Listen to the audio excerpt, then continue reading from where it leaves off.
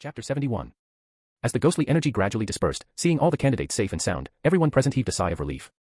The candidates swarmed out, rushing to their respective elders, recounting with lingering fear the events that occurred within the ghostly aura. Hearing how Shen Wang single-handedly protected everyone and beat the arrogant malevolent ghost to near oblivion, everyone looked at him with complex eyes, still firmly controlling the ghost. Who is this person? How come I've never heard of such a figure in the metaphysical world? It's not just you who hasn't heard of him, I haven't either. Such strength, seems like another extraordinary talent has emerged. I wonder which sect or school he belongs to. Could he be a disciple sent for training by one of those reclusive sects? Amidst the buzzing discussions, Gu Dongting approached Shen Wang, his expression calm but his steps slightly quickened. Are you all right? Shen Wang shook his hand and smiled with raised eyebrows. Do I look like I'm in trouble? It was just a malevolent ghost, an easy task for him. Gu Dongting carefully observed Shen Wang, noticing that aside from some disheveled clothes, there were no injuries, and then he relaxed. The next second, he asked seriously, what happened? Speaking of that, Shen Wang also sobered up, narrating the entire process of the malevolent ghost's appearance in detail. After finishing, he tossed the ghost he was holding to Gu Dongting. This thing is now your responsibility. The malevolent ghost, still struggling unwillingly and constantly changing forms in an attempt to escape, found that Shen Wang's grip was like the strongest cage, rendering its efforts futile. Upon hearing that Shen Wang was handing it over to someone else, the malevolent ghost's struggles abruptly ceased. Shen Wang glanced down, slightly curling his lips, and casually handed it over to Gu Dongting. At the moment of the handover, the ghostly aura surged, and the malevolent ghost let out a piercing laugh. You bunch of bastards, I swear, I will return. As soon as the words fell, a sharp and unstoppable sword energy swept through, and the black aura, already diminished by Shen Wang's beating, suddenly shrank to half its size, like ice and snow melting away. Malevolent ghost. Malevolent ghost, impossible. Impossible. How could there be two such figures in the metaphysical world at the same time? The malevolent ghost's mentality completely collapsed. While being pinned down and beaten by Shen Wang, it was filled with disbelief and rage, even secretly swearing in its heart, once it escaped, it would definitely come back to crush this detestable celestial master. Unexpectedly, after being handed over to another person, it was easily crushed again, losing much of its cultivated ghostly energy. Imprisoned for decades, had the Taoist priests outside become so powerful? The ghost, infuriated, lost control of its ghostly energy, nearly descending into madness, continuously shrieking, impossible. Shen Wang looked at it with pity. Why be so stubborn? Gu Dongting's status as the foremost figure in the metaphysical world was earned through sheer power, a reputation forged by overwhelmingly crushing others in the field. Even Shen Wang, who had seen numerous geniuses in the cultivation world, couldn't help but marvel at the miracle of possessing such strength in modern society. Like a student in the mountains, achieving grades nearly on par with those in the key high schools of big cities, it takes not only effort but also unparalleled talent. Fellow Taoist Gu, an elderly man with white eyebrows approached, casting a seemingly casual glance over Shen Wang. May I know who this is? Before Gu Dongting could speak, someone hurriedly squeezed through the crowd and answered for him. This is Shen Wang. Shen Wang looked closely and realized the newcomer was Shi Yan, the cunning minister of that special department. Shi Yan still wore a gentle smile, standing naturally in front of Shen Wang and Gu Dongting. During the entrance examination, a fierce ghost somehow got mixed in. How is the Mystical Studies Association going to explain this to everyone? The old man was at a loss for words, his eyes lingering on Shen Wang with reluctance. These ghosts were borrowed from the ghost control path. Perhaps the investigation should start there. After speaking, he asked Shen Wang somewhat unwillingly, young friend Shen, may I know under whom you've studied? Have you registered with our Mystical Studies Association? Shi Yan's eyes cooled slightly as he witnessed an attempt to undermine him right in front of his eyes. Finally, the vice chairman of the Mystical Studies Association arrived, seemingly oblivious to the slightly tense atmosphere. He greeted Shen Wang with a beaming smile. Young friend Shen, long time no see. Who would have thought the savior of the examinees would be you? Truly, a hero emerges in youth. It's hard to rebuff someone who approaches with a smile. The vice chairman's demeanor left Shi Yan with no option to intervene, leaving him standing aside with a forced smile. Shen Wang also responded with a chuckle. Vice chairman, indeed, it has been a long time. Two people who had only met once, each considering the other a fool, laughed as if they were old friends who hadn't seen each other for centuries, overflowing with warmth. Seeing this scene, the rest of the crowd shifted their gaze. Not to be outdone, they gathered around, expressing their gratitude one after another. I haven't yet thanked young friend Shen for saving my grandson. I owe a great debt of gratitude. If there is ever anything you need from me, I will not hesitate to help. We owe you a favor for this. Should you need anything in the future, just let us know. Amitabha, benefactor Shen has bestowed great kindness upon our Luohan temple. Those who arrived promptly were all important figures with younger family members participating in the entrance exam. Their gratitude, reflected in their eyes, was especially sincere. Shen Wang glanced at them and noticed his somewhat superficial teammates each following behind an elder, heads bowed, appearing very well behaved. Feeling Shen Wang's gaze, the young man from Miaojiang awkwardly turned his head away, then quickly back, silently expressing his thanks.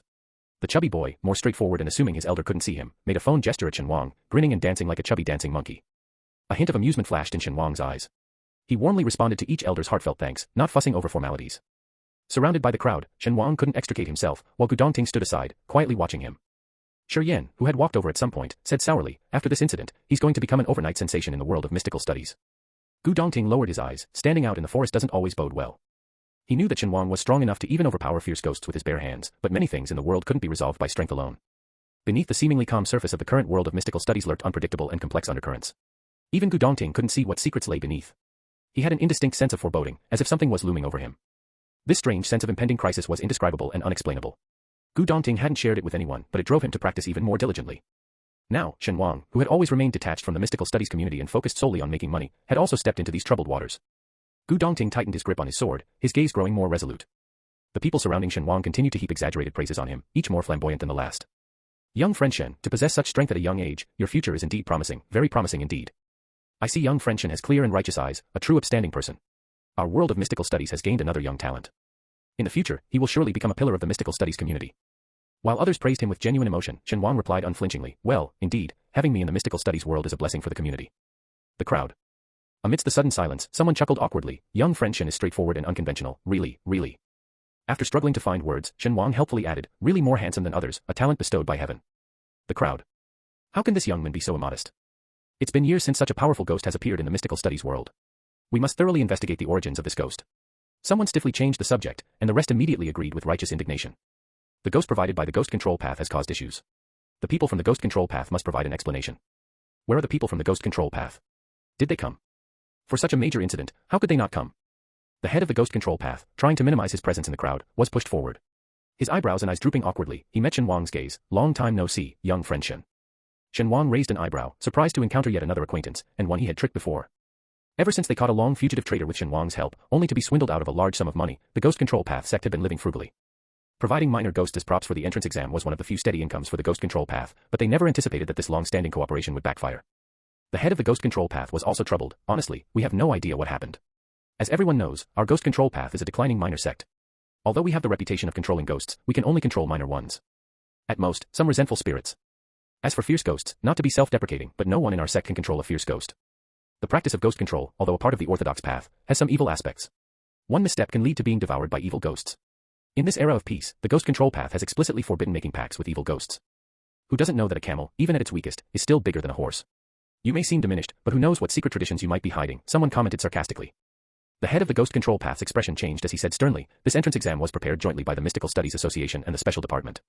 If there was an issue with the ghost we provided, wouldn't they have noticed? That made sense. The crowd pondered, their gaze shifting to the Mystical Studies Association and the Special Department. It was common knowledge that the entrance exams were always prepared by the Mystical Studies Association, with all successful candidates registering with them immediately. This was the first time the Special Department had been involved in the exams. Someone murmured, the Mystical Studies Association has prepared so many exams without issue. How come problems arise the moment the Special Department gets involved? This statement, loaded with implications, made the representatives of the Mystical Studies Association and the Special Department tense up. The vice chairman of the Mystical Studies Association was the first to speak, fellow Taoists, this matter is of great importance. We will thoroughly investigate and clarify everything. Shi Yan from the Special Department was about to speak when Gu Dongting stepped forward, I have something to ask you as well. The vice chairman's heart skipped a beat, sensing an ominous premonition, Taoist Gu, may I ask what this is about? Gu Dongting, not fond of socializing and rarely speaking up in front of many people, had everyone realizing that this was no trivial matter when he chose to speak. Several tightly bound individuals were thrown in front of the crowd. Upon closer inspection, some examinees recognized them, exclaiming in shock, aren't these the staff members? The vice chairman's brow furrowed slightly, and someone immediately leaned in to whisper, they are staff members we dispatched for the examination duties. Taoist Gu, what is this about? The vice chairman asked, his expression turning sour. I understand your urgency in uncovering the truth, but investigation takes time. Gu Dongting ignored the vice chairman, looking down at the staff members, speak. The staff members, sweating profusely, tried to feign ignorance, Gu. Brother Gu, we don't know anything, why are we being captured? Everyone present was no fool, seeing their panic-stricken faces and stuttering speech, it was clear there was something amiss with them. The crowd became incensed, it was you two who almost killed my grandson. Two scoundrels, nearly causing a huge loss for our southwestern mystical studies community. I suspect there are others behind these two. Don't kill them yet, keep them alive to reveal the mastermind behind this. The two staff members, mere low-level members of the Mystical Studies Association, were terrified by the questioning from so many senior and formidable figures, even the vice chairman watching coldly for them to reveal the mastermind. One of them, pale-faced, blurted out, it wasn't me, I didn't do it, I just wanted to make Shen Wang fail the exam. Shen Wang, who had been merely observing the commotion, was taken aback upon hearing his own name. Having started, the staff member then spilled the rest of the story in one breath. We never expected things to get this out of hand, we were just following orders. Someone instructed us to sabotage Shen Wang's exam, to teach him a small lesson. They said they had prepared something that, if sprinkled on a ghost, would incite a riot among them, and no one would trace it back to us. The vice chairman scoffed, nonsense. How can a normal minor ghost suddenly turn into a fierce ghost? And such a fierce ghost with a strong ghostly aura at that. Indeed, the fierce ghost had a strong aura and clear consciousness, nothing like one in a frenzy. The staff member trembled, crying out, we didn't know. That person just told us it would incite the spirits, but the effect would be short-lived and soon disappear. He assured us it would only cause trouble for Shen Wang and not affect others. Shen Wang and Gu Dongting exchanged a glance, an idea flashing in Shen's mind. He directly asked, who is this person you're talking about? The staff member, previously terrified, now hesitated, stammering without speaking. Following the staff member's gaze, Shen Wang narrowed his eyes slightly, is it Shen Feng?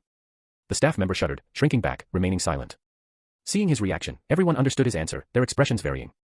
Elder Three's gaze darkened, are we to believe Shen Feng is behind this just on these two people's word? No one in the crowd spoke. Elder 3 sneered, this is a fierce ghost we're talking about. Chen Feng has only just reached the condensing vein stage. How could he control such a ghost? And where did this ghost come from? This is too suspicious. I hope everyone won't be deceived by villains and let the real culprit escape. Shen Wang was almost amused by Elder 3's insinuation, implying that Shen Wang was the one with the unclear background, and Chen Feng was innocent. Elder 3, Shen Wang said with a cryptic smile, even if Chen Feng is the illegitimate son of the Qingqing Mountain sect leader, you don't need to go to such lengths to cover for someone else's child. Or is it that he's not the sect leader's son, but your own? Elder 3's face contorted for a moment, don't spout nonsense. Many people knew about the sect leader of Qingqing Mountain's cherished illegitimate son, but this was the first time someone had openly spoken about it. Spouting nonsense. You know very well whether I am or not, Shen Wang sneered coldly. Since you claim the witness's words are unreliable, dare you bring Chen Feng here for a face-to-face confrontation? Elder 3's face turned ashen, unable to utter a word. As Chen Feng's master, Elder 3 knew too well his disciple's character, arrogant, cunning, vindictive. After suffering a setback at Chen Wang's hands, he would definitely seek revenge in the shadows. Elder 3 had warned Chen Feng not to act without certainty of success, but Chen Feng, accustomed to doing as he pleased in Qingqing Mountain and the Mystical Studies Association, had developed a stubborn and unheeding character. Today's incident, there was at least an 80% chance it was Chen Feng's doing. Seeing Elder 3 speechless, Shen Wang smiled, but his eyes held no mirth. Elder 3, I always abide by the principle of not offending others unless offended. But if someone offends him, he would retaliate fiercely. This Chen Feng was like a hyena, always drooling and lurking behind, occasionally causing trouble. Since returning to modern society, Shen Wang had become more cultured and easygoing, not bothering with the other party, yet the other party was ungrateful. The cause of this incident was clear. Because of personal grudges, Chen Feng had summoned a fierce ghost to kill Shen Wang, and the dozens of examinees were just collateral damage. Everyone's faces grew dark with displeasure. A senior monk from Luohan Temple stepped forward. Amitba, Qingqing Mountain may be a major mystical studies faction in the southwest, but our Luohan Temple is no lesser. Following his lead, several others exchanged glances and spoke up. We may not be as powerful as Qingqing Mountain, but the southwest is not dominated by Qingqing Mountain alone. United, our smaller sects also possess the strength to fight. Under the scrutiny of the crowd, Elder 3 stood stiffly, his gaze pleadingly turning towards the vice-chairman. The vice-chairman, however, turned his head away. If it indeed turns out to be Chen Feng's doing, everything will be handled according to the rules. The Mystical Studies Association might not necessarily suppress these sects, it's just that the vice-chairman chose to protect his own interests. A flash of resentment crossed Elder 3's eyes. Qingqing Mountain was the biggest partner of the Southwestern Mystical Studies Association, yet at the first sign of trouble, the vice-chairman chose to be a bystander without a second thought. I will have Chen Feng cooperate with the investigation, Elder 3 said through gritted teeth, planning to stall for time and leave the matter to the sect leader once the storm had passed. The rest were somewhat dissatisfied, but as the issue involved the influential Qingqing Mountain and the Mystical Studies Association, they felt helpless to intervene further. Shen Wang subtly curved his lips, his expression nonchalant. This demeanor of his made the surrounding people praise him even more. Even the victim, who nearly lost his life, remained so calm. What else could they say? On the surface, Shen Wang, cool and composed, unperturbed. Inside, Shen Wang, it's getting cold, time to bankrupt Qingqing Mountain. After the Mystical Studies Association and the Special Department promised to quickly uncover the truth, people from various sects who had come with their juniors gradually left, leaving behind only Shen Wang's few superficial teammates. The two groups from the Mystical Studies Association and the Special Department were in a standoff, arguing about something, while Shen Wang, bored, gazed vacantly, lost in thought. A hand landed on Shen Wang's shoulder. Shen Wang. Shen Wang. Recognizing this familiar touch, he turned around and, sure enough, it was the chubby boy. The chubby boy rubbed his hands together, gesturing for Shen Wang to follow him. Puzzled, Shen Wang followed and saw his familiar teammates waiting there, the young men from Miaojiang, the feng shui master, and the young monk, all lined up. A question mark slowly appeared above Shen Wang's head. Big boss Shen, let's exchange contact information. The chubby boy looked eagerly at Shen Wang, chuckling, so I can consult you about cultivation matters in the future. Shen Wang bluntly refused, no, you can't. The chubby boy whined, why not? Shen Wang gave the chubby boy an obvious once-over, disdainfully saying, with your level of cultivation, teaching you would be a short-lived endeavor. What? The chubby boy's eyes widened. It can't be that bad. Shen Wang scoffed, I fear for your short life. This kind of student, clearly a slow learner, what if he got impatient while teaching and accidentally harmed the other? The chubby boy. So fierce, and frightening. Despite his words, Shen Wang didn't reject the request to exchange contact details. After adding as friends, another phone was thrust under Shen Wang's nose. The young men from Miaojiang awkwardly said, I want to add you too. In the end, the temporarily formed makeshift team all added each other as friends. The chubby boy even excitedly created a group chat, with Shen Wang noticing the group name, the team of the boss's words. Shen Wang. The young monk, still a child, just added Shen Wang as a friend and was then carried away by the senior monk. Before leaving, the senior monk nodded at Shen Wang, Benefactor Shen, if Qingqing Mountain causes you trouble, you're welcome at our Luohan Temple. Thank you again for saving Huiping. The monks in this world are quite polite, Shen Wang thought casually, unlike the Buddhist cultivators in the cultivation world, who drink alcohol, eat meat, and beat people to a pulp with their gigantic fists. Suddenly thinking of something, Shen Wang asked, is Qingqing Mountain very powerful? Already aware that Shen Wang knew little about common knowledge, the others were not too surprised and gave a brief introduction. Qingqing Mountain, known for geomancy and feng shui, is the most lucrative field in the mystical studies world. Coupled with its relatively complete heritage, it has become the leading sect in the entire southwest region. Speaking of Qingqing Mountain's wealth, the chubby boy commented sourly, rich people line up, bringing money for them to do feng shui readings. For those who pay less, they just send junior monks to deal with it. I heard that they charge at least several $100,000 for a single feng shui consultation, the young men from Miaojiang added, trying to sound cool. After their explanation, they all sighed in unison, then turned to the only feng shui master in the group, Lin Yan, when will you be able to earn that much? The feng shui master named Li Nian also sighed, maybe in my next life. Hearing their discussion, Shen Wang took a longer look at the feng shui master, noticing his somewhat old but impeccably clean and neat robe. Although it was a featureless gray, the young man was tall and straight, not bad looking. Okay, I got it, Shen Wang said, having obtained the information he wanted, then abruptly turned away, waving his hand as he left. The chubby boy and the others. Is he that heartless? Gu Dongting had already stepped away from the dispute between the Special Department and the Mystical Studies Association. Seeing Shen Wang approaching, his icy gaze softened. Without a word, the two walked side by side down the mountain. Shen Wang casually asked, what did the Mystical Studies Association say? Gu Dongting, ever open, replied, Chen Feng might be the main culprit, but a fierce ghost of that level isn't something he could have accessed. So, there's someone else behind this. Shen Wang frowned. Just to target me. Shen Wang himself didn't know how he had offended so many people, each seemingly wanting him dead. It's not necessarily just to target you, Gu Dongting explained. There were dozens of novices from the mystical studies world trapped with you. These novices, though not strong, form the foundation of the entire mystical studies world.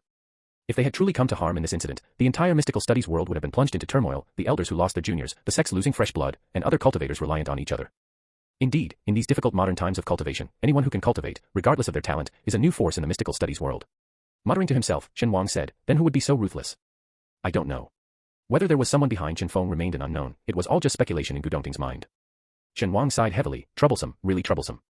A shadow fell in Gu Dongting's eyes, indeed very troublesome, now all they could do was hope he was overthinking. A simple entrance exam ended so abruptly. This incident quickly caused an uproar in the cultivation world, and along with it, Shen Wang's name spread throughout the entire cultivation community. The next day, the chubby boy forwarded a link to Shen Wang, bro Shen, you're famous now. Looking up from the table, Shen Wang picked up his phone and saw it was from the chubby boy, he smirked, your bro Shen was famous 800 years ago. Those past trending searches weren't for nothing. The chubby boy replied instantly, check the link. You're famous in the mystical studies world. Everyone's talking about you. Only then did Shen Wang remember that someone had mentioned a specific forum in the mystical studies world, called the Longevity Forum. The forum had various sections, like a casual chat section, a mission section, a Q&A section, and now, Shen Wang's name was floating on the homepage of every section. I heard Shen Wang crushed a fierce ghost single-handedly. I can't believe it. Is there anyone who was there to tell us what happened? Has anyone dug up where this guy came from?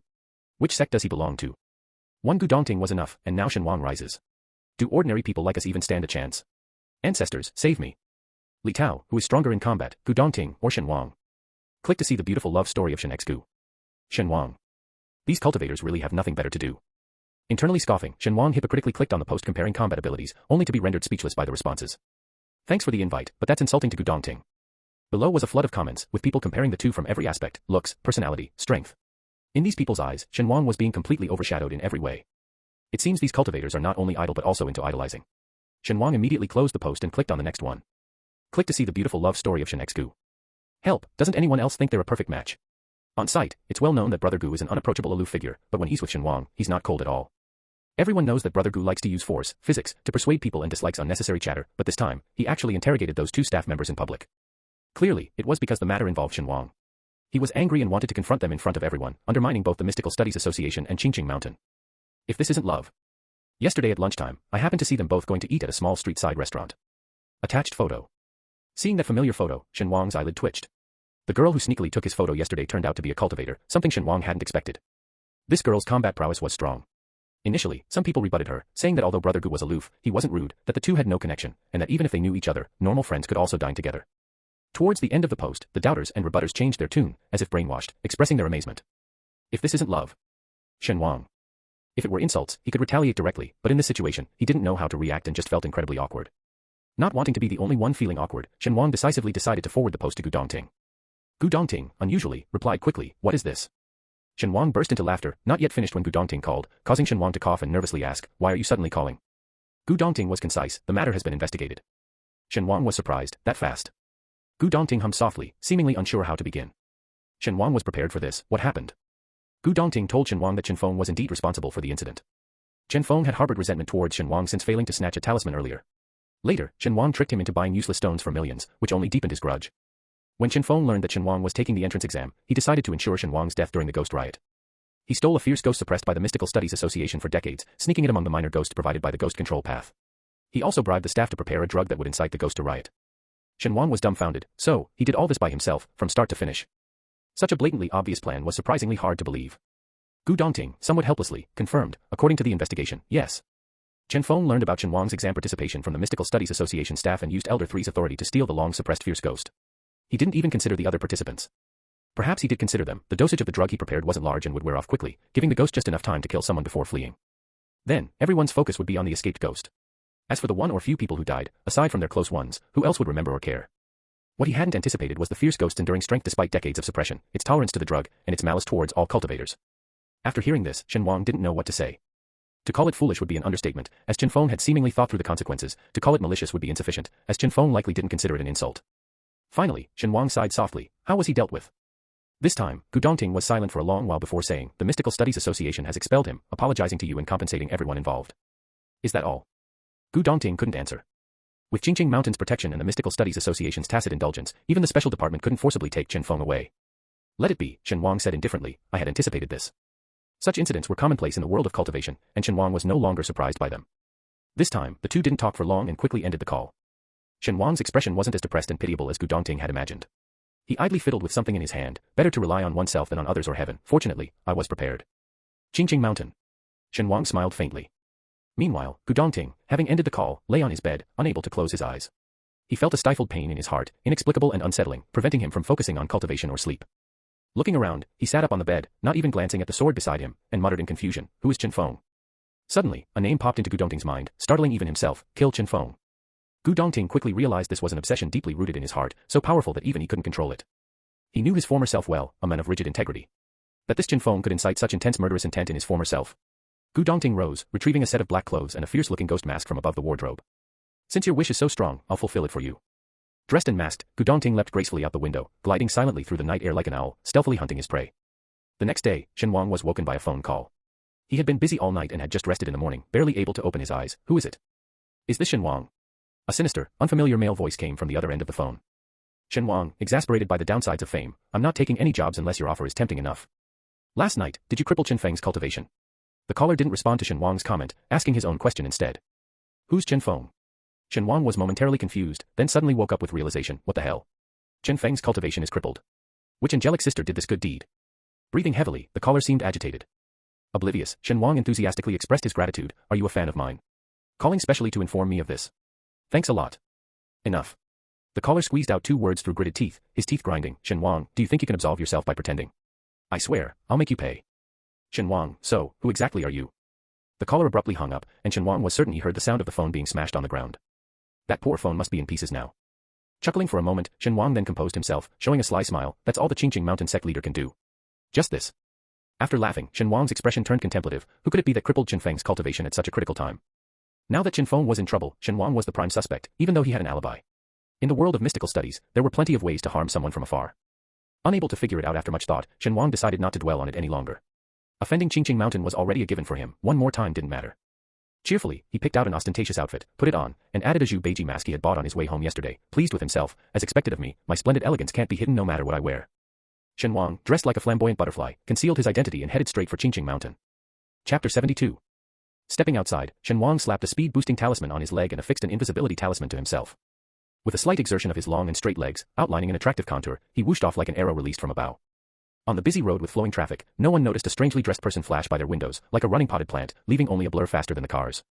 The wind whistling past his ears, Shen Wang sighed deeply. Only after reaching the foundation establishment stage can one fly with a sword. It's so inconvenient. Now, he had to rely solely on his legs for travel. Thinking of the Lu Jin stone and Qing Han stone in his backyard, Shen Wang became even more determined to gather more materials and quickly craft his personal magical weapon. The idea of flying with a sword was just too appealing. Following the phone's GPS, Shen Wang ran for over half an hour and finally arrived at his destination, Qingqing Mountain. As a renowned major sect in the entire southwest region, Qingqing Mountain literally owned a small mountain, constantly visited by people for sightseeing and worship. Shen Wang moved along with the crowd and soon found the Taoist temple of Qingqing Mountain. Looking at the lavishly decorated, resplendent Taoist temple, Shen Wang's eyes lit up. Such fancy decor, they must be really wealthy. The spiritual energy in Qingqing Mountain was denser than in the city, and even the ancestral master enshrined in the temple had absorbed some due to years of incense and worship. Gazing at the ancestral master statue, Shen Wang reluctantly averted his eyes. This statue is too big. Moving it would surely be noticed immediately. Little Taoist monks bustled about in the temple. Shen Wang casually followed one, then switched to follow others, meandering through various buildings. The throng of tourists gradually dwindled as he went further, and the places became more secluded. Shen Wang knew he was now inside Qingqing Mountain. As he expected, the buildings open to visitors were just the outer structures of Qingqing Mountain, with the inner sect hidden deep in the mountains, inaccessible to tourists. While Shen Wang was hesitating about which way to go, several people hurried past him. How is junior brother Chen Feng now? What exactly happened last night? Didn't anyone in the sect notice anything unusual? Who knows? They say junior brother Chen Feng offended a powerful enemy outside, and that enemy came for revenge. I've always said his arrogant and haughty nature would lead to trouble someday. Junior, shut up. If the sect leader hears you, do you still want to continue your cultivation? All of them tensed up, closed their mouths, and said no more, just hurried forward. Shen Wang's eyes flickered, and he quietly followed these people. The group traveled along a long, narrow mountain path, stepping on a fine cobblestone walkway that wound and twisted, finally stopping at the gate of a simple and quaint courtyard. Junior brother Chen Feng, your senior brother is here to see you, the leader announced loudly at the entrance, while the others stood respectfully behind him.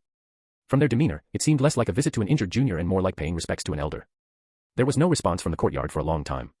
Just as Shen Wang was getting impatient, the distant door slowly opened, and the person opening it spoke with lowered eyes and bowed head. The sect leader invites the senior brothers inside. The visitors exchanged relieved glances. Thank you, junior brother. Fortunately, they hadn't done or said anything inappropriate. After straightening their clothes, they entered the courtyard with even more deference, followed closely by Shen Wang. As the courtyard gate closed gradually, Shen Wang sensed a tense atmosphere inside, along with a lingering smell of blood, unsure if it belonged to Chen Feng or someone punished by the Qingqing Mountain sect leader. Entering Chen Feng's bedroom, the smell of blood grew stronger. Shen Wang couldn't help frowning but immediately smiled upon seeing the barely alive Chen Feng on the bed. In previous encounters, Chen Feng was always surrounded by flatterers, exuding arrogance. Now, he lay pale and weak in bed, devoid of his earlier haughtiness. Shen Wang almost burst out laughing in schadenfreude. Ignoring his nominal senior brothers, Chen Feng whined to the person sitting beside his bed, Master, I'm in so much pain. Can I have another one of those pills? That's a miracle cure, and we only have a few. You can't just eat them like candy, the person sitting beside the bed scolded with a straight face, but his eyes were full of pity. This person must be the Qingqing Mountain sect leader, Shen Wang surmised, narrowing his eyes. The Qingqing Mountain sect leader appeared to be in his 50s or 60s, with raised eyebrows, thin lips, and a long, thin face that exuded selfishness and indifference. He spoke softly to comfort Chen Feng but turned to his disciples with a cold and stern expression. The other disciples, accustomed to the sect leader's quick changes of demeanor, were not surprised by his double standards and simply bowed their heads deeper. The sect leader looked at his disciples with inscrutable eyes. Why are you here? The leading disciple answered, we heard junior brother Chen Feng was injured and came to visit him out of concern. We've put together a modest gift, hoping it might aid in his recovery. Saying this, he stepped forward and presented a box with both hands. The sect leader opened it and his cold expression softened slightly. Good, it's the thought that counts. Inside was a high-quality healing elixir. The elixir was handed to a young monk who opened the door, and after verifying it, the sect leader then fed it to Chen Feng. This entire process was conducted in front of the disciples. The disciples all looked respectful, showing no sign of anger at being suspected. The sect leader continued, Chen Feng is your junior brother and now injured. He needs your help. It's reassuring to see such unity and affection among you. If something had happened to him. The sect leader's gaze hardened, his aura suddenly intensifying. If I find any clue, I swear the culprit will not die a good death. Under the intense aura, the disciples knelt down with a thud, unable to raise their heads. Yes, master. After admonishing his disciples, the sect leader turned back, speaking gently to Chen Feng. Xiao Feng, rest well. Don't worry, I will find a way to restore your cultivation. Chen Feng clenched his teeth. Master, please hurry. I don't want to become immortal. The sect leader affectionately patted Chen Feng's head and stood up. You've seen your junior brother, and he needs to rest. Let's not disturb him further. With that, he led the disciples away. Once everyone had left, Shen Wang looked at Chen Feng, a mischievous smile curling at the corner of his lips. As Chen Feng closed his eyes in exhaustion, Shen Wang took out a bottle of grey powder, sprinkling it evenly on the bed and deliberately on the teacup on the bedside table. After finishing, Shen Wang promptly turned and left, following the direction the sect leader had gone. He first saw the disciples, walking slowly, their expressions gloomy and silent. As Shen Wang passed them to continue following the sect leader, he suddenly heard a soft comment. If only Uncle Li hadn't left. Shush. Don't mention this again. It's taboo. Shen Wang's mind stirred, deep in thought. There was only one path to their destination. Shen Wang quickly spotted the sect leader's figure and hurried to follow. Before he could get close, the sect leader suddenly turned with a stern expression. Who's there? Shen Wang. Could I have been discovered? The sect leader's muscles tensed, his eyes like those of a venomous snake. He scanned the surroundings with a sinister gaze. I know you're here. You hurt my disciple and dare to linger in Qingqing Mountain. If I catch you, I'll tear you to pieces and scatter your soul. A gust of wind carrying leaves spun around, the surroundings eerily quiet, nothing else happened. The sect leader frowned and took out a brand new phone, making a call. Notify everyone, full martial law in Qingqing Mountain. Strictly inspect all visitors. Any cultivator found should be detained without question. Whatever was said on the other end of the phone made the sect leader snort coldly. I said last night, someone dared to come here and cripple my disciple. Who's to say there won't be another victim? If anyone can just breach Qingqing Mountain, where is the dignity of our sect? No matter their identity, whether from the Metaphysical Association or the Special Department, any outsider cultivator found must be detained immediately for my personal interrogation. After hanging up, the sect leader's gaze swept around menacingly. His aura surged suddenly, attacking a nearby old tree, sending leaves flying everywhere. After furiously beating the air, the sect leader, seething with anger, flung his sleeves and left. As he left, Shen Wang, who had unknowingly climbed to the top of a tree, sensed something and saw a piece of black clothing peeking out from behind another old tree. The enemy of my enemy is my friend, thought Shen Wang, pretending not to see it. He continued following the sect leader, internally mocking, wearing such conspicuous black clothes in broad daylight, are they asking to be discovered? Patting his bright red coat and adjusting his fluorescent green shirt, stepping in purple sneakers, Shen Wang genuinely believed that the person in black nightwear during the day was simply absurd. Perhaps worried about being followed, the sect leader kept stopping and starting, continuously on alert. Shen Wang witnessed him battling his wits against the air all the way, looking at him as one would at a madman. It took just over half an hour to get from Sea City to the city center, but following this person in circles, Shen Wang ended up spending nearly 2 hours, until the sect leader finally assured no one was following, hurriedly entered a certain room. Shen Wang, trailing behind him, felt exhausted. He had never seen such a paranoid lunatic. Inside the room, someone was already waiting for the Qingqing Mountain sect leader, who asked with dissatisfaction, "Did you go to see your illegitimate child again?" The sect leader gave him a sinister look. "What exactly are you here for?" The vice president of the Metaphysical Association was also annoyed. "You can't touch Shen Wang." Shen Wang. Is this old man really that kind-hearted? Impossible, the sect leader flatly refused. Xiaofeng just had a dispute with him and then something happened. There's no way he's not involved. Shen Wang frowned. "Sorry to say, but I really have nothing to do with it." The vice president of the Metaphysical Association snorted coldly. "I've already checked for you." After he left yesterday, he went straight home and didn't step out. When Shen Feng had his accident, Shen Wang was talking with Wei Ping and Siko. He couldn't possibly have been at Qingqing Mountain. The sect leader was at a loss for words, but still unwilling to concede. Even if he didn't act personally, it's very likely he instigated it from behind. "I will not let him off." The vice president of the Metaphysical Association rubbed his temples, feeling a headache coming on. "We can let others go, but not him. Do you know about his talent for drawing talismans? He still owes our Metaphysical Association 55 talismans. The higher-ups have long been displeased with our Metaphysical Association's dominance and are vigorously supporting the special department. Do you think your Qingqing Mountain can remain unaffected? You've heard, right? Now, to take on a mission, you must report to the special department and even pay taxes. Do you think the higher-ups are only after this bit of tax? They have been dissatisfied with the metaphysical world for a long time." The sect leader fell silent for a while before counter-questioning. "What does this have to do with Shen Wang? As long as we can bring him into our Metaphysical Association, with his talisman skills, our strength will significantly increase, enough to completely overpower the special department." The vice president was clearly exasperated, breaking down the situation in an attempt to explain. "He's very useful. Without concrete evidence, you can't make a move against him." The vice president's stance was clear. The sect leader's gaze flickered several times, reluctantly agreeing. Seeing him relent, the vice president finally relaxed and continued to caution. "We are in a partnership, bound together. Our fortunes and misfortunes are intertwined. Don't be short-sighted and do something regrettable. Your position today was hard-earned. Don't forget how you came into power." The sect leader's head was bowed, his eyes harboring a sinister look unseen by the vice president. After a thorough reprimanding, the sect leader coldly bid farewell to the vice president. Only when he could no longer see the other's figure did he sneer. Now that he's the vice president, he thinks he's invincible. Shen Wang, having overheard their conversation, pondered thoughtfully when suddenly the third elder of the Metaphysical Association appeared out of nowhere. Without turning, the sect leader asked, "What about the malevolent ghost?" The third elder respectfully replied, "It has been taken by the special department, but rest assured, master, it knows nothing and won't expose us." The sect leader nodded and then ordered, "As usual, go and take care of Shen Wang." Just warned by the vice president, the sect leader immediately disregarded his words, now even more determined to eliminate Shen Wang. If this child is not removed, he will become a great threat. The third elder, initially hesitant, no longer vacillated upon hearing this. Shen Wang is powerful, ordinary ghosts are useless against him. We'll have to send the lesser ghost king. The minor ghost king. The sect leader hesitated for a moment, but his eyes quickly hardened with resolve. By any means necessary, he must be eliminated. Since Jin Feng harbored murderous intentions toward Shen Wang, Qingqing Mountain and Shen Wang were now sworn enemies. Even if Jin Feng's injuries had nothing to do with Shen Wang, the sect leader wouldn't let him off. After the vice president emphasized Shen Wang's importance, the sect leader felt only threat, a profound threat. Shen Wang, who overheard everything, had a subtle expression. Slowly moving away from the sect leader, Shen Wang reflected pensively. He's truly ruthless. The treasure pavilion had 3 levels. The first floor housed various weapons and body refining techniques, which Shen Wang ignored completely as he ascended to the second floor. The second floor had fewer items, including spiritual plants, medicinal pills, techniques, and some oddities. A hint of satisfaction flickered in Shen Wang's eyes as he invoked that mystic jade immortal tome in his mind. Xiao Yu, wake up, it's time to eat." Having exhausted its remaining energy to save Shen Wang, the world's spiritual energy was too scarce, forcing the Xian Yu immortal book into hibernation to conserve energy. Awakened by Shen Wang and hearing the word food, it almost emitted a hungry green light. "Where is their food?" Shen Wang waved his hand generously. "Anything here is yours for the taking. Eat as much as you can." Surveying the surroundings, the Xian Yu immortal book disdainfully commented, "This trash barely has any spiritual energy." Shen Wang was indifferent. "Be grateful there's something to eat. If I had a spatial artifact, it wouldn't be your turn to be picky." Xian Yu immortal book. It wondered if it should tell its master that it actually had a storage space inside. After a brief moment of hesitation, the Xian Yu immortal book swallowed the nearest spiritual plant. "Forget it, better just eat it myself." Worrying about competing with Shen Wang for food, the Xian Yu immortal book stopped being choosy and started gobbling everything up like a starving ghost, quickly devouring everything edible on that level. As Shen Wang rushed to the third floor, the Xian Yu immortal book was greedily consuming everything, while Shen Wang prepared his snake skin bag, indiscriminately sweeping everything on the shelves into it.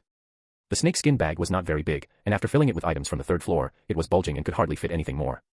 Shen Wang remarked, "It's a good thing I have you, this glutton, or this trip would have been in vain." Xian Yu immortal book glanced at the snake skin bag and wisely chose to remain silent. Reaching the fourth floor, Shen Wang's eyes lit up. Finally, something worth looking at. Just as he was about to sweep the items into the snake skin bag, a piercing alarm suddenly sounded overhead, startling Shen Wang. "Damn it. There's an alarm system." The duo worked in tandem, one collecting items, the other consuming spiritual plants and pills, quickly emptying the fourth floor. Carrying the cumbersome bag, Shen Wang jumped out of the window, cursing, "These cultivators, why install an alarm in the treasury?" The lower floors didn't have one. The mystic jade immortal tome, now slightly replenished and less weak, remarked, "What can you expect in a world based on science?" Damn it. The alarm in the treasury was enormously loud, startling everyone in the intersect of Qingqing Mountain. Those meditating, reading, and even disciples in disheveled clothes, engaged in dual cultivation, all ran out. An intruder. Someone's breaking into the treasury to steal. Everyone, catch the thief. Doesn't the treasury have a protective formation? How did a thief get in? I'll go call the sect leader. Audacious thief, take this. Amidst the clamor, everyone saw a red and white snakeskin bag flying through the air. Without time to think, they surrounded it, sneaking around, showing only a hint of yourself. Who are you? Who dares to run wild in Qingqing Mountain? Stop him quickly. The crowd was frustrated, eagerly hoping for their sect elders to arrive quickly. Amidst high expectations, the sect leader and the third elder appeared simultaneously, and without a word, they attacked Shen Wang, who was carrying a snakeskin bag. Shen Yu Immortal Book screamed in Shen Wang's mind, Master. He's at the Foundation establishment stage. Shen Wang rolled his eyes, so what if he is at Foundation establishment? What's there to be afraid of? Since returning, although Shen Wang lost his cultivation world strength, his consciousness and soul became even more condensed and powerful. Not just Foundation establishment, even Golden Core cultivators were far inferior to him. He might not have the strength for a head-on fight, but he definitely had the strength to escape. The arrival of the sect leader and elders energized the Qingqing Mountain disciples, who quickly informed them about the situation, hoping the sect leader could capture this hateful thief and retrieve the stolen treasures. Surprisingly, the sect leader, like his disciples, failed to land a single hit on Shen Wang, not even grazing a piece of his clothing. The disciples watched, dumbfounded and exchanging glances. Who is this person? Could he be even more powerful than our sect leader? No matter how strong, he shouldn't steal from Qingqing Mountain. The treasures in the treasury are the foundation of our Qingqing Mountain. Look at his bulging bag, he must have taken a lot. We can't let him escape. If even the sect leader can't handle him, what can we do? Shen Wang dodged while moving towards the mountain base, but being held up by the sect leader and reluctant to harm the ordinary disciples, he found himself in a dilemma as more people surrounded him. If he discarded the large snakeskin bag, Shen Wang could easily escape, but he clung to it, refusing to let go. Ridiculous, since when had he ever returned something he took? Shen Wang was conflicted. Using talismans could help him escape, but even with a mask, it would increase the suspicions around his identity. In Shen Wang's sea of consciousness, Shen Yu Immortal Book was also conflicted. It realized that the snakeskin bag was slowing down its master. If it stored the bag in its own space, the master could escape, but how could it explain devouring all the spiritual plants and pills without leaving a trace? Just as Shen Wang and the Shen Yu Immortal Book were about to make a decision, a flying knife whizzed past Shen Wang's shoulder and flew straight towards the infuriated Qingqing Mountain sect leader. Although the knife was only the size of 2 fingers, it gleamed coldly, its tip shimmering with a faint blue light, obviously poisoned, and wrapped in a chilling intent to kill. The Qingqing Mountain sect leader's pupils contracted, he hastily retreated, dodging the knife's attack. With the pressure on him suddenly reduced, Shen Wang looked at the person who threw the knife, overjoyed. Xiao He. Save me, Xiao He. Xiao He. He turned his head away as if he couldn't bear to watch, his attacks ruthless. In a blink, he knocked down a circle of disciples, creating a gap for Shen Wang to seize the chance and leap out of the encirclement. Don't linger, Xiao He, run for it. As he yelled this, Shen Wang had already run a good distance, his voice trailing far behind him. Xiao He, who had come forward to help but ended up being left behind. He even began to regret coming out. The two ran wildly, Shen Wang with the snakeskin bag on his back, looking comical like a snail with a shell, but surprisingly fast. Xiao He, carrying nothing, appeared more graceful and handsome, his figure agile and clothes fluttering. Once out of sight of their pursuers, Shen Wang had run all the way to a nearby city. He dived into the mountains, took several turns, set up a simple misdirection formation, and then stopped. Placing the huge snakeskin bag on the ground, Shen Wang sat down with a sigh, took a few deep breaths, and chuckled foolishly, at least I broke even. With this bag of items, the jade talismans he used in the entrance exam were worth it. You risked being caught just for these things, refusing to let go. A voice coldly mocked. Shen Wang patted the snakeskin bag, nonchalant. I wasn't caught, was I? Thanks to you, Xiao He. Xiao He, Gu Dongting snorted, reckless and foolish. Unfazed by Gu Dongting's cold demeanor, Shen Wang opened the snakeskin bag, eagerly checking what he had managed to collect. Wow. Such a large piece of top-quality jade. Must be worth millions at least. What's this junk stone? To think they even bothered placing it in the treasury. Hey, this small pill furnace isn't bad. I just happen to need a stove for burning. After rummaging for a while, Shen Wang finally remembered the presence of another person. Biting his lip, he said reluctantly, Xiao He, consider this loot ours. You can take half. We'll split it 50-50. Behind the ghastly mask, Gu Dongting's thoughts remained hidden as he said indifferently, I have a grudge against Qingqing Mountain. So, he hadn't actually recognized Shen Wang. It was more about, the enemy of my enemy is my friend, mentality that had led him to rescue him. Shen Wang nodded in understanding. When I was trailing that sect leader, I saw someone in black. That was you, right? Gu Dongting nodded slightly. He had sensed someone at that time and revealed a bit of his aura, which the Qingqing Mountain sect leader detected. He hadn't expected that person to be Shen Wang. What a coincidence, said Shen Wang with a smile. What's your grudge with Qingqing Mountain? Gu Dongting fell into a subtle silence. The grudge wasn't with him, but with his younger self. He thought for a moment, then half-truthfully said, the illegitimate son of the Qingqing Mountain sect leader offended me. Shen Wang was shocked. You're the one who ruined Chen Feng's cultivation. Gu Dongting looked at Shen Wang nonchalantly. What? Do you think it's too cruel of me to cripple him over a minor grudge? Shen Wang slapped his thigh. I knew we had a connection. I too have a grudge against Chen Feng. Speaking of this matter, Shen Wang felt aggrieved. He first tried to steal my talismans and failed. Then, after I tricked him into buying millions worth of jade, he harbored murderous intentions and unleashed a fierce ghost to kill me. Strictly speaking, there wasn't any deep-seated hatred between them. Even if Chen Feng was tricked out of millions, he wouldn't lose much by reselling the jade. In the metaphysical world, good jade is very valuable. Who would have thought he'd be so heartless and murderous over such a trivial matter, dragging dozens of other exam candidates with him? Gu Dongting's expression darkened. This is what they call the righteous and prestigious path. Shrugging, Shen Wang continued to rummage through the contents of the snakeskin bag. I was wondering who had crippled him. Turns out it was you. I should thank you, saved me the trouble. Leaning against a tree, Gu Dongting looked indifferent. He had intended to kill Chen Feng the previous night but then thought, what's more painful than death? The young Gu Dongting was too impulsive and naive. Gu Dongting didn't mind helping him refine his methods of revenge. Suddenly, Shen Wang shouted, "Little Black, look what this is." Gu Dongting glanced down nonchalantly, then his eyes sharpened. Is this Qingqing Mountain's heritage technique? Qingqing Mountain was one of the top sects in the southwestern region because modern inheritances were either lost or incomplete, but Qingqing Mountain's relatively intact techniques placed it among the top sects. Now, Shen Wang had stolen these techniques. Gu Dongting laughed. What are you planning to do with this technique? Destroy it. Shen Wang shook his head. That's too crude. This is the painstaking work of our ancestors, a treasure of antiquity. How could we destroy it? Gu Dongting looked puzzled. This was Qingqing Mountain's unique technique.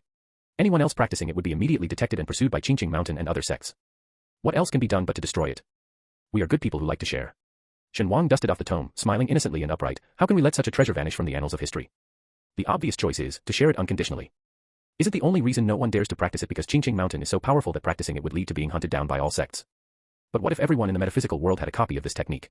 Surely the other sects wouldn't mind having an additional technique, right? As long as enough people have the technique, Shen Wang didn't believe Qingqing Mountain would actually go after each individual. Other sects and individuals in the metaphysical world wouldn't be swayed by Qingqing Mountain either. Gu Dongting's pupils contracted, looking at Shen Wang in amazement. Shen Wang with an innocent face, what's wrong? Gu Dongting, holding his forehead, chuckled softly, it seems my thinking was too conservative. His attitude towards the technique was too cautious, he hadn't thought of such a cunning and insightful plan. In his previous life, for the sake of his family's secret treasures and techniques, almost all sects in the metaphysical world joined the hunt against him. Cornered and without escape, he destroyed the technique in front of everyone to gain a moment's respite. If he had known earlier, he would have sent the Gu family's techniques to those sections. Just spreading the news that he had secretly given the technique to one sect. Who would be the next Gu family then? Collecting his thoughts, Gu Dongting took the technique from Shen Wang's hands, saying with a hint of playfulness, I'll handle this matter. Shen Wang agreed happily, showing a mischievously complicit smile, pleasure doing business with you. This trip was incredibly worthwhile. Not only did he get back a big bag of treasures, but he also got to give Qingqing Mountain a substantial setback. The irritation of being outwitted vanished, and he could even forgive the sect leader of Qingqing Mountain for planning to send the minor ghost king to kill him. After all, the world is so beautiful, and it's not good to be so hot-tempered. Shen Wang and He Gu, partners in crime. Who says being partners in crime isn't another form of harmony and agreement? Laughs. Chapter 73. Since Little Black had volunteered to handle the matter, Shen Wang confidently handed over the Qingqing Mountain technique to him and focused on sorting the contents of the snakeskin bag. As the mystic jade immortal tome, the glutton, had devoured all the spiritual plants and pills, the bag only contained some finished magical instruments and raw materials. Setting aside the finished instruments, Shen Wang concentrated on selecting the materials for refining. Gu Dongting, watching him busily like a diligent bee, suddenly asked, aren't you afraid I'll run off with the technique? Shen Wang, without looking up, I trust you. Such a worthless technique, there's no need to run away with it. Gu Dongting's eyes flickered slightly. Securing the Qingqing Mountain technique, he gave Shen Wang a deep look, wait for my news. As he was about to leave, Shen Wang suddenly remembered something and extended his hand in a playful gesture, Little Black, we haven't exchanged contact information yet. Shall we?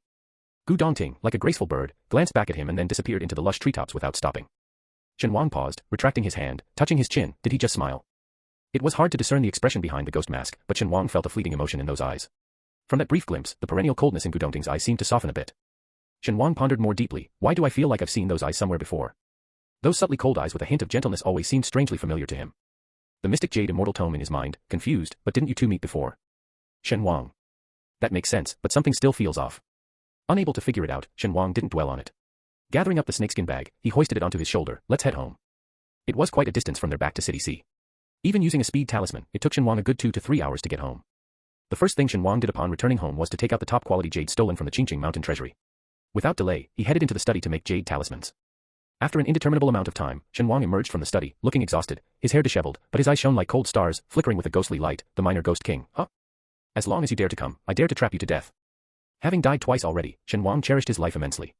It didn't matter whether it was the minor ghost king or a major deity, if they came, he was determined to carve out a path to survival. Holding a handful of lush jade talismans, Shen Wang walked around the perimeter of the villa, embedding them into the ground. As each talisman was placed, a complex formation began to take shape. Once everything was ready, Shen Wang flicked his fingers as if strumming invisible strings, and a faint ripple of spiritual energy spread rapidly, enveloping the entire villa. Millions of yuan worth of jade really is useful, even containing a trace of spiritual energy. Feeling the power of the formation, Shen Wang was immensely satisfied, the same type of talismans are twice as powerful. Closing his open palm, the spreading ripples of spiritual energy quickly retracted, finally disappearing into the clenched fist of Shen Wang. After completing all this, Shen Wang took a long breath, relaxing his taut nerves. Immediately, an overwhelming headache from overexertion hit him, but he was accustomed to it and didn't mind. Standing still, he began to recall, feeling like he had forgotten something important. Xian Yu immortal book felt a bit sour, master, you should take some medicine. Shen Wang's current strength wasn't sufficient. Drawing so many talismans in one go, he had overextended his spiritual power numerous times. Now, not only were his meridians empty, but his sea of consciousness also lacked spiritual energy. Xian Yu immortal book rustled its pages, there are 76 kinds of pills that can restore spiritual energy, 14 of which are suitable for your level. The most common ingredients are found in 5 types. Shen Wang stopped Xian Yu Immortal Books flipping, rubbing his temples. Stop, this world doesn't even have the most basic ingredients. Xian Yu Immortal Books flipping motion halted abruptly, realizing that the spiritual plants it consumed were mere weeds with faint spiritual energy, rather than medicinal plants. What it considered ordinary spiritual plants were probably extremely rare treasures in this world. Even if they existed, gathering enough for a single dose of medicine would be difficult. Xian Yu Immortal Book burst into tears, lamenting, Master, I'm so useless, I'm a waste. It cried pitifully, its pages rapidly flipping open and shut, shedding large golden beads that dissipated in the air before they could fall. These golden tears, dispersing, surprisingly transformed into a tiny amount of spiritual energy, moistening Shen Wang's parched sea of consciousness. Shen Wang. Instead of easing his headache, Shen Wang felt even worse. Xiao Yu, don't cry. You're my golden finger. Although not very useful here, no, I mean, you still have blind spots in this world, but in the cultivation world, you helped me a lot. Xian Yu Immortal Book, sobbing, stopped flipping its pages, really. But I was asleep then, I didn't know anything. Shen Wang's mouth twitched, even though you don't remember, you helped me a lot, that's a fact. Without you, I couldn't have returned here to continue my cultivation. Grateful for the life-saving grace of the book, Shen Wang spent a long time coaxing Xian Yu Immortal Book. After a bout of sorrowful crying, Xian Yu Immortal Book wasted some more spiritual energy, slowly closing itself, its voice fading. Master, I'm going to sleep, you should. Before finishing its sentence, it fell silent again, reverting to a golden book hanging in the sea of consciousness. Shen Wang, massaging his temples, what a mess this is. Distracted by Xian Yu Immortal Book, Shen Wang lost interest in recalling what he had forgotten. With his villa securely protected by formations, safer than a turtle shell, he simply sat down on the spot and began cultivating with the help of the spirit-gathering array. Time leisurely passed, and Shen Wang finally opened his eyes. The moment he stood up, his body crackled pleasantly, and he stretched comfortably. This method of depleting himself before recultivating proved to be an excellent way to practice. In a short time, Shen Wang's cultivation had advanced a small step, breaking through from the initial to the middle stage of qi refining. Although he was still insignificant in the cultivation world, in this world, he could now be considered a master. Looking down at the faint layer of black mud covering his body, Shen Wang sighed, every breakthrough expels impurities. Helplessly, the marrow-cleansing liquid he made was too weak, unable to expel the deeper impurities, something that no mundane medicine lacking spiritual energy could achieve. After a bath, Shen Wang felt refreshed. He felt like something was on his mind.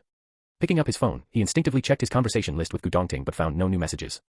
Shen Wang curled his lip, understanding yet unable to suppress a subtle sense of disappointment. Exiting the chat with Gu Dongting, Shen Wang realized his messages had piled up to 99 plus, his screen dotted with little red notifications. Shen Wang. He first opened messages from someone in the special department. Shi Yan, Chen Feng is in trouble. Did you do it? Shi Yan, I know you're hiding your strength, but you're just one person, not a match for a behemoth like Qingqing Mountain. Shi Yan, please stay calm. This message from Shi Yan was sent in the morning when Chen Feng had his incident, followed by several more messages the next day. Shi Yan, Qingqing Mountain's treasury has been robbed. Shi Yan, the incident has nothing to do with you, right? Shi Yan, I vouched for you in front of the Metaphysics Association and the Qingqing Mountain sect leader. Reading the last message, Shen Wang clicked his tongue lightly. Shi Yan, the old fox, was trying to make him indebted. Regardless of Shi Yan's motives, the fact that he had shielded Shen Wang from the sect leader's questioning was undeniable. Shen Wang replied, don't worry. Less than 10 seconds after Shen Wang's message was sent, the other side started flooding the chat. Shi Yan, what do you mean by don't worry? Shi Yan, did you have a hand in the Qingqing Mountain affair? Shi Yan, give me a straight answer, so I can deal with those people for you. Shi Yan, where have you been these past few days? By this time, Shen Wang had already moved on to check other people's messages. Besides Shi Yan, Li Pingping, Wang Kaishu, and Su Cheng urged him about new items for the shop. His teammates, including the chubby one, were gossiping in the group chat about the robbery at Qingqing Mountain, along with voice messages from a young monk with a milky voice. Seeing nothing urgent, Shen Wang was about to put down his phone when he noticed a friend request. He clicked on it and immediately fell silent. He knew he had forgotten something. A person named Liang had been sending him friend requests for several days, each message more plaintive than the last. Hello, Shen Go. I am Liang Ruri. Shen Go, please accept my friend request. We haven't paid you the final amount yet. Shen Go, don't you want your money? What about my sister? Shen Go, you didn't run away, did you? Is my sister's situation really that complicated? Shen Wang. He knew he had forgotten something. Quietly accepting the friend request, Shen Wang pondered awkwardly about how to tell them that he hadn't run away, just too busy to check his messages. As Shen Wang accepted the friend request, far away in the imperial capital, Liang Ruri was invigorated. He ran down the stairs excitedly, shouting, Dad. Mom. Shen Ge replied.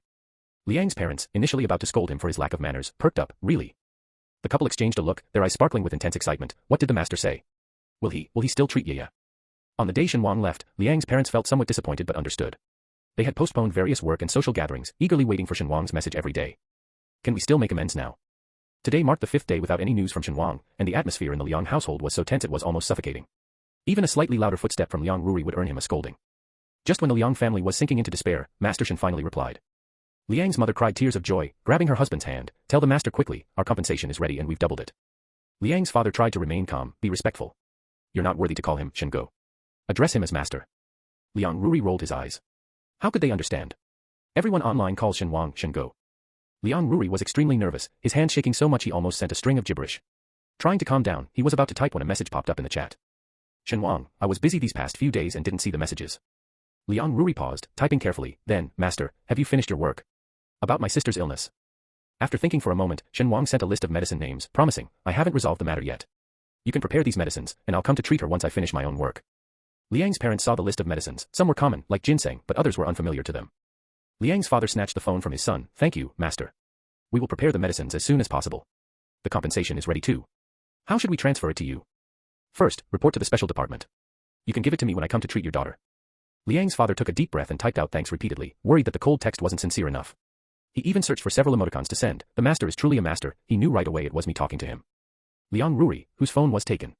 Such an obvious change in tone, who wouldn't notice? Muttering internally, Liang Ruri excitedly held the phone after speaking with Liang's father and Shen Wang, spinning around in excitement. I actually got Shen Ji's personal contact. Joy and excitement. In just a few days, Liang Ruri had changed his live stream nickname from Ghost Young Master to Shen Ji's first disciple in reserve. Jealous, aren't you? But I won't show it to you. What if you secretly add him as a friend and annoy Shen Go? What the heck, what happened in a few days? Wasn't this streamer against feudal superstition and calling out charlatans? Damn, did he join a cult or something? Such a big change. I'd rather believe he fell in love with a man and became a sycophant. What about the core socialist values, believing in science? Was this streamer cursed or something? Even if he was cursed, it wouldn't be this unscientific. Just a few days ago he was cursing Shen Wang, and now suddenly he's a die-hard fan. The world changes too fast. The more incredulous the old fans were, the happier Shen Wang's fans and the spectators were. The chat was filled with laughter, almost covering the entire screen. Here it comes, today's drama begins. I'm dying of laughter. The streamer's acting is so silly, but it's hilarious. I'm all for this kind of performance. Shen Gu is indeed impressive. Anyone who follows him would understand. I'm a fan of Shen Gu, but even I'm not as hardcore as this streamer. I don't know what happened to make him do a complete 180. Saving his life couldn't be the only reason, right? Seeing these comments, Liang Ruri didn't take them to heart. After all, he wasn't streaming for money but for his own enjoyment. He used to love debunking superstitions, and now he loves to rave about Shen Wang. Unperturbed, he blocked a few users who insulted Shen Wang and then proudly showed off something to his audience. Look, everyone, this is a talisman personally drawn by Shen Gu. Observe the lines, evenly thick and smooth, just perfect. The chat room erupted in even more laughter. New fans who clicked in should check out the videos from a few days ago for a surprise. Ha ha ha, aren't these the same talismans he trashed before tossing them in the trash can? No way, did he pick them out of the trash can? Ha ha ha ha, look how wrinkled these talismans are, I bet he did. Caught in his own lie, Liang Ruri wasn't angry but just grinned shamelessly. Stop exposing me, everyone. I was blind back then, couldn't recognize a treasure. Liang Ruri had millions of fans, not a top streamer but still a minor internet celebrity. His sudden and extreme change of attitude quickly became a trending topic on video platforms. Shen Wang had completely forgotten about the store he'd opened on a whim. He was busy in the backyard examining the nurturing of the Qing Han stone and Lu Jin stone and tossed the materials he'd looted from Qingqing Mountain into the spirit gathering array. He silently planned to make a life-bound magical weapon for himself and refine a good sword for Gu Dongting. If there was excess, he could make a dagger or small knife for Xiao He. As he pondered, Shen Wang suddenly received a phone call that startled him. It was Shi Yan on the line, asking directly, there's an auction tomorrow, are you going? Shen Wang hesitated briefly, all right, I'll go. He was curious to see what kind of items and quality would appear at an auction in this world. I've reserved a spot for you. After discussing the business, Shi Yan asked seriously, Shen Wang, tell me the truth, did you cripple Chen Feng? Shen Wang, Shi Yan, suppressing his anger, don't evade the question. Don't change the subject. Of course, it wasn't me, Shen Wang replied without hesitation. Indeed, he hadn't crippled Chen Feng, he had only raided Qingqing Mountain's treasury. Shen Wang cunningly thought. Shi Yan snorted, uncertain whether to believe him. Chen Feng's cultivation was destroyed, his dantian shattered. The next day, his body started rotting, not a single good piece of flesh left. I saw it, a fate worse than death. Shen Wang was stunned. He had given Chen Feng a drug, but its effects shouldn't have been so severe. He asked in confusion, what happened? Shi Yan's tone was complicated, his stance different from the metaphysical association. He had no fondness for science like Chen Feng and felt pity upon seeing Chen Feng's tragic end. Nobody knows. It said he was afflicted with corpse poison. Corpse poison? Shen Wang frowned. He had only used a powder that caused unbearable itching, something that would make Chen Feng uncomfortable for 10 days or half a month at most. How could it have such severe consequences? Although Chen Feng had tried to kill him and was malicious, Shen Wang, having decided to rob Qingqing Mountain's treasury, had no intention of taking Chen Feng's life. He considered the looted treasures as payment for sparing Chen Feng. Later, after visiting Qingqing Mountain, Shen Wang learned that the sect leader wanted to eliminate him root and branch, which led him to almost empty the Qingqing Mountain treasury, an act he hadn't initially intended to be so thorough. Shen Wang was certain that the powders he used couldn't have such lethal effects. Without saying much more, Shi Yan informed Shen Wang about the auction and concluded, it's rumored that the finale of the auction is a stolen cultivation method from Qingqing Mountain, but it's just hearsay, and the likelihood is low. Hearing this, Shen Wang's eyes lit up. Without saying much, he casually chatted with Shi Yan for a few moments before eagerly ending the call. Shi Yan couldn't even finish saying goodbye before he heard the dial tone, barely maintaining his smile. Why does Gu Dongting look at him so differently? Just after Shen Wang made enemies with Qingqing Mountain, it suffered several consecutive blows. Not just the people of Qingqing Mountain, but even outsiders were abuzz with talk. Although the special department wanted to recruit Shen Wang, they didn't plan to protect him under such public scrutiny. At most, they would help clarify the truth. If Shen Wang wasn't responsible, they would only clear his name. It was Gu Dongting who, against everyone's opposition, adamantly protected Shen Wang, preventing both the metaphysical association and Qingqing Mountain from troubling him. Shi Yan couldn't understand, isn't Gu Dongting the one who hates those who misuse cultivation for evil the most? Why is he so sure it wasn't Shen Wang? As Shi Yan pondered life's mysteries, Gu Dongting entered. Did you inform him? Shen Wang. It was bizarre. How did they get out? Weren't they supposed to be in the special department's detention cells? The special department is too incompetent if they couldn't even keep them confined. Shen Wang narrowed his eyes, observing that although Tang's father and Tang Jiu were sitting together, the distance between them was significantly wide, no longer exhibiting the closeness of a real father and son. A smirk curled at Shen Wang's lips, enjoying their misfortune. He noticed a strange woman sitting next to Tang Jiu. Her face was unclear from a distance, but it was evident that she had a close relationship with Tang Jiu. As he pondered who she might be, the woman turned her head slightly, revealing her features from beneath her hair, causing Shen Wang's pupils to dilate in shock. This woman, with her exceptional beauty and clear, cold eyes, had an ethereal demeanor. Both in appearance and temperament, she bore a striking resemblance to Gu Dongting. Gu Manling. Shen Wang's heart skipped a beat. His previously good mood dissipated completely. Shen Wang hadn't expected Tang Jiu and Gu Manling to meet so soon. Their meeting implied connections to the Gu family, to Gu Dongting. Distracted, Shen Wang didn't even notice when the auction began. Only when the atmosphere erupted did he come back to his senses, realizing that the auction had reached its climax and was about to auction the last item. The male host, dressed in a black suit, stood on stage with a beaming smile. As many of you might have heard, yes, the final item of this auction is a cultivation method. Really a cultivation method? Could it be the one stolen from Qingqing Mountain? Qingqing Mountain is offering a huge reward for the thief who stole their method. Now it's being auctioned off. Who would dare to buy it? If it really is Qingqing Mountain's method. That's almost a complete cultivation method. So many people stop progressing in their cultivation journey because they lack a suitable method. Now, such a great opportunity presents itself. The attendees of the auction whispered among themselves as the Qingqing Mountain sect leader sat in the VIP seat, his face ashen. He hadn't expected the thief to be so bold as to auction the stolen technique. A flash of murderous intent in his eyes, he crushed the armrest of his rosewood chair. The host, seemingly oblivious to the murmurs, cheerfully continued, the starting bid for this technique is 50 million.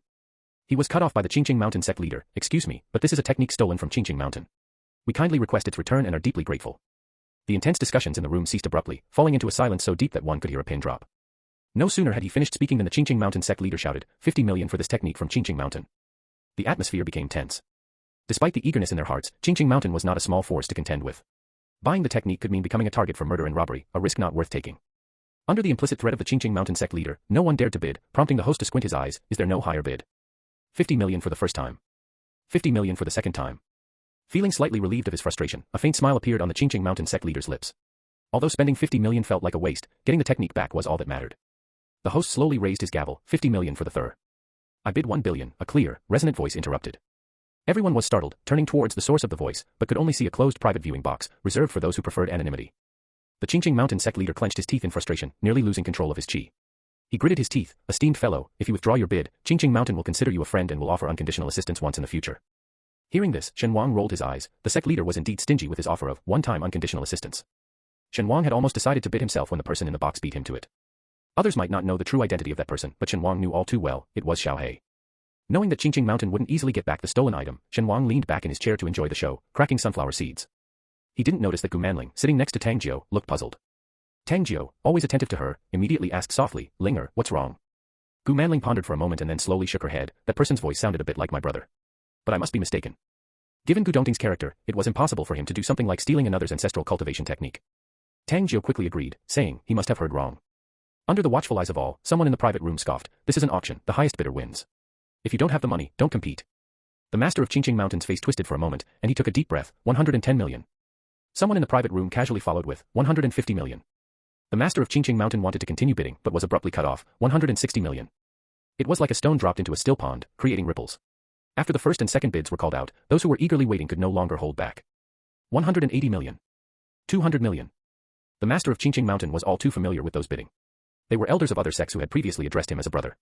Under the temptation of benefits, these people actually turned against him, competing for the Qingqing Mountain's techniques. Unable to restrain himself any longer, the master of Qingqing Mountain grunted and blood trickled from the corner of his mouth. While others were fiercely competing for the techniques, only Shen Wang noticed the scene. He slightly curved his lips. Is his chi going wild? No wonder Chen Feng is so petty, he learned it from him. After saying this, feeling something, he looked towards Xiaohei Ji's private room, somewhat disappointed. He left so soon. I haven't even had the chance to say hello. In the private room, there was only a cup of untouched cold tea left, with no one else around. As more and more people joined the bidding for the technique, some dropped out, and the price skyrocketed to an astonishing 3 billion. Shen Wang was so shocked that he dropped his sunflower seeds. At this point, the auctioneer stepped onto the stage, interrupting the fervent bidders. Ladies and gentlemen, the seller of this technique has a request. If you can provide an item that intrigues him, he is willing to sell the technique to that person. Moreover, if the item's value is significant enough, he's willing to discount the price of the technique. The crowd fell silent for a moment, and after some discussion among the final bidders, they all agreed to this proposal. However, the master of Qingqing Mountain didn't leave. He wanted to catch the person who had stolen the technique, retrieve the items he had auctioned, and give the thief a harsh lesson. He waited until it was dark, and even as the auctioneer started urging people to leave, he didn't catch a glimpse of the so-called seller. Fuming with anger and spitting blood, he stormed off in his car back to Qingqing Mountain. Meanwhile, Shen Wang, having seen enough drama, went back home. Upon arriving home, he immediately sensed someone's presence. Just as he was about to counterattack, a person in black emerged from the shadows, tossing him a bank card and a box. Here's your item. Shen Wang. He opened the box to find it contained excellent material for refining artifacts. Hesitating to return it, he said, you can keep the cash. No need, Gu Dongting said indifferently, I have money. Shen Wang guessed that Xiao Heigu must be a cultivator driven by deep vengeance, earning money by undertaking tasks, but a single task would typically earn only a few 100,000, far less than these billions. Taking Xiao Heige's words as bravado, Shen Wang said, this is 30 billion. How about we split it, Xiao Heigu? With so much money, it was just numbers to him. Shen Wang wouldn't mind giving away half. But Xiao Heigu just gave him a faint glance and turned to leave. Shen Wang, Xiao Heigu really is too proud for his own good. However, not one to pass up free money, Shen Wang tossed the refining material in his hand, deciding to put in extra effort to make a better knife for Xiao Heigu. The events of the auction quickly spread throughout the metaphysical community, with online forums buzzing. Just when everyone thought the matter had concluded, strange notebooks began appearing in the metaphysical world. These notebooks seemed to appear out of nowhere and were found almost everywhere. In various sects, metaphysical shops and cities, even in the hands of independent cultivators, everyone had a copy. To everyone's surprise, the notebook contained a technique that seemed complete and viable. Some tried practicing it and found it indeed worked smoothly. Everyone was overjoyed, and the forum shifted from discussing Qingqing Mountain to the newly found technique. After securing the technique, the master of Qingqing Mountain returned furiously to his sect. After checking on Chen Feng, he decided to practice the technique to stabilize the energy that had been disturbed earlier in the day. Just then, someone rushed over in a panic. Sect leader, it's terrible, something bad has happened. The sect leader, with a dark expression, opened his eyes. What's the big fuss about?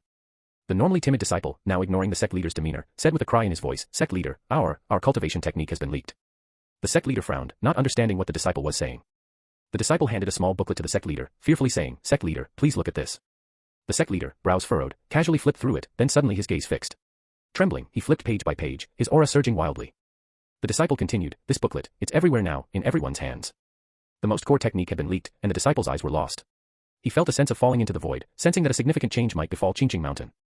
The Qingqing Mountain sect leader, thinking of the stolen technique and the one he had spent a fortune to buy back today, those 3 billion, and the treasures he had obtained with great difficulty. Amidst the disciples' cries of alarm, the sect leader's vision turned red, and he spat out a mouthful of blood. It's bad. The sect leader has deviated during cultivation. Someone come quickly. Chapter 74. Suddenly showered with unexpected wealth, Shen Wang was like a mouse who had stumbled into a granary, utterly delighted and lost in joy. After the excitement, Shen Wang remembered the Tang family members and the woman resembling Gu Dongting he saw at the auction, which somewhat dampened his elation. He sent a message to Gu Dongting to inquire about the situation, but unsurprisingly, there was no reply. Shen Wang, undeterred, pondered for a few seconds before calling Shi Yan. Speaking of the Tang family, Shi Yan also felt somewhat embarrassed. They refused to admit any wrongdoing, insisting the curse was Dao Qingzi's doing, and unrelated to them. I don't know what they offered Dao Qingzi, but he took all the blame himself. Even for the special department, in the absence of evidence, they could only detain the suspects for a few days. Shen Wang clicked his tongue softly, as if he said nothing yet everything at the same time. Shi Yan tried to justify the special department's actions. We're a state agency, everything we do must adhere to laws and regulations, and follow due process. It wasn't that they didn't want to act against the Tang family, but the lack of evidence was the issue. Forget it, Shen Wang waved his hand in resignation, having anticipated this outcome. After all, Tang Jiu was a child of destiny, favored by the world, and it was normal for him to turn misfortune into fortune. Shen Wang never expected to bring down such a person in one go. Changing the subject, Shen Wang asked, Dongting. I mean, Gu Dongting, does he have a sister?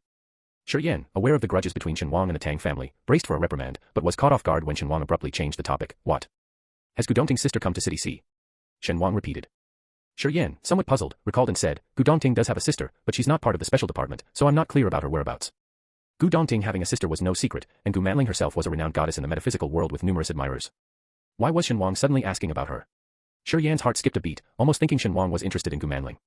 Fortunately, Shen Wang quickly dispelled his wild thoughts. At the auction, I saw a girl who looked a lot like Dongting, sitting with Tang Jiu. Shi Yan was startled, then responded seriously, I understand, I'll inform Brother Gu. After all, this involved a member of the Gu family, and it wasn't his place to interfere, he could only let Gu Dongting handle it. After hanging up the phone, Shen Wang sighed again, feeling heavy-hearted. He opened his photo album and looked at the picture with Gu Dongting, murmuring, I hope your sister is worth it. Gu Dongting had long known Tang Jiu's true nature and would surely intervene upon learning his sister had contact with Tang Jiu. When that time comes, it will be a matter of whether Gu Manling values her brother more or the stranger. Logically, this should be an easy choice, but Shen Wang couldn't shake the feeling that things wouldn't be so straightforward. Feeling restless, Shen Wang didn't practice cultivation but instead lay down to rest. For the next 2 days, Shen Wang stayed home, busying himself with cultivation, drawing talismans, and studying artifact refining. As he drew more and more talismans, Shen Wang gradually put Gu Manling's issue to the back of his mind. When he finally stopped, he counted nearly 50 to 60 talismans. Shen Wang thought for a moment, casually put them in a plastic bag, and sent a message to the vice president of the Metaphysical Association to come and collect them. After finishing everything, Shen Wang remembered the technique Qingqing Mountain had bought back for a high price and opened the metaphysical forum to check the situation. The forum was in chaos, buzzing with discussions about the technique. After watching for a while, Shen Wang realized they were not discussing the incident from the auction 2 days ago. Understanding the whole story, Shen Wang was dumbfounded. He had thought Xiao Hei's move against Qingqing Mountain was just bidding up the price at the auction, making the sect leader pay more for their own item. He didn't expect there was more to it. In other words, Qingqing Mountain paid a high price to buy back the technique, but the technique had already been leaked, available to everyone. Shen Wang. Ruthless, incredibly ruthless. Shen Wang shivered silently, swearing to himself never to offend Xiao Hei, someone he couldn't afford to provoke. In the forum, the discussion had moved beyond whether the technique was Qingqing Mountain's. Everyone was eagerly practicing it, posting any issues they encountered in their cultivation journey and discussing them with other netizens. The learning atmosphere on the forum was unprecedentedly enthusiastic, even the most popular gossip sections had gone quiet. On the forum's task board, a pinned bounty caught Shen Wang's attention. 10 billion reward for 2 people. 10 billion. Shen Wang gasped in shock. Who would offer such a high reward? Catching those people would make him rich overnight. At this moment, Shen Wang had forgotten that he was already wealthy. Looking closer, Shen Wang was speechless. The 2 people with bounties on their heads were him and Xiao Hei. And the one who issued the task was Qingqing Mountain. Lamenting the lost 10 billion, Shen Wang grumbled, Qingqing Mountain is too wealthy, spending 30 billion like that and still having 10 billion to spare. Rich die rich, poor die poor, he thought sourly. While browsing the forum and waiting for someone from the Metaphysical Association to collect the talismans, Shen Wang lounged on the sofa with his phone, laughing heartily. Soon, the Metaphysical Association called to inform Shen Wang of their arrival. Wearing slippers and holding a prepared plastic bag, Shen Wang leisurely walked out to meet the vice president of the Metaphysical Association waiting at his door. The vice president, seeing Shen Wang's casual attire of a hoodie, shorts, and plastic slippers, forced a smile. Shen Wang truly is unconcerned with minor details. Shen Wang rolled his eyes. I'm in my own home, I'll wear whatever's comfortable. Do I need to dress in a suit and tie? Saying this, he casually tossed the plastic bag to the vice president. The vice president instinctively caught the bag, thinking it was trash, and his face darkened. Just as he was about to speak, Shen Wang said, here's your stuff, we're even now. Surprised, the vice president opened the shabby plastic bag to find it full of vibrant talismans. The talismans were crammed haphazardly into the bag, clearly showing how their owner had roughly stuffed them in. The vice president's mouth twitched, nearly heartbroken, while others carefully preserved talismans. Shen Wang treated them like waste paper, stuffing them into a trash bag. So drawing talismans makes someone special. The vice president carefully cradled the bag, his smile almost obsequious. I never expected Shen Xiao to finish over 50 talismans so quickly. Truly, a hero emerges in youth. Yes, being able to draw talismans is indeed remarkable. Shen Wang, uninterested in flattery, focused on his phone, not even looking up, count them and confirm the number. I won't see you out. Vice president. He was the vice president of the Metaphysical Association, yet Shen Wang didn't even allow him inside, not offering even a cup of plain water. No need to count, I trust Shen Xiao's integrity. The vice president took a deep breath. If Shen Xiao needs anything in the future, feel free to visit the Metaphysical Association. Our doors are always open for you. Shen Wang nonchalantly nodded, acknowledging the statement. A flicker of cunning glinted in the vice president's eyes. Shen Xiao, have you heard about the Qingqing Mountain incident? Hearing this, Shen Wang looked up, showing the vice president his phone screen. I think I know about it. Speaking, Shen Wang laughed unabashedly, not hiding his schadenfreude. His forthrightness somehow reassured the vice president. Besides that, there's another matter. Chen Feng suddenly fell ill with a mysterious poison. The Qingqing Mountain sect leader has searched everywhere for a cure, consulting doctors and skilled cultivators, to no avail. Chen Feng is in a terrible state now, his flesh rotting away to the bone, suffering unbearable pain every day. After a 2-second pause, the vice president lowered his voice, whispering to Shen Wang, his private parts have rotted away. Shen Wang. He felt deeply uncomfortable. As a man, and a normal one at that, Shen Wang didn't want to hear how someone's private part had rotted away. He felt a chill down his spine and couldn't help but shudder. Who did he offend to deserve such a ruthless poison? Shen Wang was certain it wasn't caused by his powder. It must have been someone else Chen Feng crossed. Did he offend a woman? The vice president was equally disturbed. I don't know. Qingqing Mountain hasn't figured it out, only suspecting the 2 masked individuals from that day. Shen Wang, wrongly accused. He rubbed his arms, his expression distorted. Seeing Shen Wang's reaction, the vice president felt assured of his guess, laughing heartily. Shen Xiao, don't worry, we all know you're not one of the masked evils. If Qingqing Mountain troubles you, our Metaphysical Association will surely clear your name. Shen Wang just smiled in response to the vice president's overture, not committing to belief or disbelief. Thanks for bringing the news. Though he wasn't as pleased as the vice president might have imagined.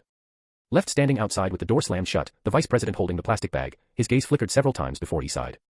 Chen Feng had offended Shen Wang, creating a negative impression of the Metaphysical Association in Shen Wang's mind. The potential Shen Wang had shown made the vice president choose to downplay the incident. Even when Chen Feng attempted to kill Shen Wang a few days ago, due to Qingqing Mountain's involvement, the vice president opted for leniency, merely expelling Chen Feng from the Metaphysical Association. Now, looking at the bag full of vibrant talismans, the vice president frowned deeply. Initially, when he proposed over 50 talismans, the vice president thought Shen Wang could only provide them in batches, maybe 5 a month at best. Over a year of continuous transactions, the Metaphysical Association could build some connection with Shen Wang. In a year's time, they might have diluted the Chen Feng incident and even drawn Shen Wang into the Metaphysical Association. The vice president never expected Shen Wang to be so capable, completing over 50 talismans in less than a month. He couldn't help feeling resentful towards Qingqing Mountain for losing a talisman drawing talent over a worthless figure. With mixed emotions, the vice president contemplated how to improve Shen Wang's impression of the Metaphysical Association while also strategizing for the possibility of Shen Wang siding with the special department. Meanwhile, Shen Wang leisurely returned to his home.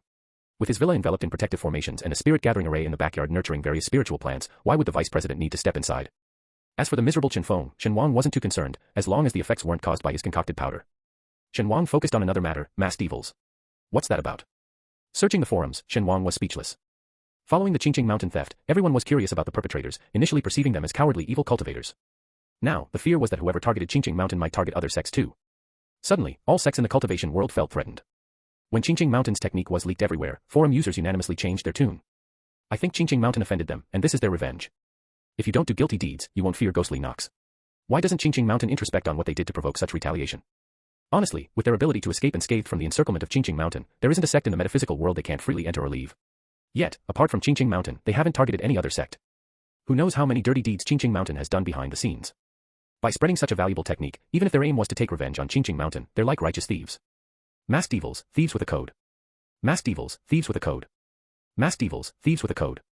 After this post, the reputation of the masked evil spread, and someone even posted their photos, one in all black attire with a demon mask, the other colorful with a Zhu Beiji mask, both villainous and ridiculous. Shen Wang. Looking at the hundreds of follow-up posts in the thread, Shen Wang didn't know what to say. Little Black Brother's maneuvers had significantly tarnished Qingqing mountain's reputation, a blow perhaps greater than the theft of their technique. After all, they likely had backups of the technique, but restoring a tarnished reputation. Who knows how long that might take? As Shen Wang pondered, he felt a chilling realization. Could this all be part of Little Black Brother's calculation? Silently elevating his awe for Little Black Brother in his heart, Shen Wang was astounded. Such strategic cunning was something he couldn't match even in 800 years. After resting for a while, as night fell, Shen Wang sat cross-legged for his usual cultivation in the spirit-gathering array, absorbing the streams of spiritual energy. His body radiated refined spiritual energy, nourishing everything in the backyard. The spiritual plants, 2 little spirit bees, and the materials for refining tools placed at the array's focal points. When the moon reached its zenith, suddenly a dark cloud drifted over, obscuring the bright moon, blocking even the slightest moonlight.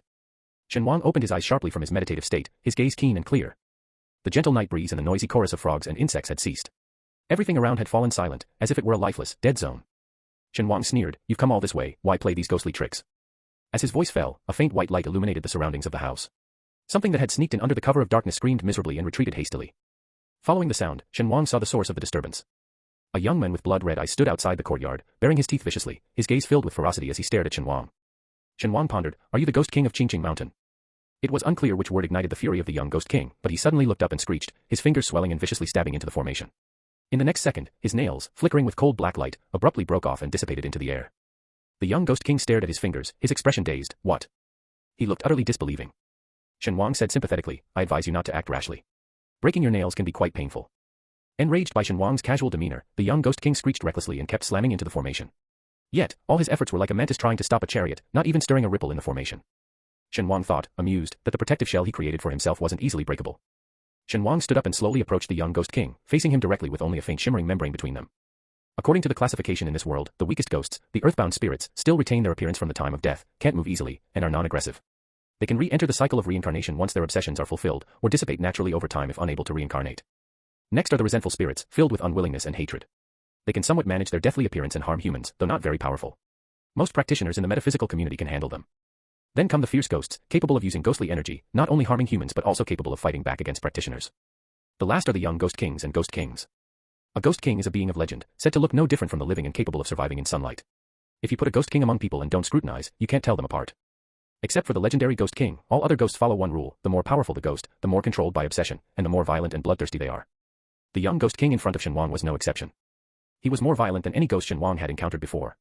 When he opened his fanged mouth to screech, he had completely lost the label of human and resembled a mindless beast. However, Shen Wang noted with a slight frown that the Ghost King's eyes, devoid of any spiritual intelligence, showed only blind rage. The ferocious ghost he encountered previously was also violent and bloodthirsty but still retained its sanity. In the original story, the male lead's harem included a red-dressed female ghost, who was initially a Ghost King. When the red-dressed female ghost made her appearance, she was indeed fierce, but she could still communicate normally with the male lead and even make deals with him. After devouring another Ghost King, she evolved into a true Ghost King, regaining her full sanity. So why did this Ghost King look so ghastly? The Ghost King continued to ram against the formation like a zombie. With a thought, Shen Wang trapped the Ghost King inside the formation. The seemingly fragile but indestructible light membrane suddenly vanished. The Ghost King, taken aback, immediately growled and lunged at Shen Wang, but in the next second, Shen Wang had disappeared from his sight. Just a step away, Shen Wang watched the Ghost King trapped in an illusion, fiercely battling something and mimicking the act of devouring it. A thought flickered in Shen Wang's mind, an elusive insight that he couldn't quite grasp. Suddenly, he noticed a small figure had stealthily entered the formation. Shen Wang's pupils contracted. Shao Kong. Ever since Shao Kong had devoured the yin energy of infant ghosts at Su Cheng's ancestral home, he had fallen into a deep sleep and had not awakened. Given the immense amount of yin energy to be digested, it made sense that Shao Kong's sleep was prolonged, so Shen Wang wasn't overly worried. He never expected that Xiao Kong would choose this moment, of all times, to wake up and stealthily sneak into the formation. Hearing Shen Wang's shout, Xiao Kong instinctively ran faster, finally slapping onto the Ghost King, clinging tightly to his leg, and then he took a vigorous bite. Shen Wang. He was almost in tears of laughter, as Xiao Kong, this tiny creature, dared to hug the Ghost King's leg and nibble at his ghostly aura. Shen Wang, little ghost, your tiny body can hardly digest unclaimed yin energy without sleeping for 10 days to half a month. If you try to consume the Ghost King's ghostly aura, it won't end well for you. The Ghost King, lost in some realm of fury and bloodshed, wildly swung his arms, oblivious to the tiny ant clinging to his leg, stealthily stealing his ghostly aura. The little ghost struggled to bite off a piece of yin energy and swallowed it. I can do it. Shen Wang. Not knowing what else to say, he cautioned, eat less, don't burst yourself. Xiao Kong giggled, nodded vigorously, and sweetly said, thank you, master. I understand. Turning his head, Xiao Kong's eyes were resolute, and he nibbled again. Having consumed the yin energy of infant ghosts, Xiao Kong's spiritual intelligence had evolved significantly. He knew Shen Wang was a cultivator and a good person. Born a natural infant spirit, Xiao Kong was both an ideal material for artifact refinement and the easiest ghost to control. Any other cultivator would either refine him or forcefully make him a ghost servant. Only Shen Wang, despite verbally disparaging him, actually fed him yin energy and prepared a cultivation technique for him. Xiao Kong had an intuition that Shen Wang's abilities far exceeded what others saw. He would become even more formidable, and if Xiao Kong wasn't strong enough, he would be left behind. Since his birth, Xiao Kong had been wandering in this house, invisible to anyone until he met Shen Wang. He didn't want to be abandoned by Shen Wang. Ignoring his increasingly plump body, Xiao Kong kept tearing and consuming the Ghost King's ghostly aura. Maybe due to losing too much ghostly aura, the Ghost King struggled and broke free from the illusion. The Ghost King looked down and saw the little ghost clinging to his leg. Baring his teeth, he lunged at Xiao Kong. Shen Wang's pupils contracted, and he immediately withdrew the formation. The next second, the vast ghostly aura previously restrained by the formation soared into the sky, alarming cultivators throughout half the city. What's that noise? How can there be such strong ghostly aura in City C? Be on guard. Seal off the area, don't let civilians wander in by mistake. Hurry and notify the Metaphysics Association and the Special Department.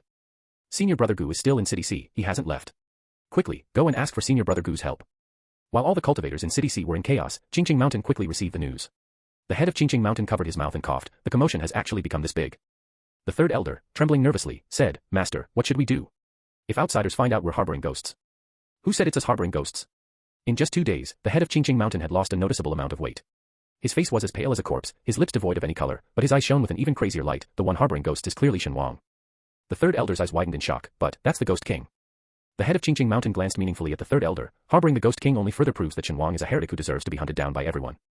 Before the third elder could say anything more, the head of Qingqing Mountain coughed impatiently. Or do you want the Ghost King to kill Shen Wang in broad daylight, then return to Qingqing Mountain under everyone's watchful eyes?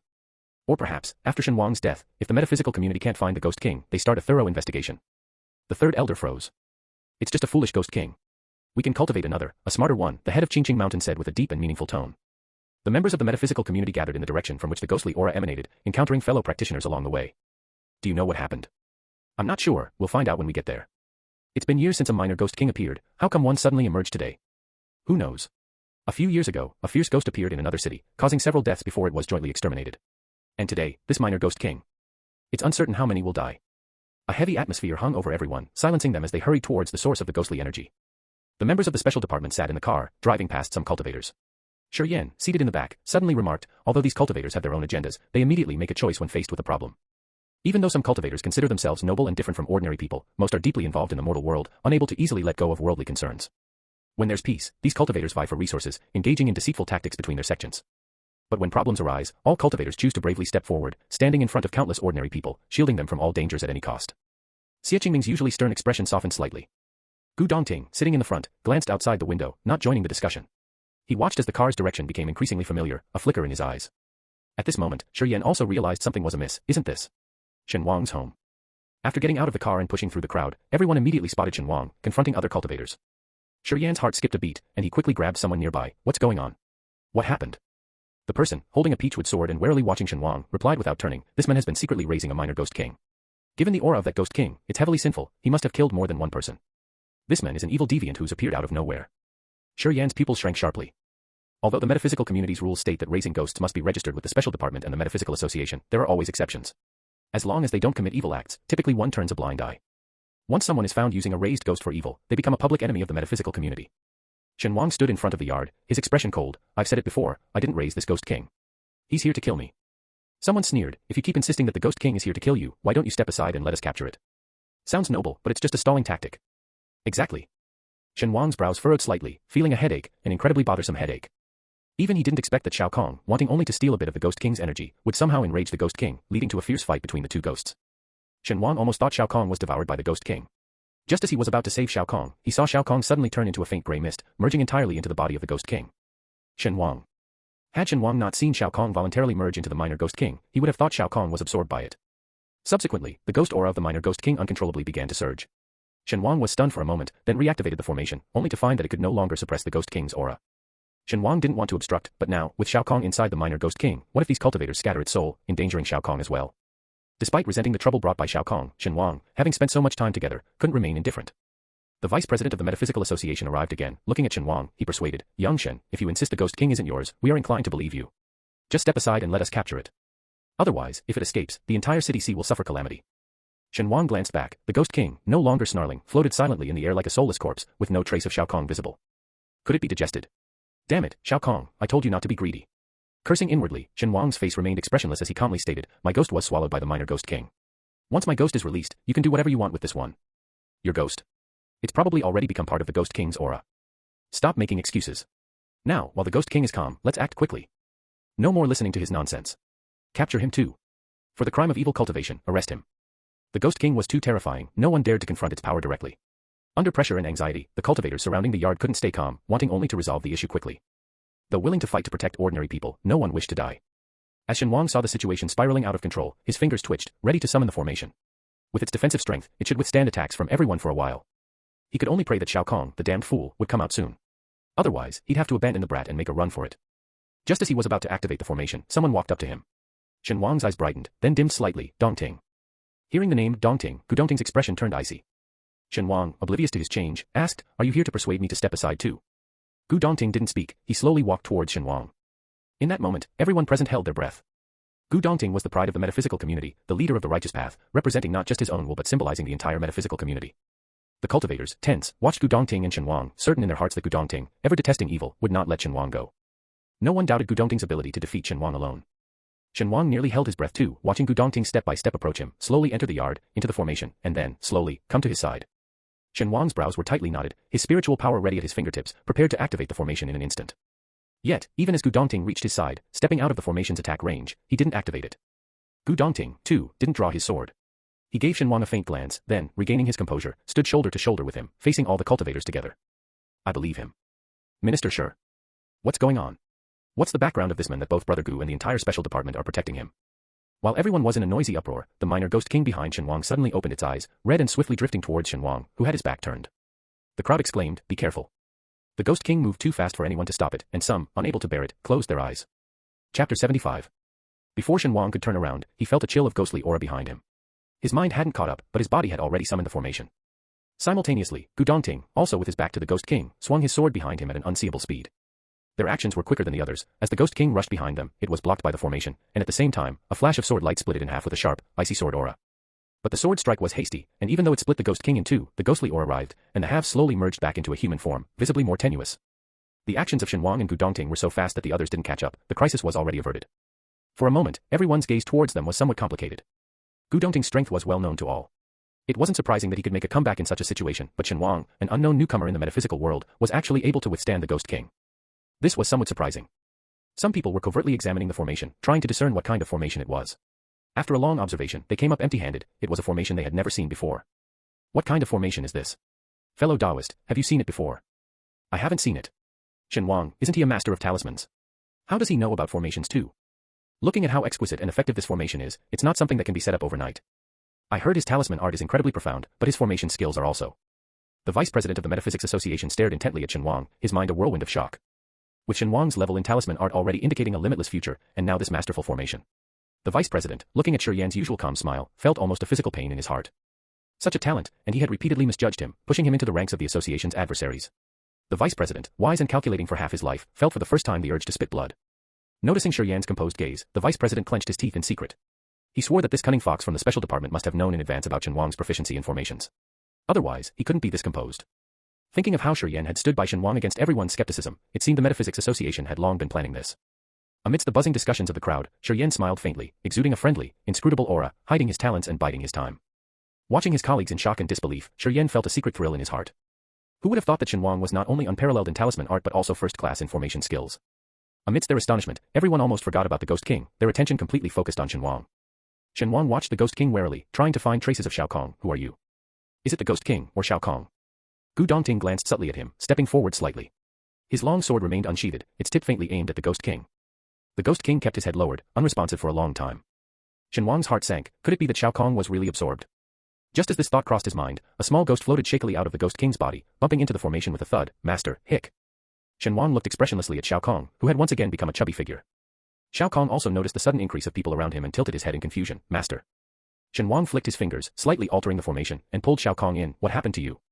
Shao Kong, who had devoured an unknown amount of ghost energy from the little Ghost King, wobbled as he walked, his body plump and chubby, looking adorably fat. I snuck into his body and ate some ghost energy. While speaking, Shao Kong couldn't help but burp, releasing a stream of undigested ghost energy from his mouth. Shen Wang. Well, someone went into another's body for a buffet. This little ghost's origin was unclear, and it was obvious he was with Shen Wang. The surrounding cultivators immediately shouted, Shen Wang, you still claim the little Ghost King has nothing to do with you. This statement instantly made the people around them pick up their weapons again, warily pointing them at Shen Wang. Gu Dongting's eyes lowered, hiding the uncharacteristic coldness in them. What's going on? Hearing Gu Dongting speak, the crowd seemed to find their backbone, their eyes intensely focusing on Shen Wang, their meaning clear. Let's see how you talk your way out of this. Shen Wang, disappointed like a parent with a failing child, pinched the chubby cheek of Shao Kong and repeated the story. I've said it already, I don't know why the little Ghost King suddenly attacked me. The news that the little Ghost King came from Qingqing Mountain was something Shen Wang couldn't reveal yet. Once revealed, why he knew this would become a huge question, either admit he was one of the masked villains and heard it while raiding the Qingqing Mountain treasury, or be unable to explain the source of the information and continue to be controlled as a suspect. Neither option was ideal, so Shen Wang chose to play dumb. You say you don't know the little Ghost King, but what about this formation? Someone asked sharply and aggressively. Shen Wang blinked innocently. This is just a precautionary defense formation I set up at home. I admit I'm a bit paranoid, but I don't believe none of you have something at home to save your lives. At this moment, Shi Yan also interjected with a light smile. It's not incomprehensible. Previously, Qingqing Mountain was relentlessly pursuing Shen Wang. If not for his luck, he might have died on the day of the entrance exam. Shen Wang nodded in agreement, taking the opportunity to throw shade at Qingqing Mountain. With Qingqing Mountain eyeing me like a tiger does its prey, it'd be strange if I didn't prepare in advance. Thinking this way, it seemed there really was no issue. The crowd's expression softened, then immediately turned solemn again, continuing to ask, you said the little Ghost King has nothing to do with you, but what about this little chubby ghost? Shao Kong, struggling to hug Shen Wang's leg, protested, you're the chubby one. I'm a ghost, I can't get fat. Indeed, this little ghost is under my care, Shen Wang, patting Shao Kong's head without changing his expression, said, but as cultivators of high prowess, you should be able to see that he is clean and clear, with no resentment or evil energy, indicating he's never harmed anyone. The onlookers, unable to discern the truth, were speechless. None dared admit their inability to see through the situation, as doing so would be akin to confessing their lack of spiritual cultivation. In the eerie silence, Gu Dongting nodded. He absorbed the Ghost King's spirit, bearing traces of its sinister energy, making it hard to distinguish clearly. Upon hearing Gu Dongting's words, everyone breathed a sigh of relief. So he was influenced by the Ghost King's malevolent energy. No wonder I couldn't see through it. It's Gu Shixiang's profound cultivation and perceptive eyes that unveiled the truth. This ghost isn't harmful, but the Ghost King, with an unknown origin and overwhelming bloodlust, must have harmed many. What should be done about this Ghost King? Everyone trusted Gu Dongting's words without doubt. A conspiracy against Shen Wang was thus silently resolved. Shen Wang exhaled softly, somewhat surprised. He had faced similar slanders in the cultivation world, but he had always fought his way out and hidden for a while, only to return and take revenge once his cultivation was profound enough. This was the first time someone had shielded him from blame, protecting him with their own reputation. As for how to defeat the Ghost King, that's up to you. Shen Wang, without hesitation, passed the buck, thinking, let me set up the formation and also expect me to exert effort. That's too good a deal. As Shi Yan and the members of the Metaphysical Society began discussing how to deal with the Ghost King, Shao Kong innocently said, why defeat him? He's only got a wisp of soul left, I could easily devour him. Everyone was shocked, exclaiming in unison, what? Startled, Shao Kong shivered and, only after being comforted by Shen Wang, timidly said, his soul is very fragile, it won't last much longer. Shao Kong dared to venture into the Ghost King's body for a feast, sensing his bluster but inner frailty. If the Ghost King were in his prime, Shao Kong entering would be akin to offering himself as an easy prey. After hearing Shao Kong's words, Shen Wang thoughtfully asked, can you restore his consciousness? Holding his heavy belly, Shao Kong hesitated, maybe. Understanding Shen Wang's intention, everyone at the scene got his idea. Do you want the Ghost King to tell you who's plotting against you? The fate of the Ghost Controller is tied to the ghost, how could he reveal the truth to you? Using harsh interrogation doesn't seem like a problem. Ignoring the others' discussion, Shen Wang, after confirming Shao Kong could handle the Ghost King, controlled the formation and once again tossed Shao Kong near the Ghost King. Perhaps sensing danger, the motionless Ghost King suddenly opened his eyes as Shao Kong approached, his calm ghostly aura bursting forth as he began to chant menacingly, kill, kill, kill. His behavior confirmed Shen Wang's earlier assertion, this was indeed a mindless evil spirit driven by instinct. Shao Kong transformed into a wisp of black smoke and re-entered the Ghost King's body. This time, he carefully avoided the Ghost King's fragile soul, devouring only the negative emotions within the ghostly aura. After nearly finishing his feast, Shao Kong slowly exited, the transforming black mist now a plump mass. This chubby cloud of black mist floated unsteadily to Shen Wang, reshaping into a human form, now resembling an overinflated balloon. Burp, all done, he announced. Was it really resolved that simply? The crowd looked towards the Ghost King with a mix of skepticism and confusion. The Ghost King's expression twisted momentarily before he reopened his eyes, now clearly bewildered, where am I? He really regained his consciousness. What's the origin of this ghost? He devoured so much of the Ghost King's aura without any adverse effects. Shouldn't he be either bursting or corrupted by the Ghost King's resentment, yet he still seems like a harmless blob. Xiao Kong, who seemed harmless, kept burping. He swore he couldn't eat another bite, not even a sliver of space was left. Clutching the hem of Shen Wang's clothes, Xiao Kong half floated, slowly drifting into sleep. Shen Wang looked down, shrunk Xiao Kong to the size of a palm, and tucked him back into his pocket. The Ghost King's eyes only wavered briefly with confusion before regaining clarity. He scanned the people present, eventually fixing his gaze on the vice president. Everyone, weapons in hand and on high alert, followed his gaze, and the atmosphere shifted subtly. Even Shi Yan looked at the vice president with a strange expression. Could it really be him who plotted against Shen Wang, playing the role of a thief shouting, "Stop the thief"? The vice president, already in a foul mood, felt even more aggrieved. It wasn't me. I don't even know this ghost. This harrowing scene startled everyone, leaving them unable to ask any further questions. Chen Xingji was the name of the Qingqing Mountain sect leader. Suddenly, a cry of surprise came from the crowd. This person, no, this ghost, isn't he that person from Qingqing Mountain? The younger disciple is the current leader of Qingqing Mountain, and his senior disciple. The speaker didn't finish his sentence, just looked towards the Ghost King in the formation, whose face, though distorted beyond recognition, still vaguely showed his features. With that statement, others began to recall, back then, the previous sect leader faced cultivation issues and had to choose a successor from among the two disciples. Others added, the sect leader clearly favored the senior disciple, but he suddenly disappeared during a trip, leaving the junior disciple to take over in an emergency. 20 years ago, society wasn't as stable, technology wasn't as advanced as today, and the management of the metaphysical community wasn't as regulated. Once someone disappeared, it was like a drop in the ocean, leaving no trace. Putting these pieces together and looking at the Ghost King in the formation, everyone involuntarily shuddered, realizing the terrifying implications. Shi Yan's face lost its smile as he signaled his subordinates, "This is a serious matter, our special department will take over." The vice president of the Metaphysical Association turned pale. The Metaphysical Association still exists. Shi Yan remained unflustered. If I'm not mistaken, the Metaphysical Association and Qingqing Mountain are deeply intertwined. Even you, the vice president, have a close relationship with the leader of Qingqing Mountain. Leaving this matter in your hands, our special department wouldn't mind, but I doubt the other members would feel at ease. The crowd looked at each other and tacitly agreed to Shi Yan's arrangement. The significance behind this incident was too great, transcending the mere elimination of a Ghost King.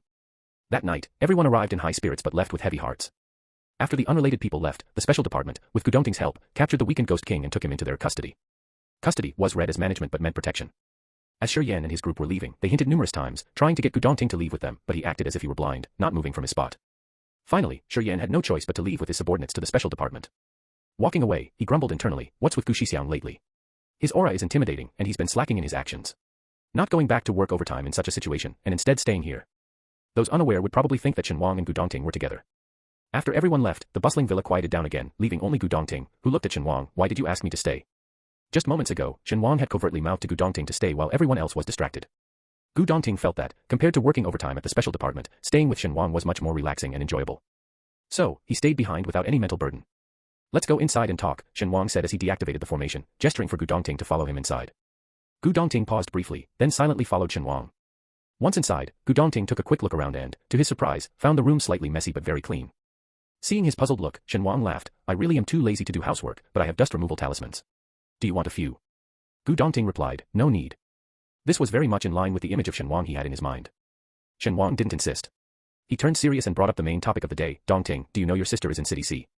The sudden mention of his sister made Gu Dongting's eyes flicker, a fleeting murderous intent passing through them as he calmly countered, "What about it?" Shen Wang was still considering how to phrase his words and didn't notice Gu Dongting's off demeanor. "At the auction the other day, I saw your sister." Gu Dongting's expression remained unchanged, waiting patiently.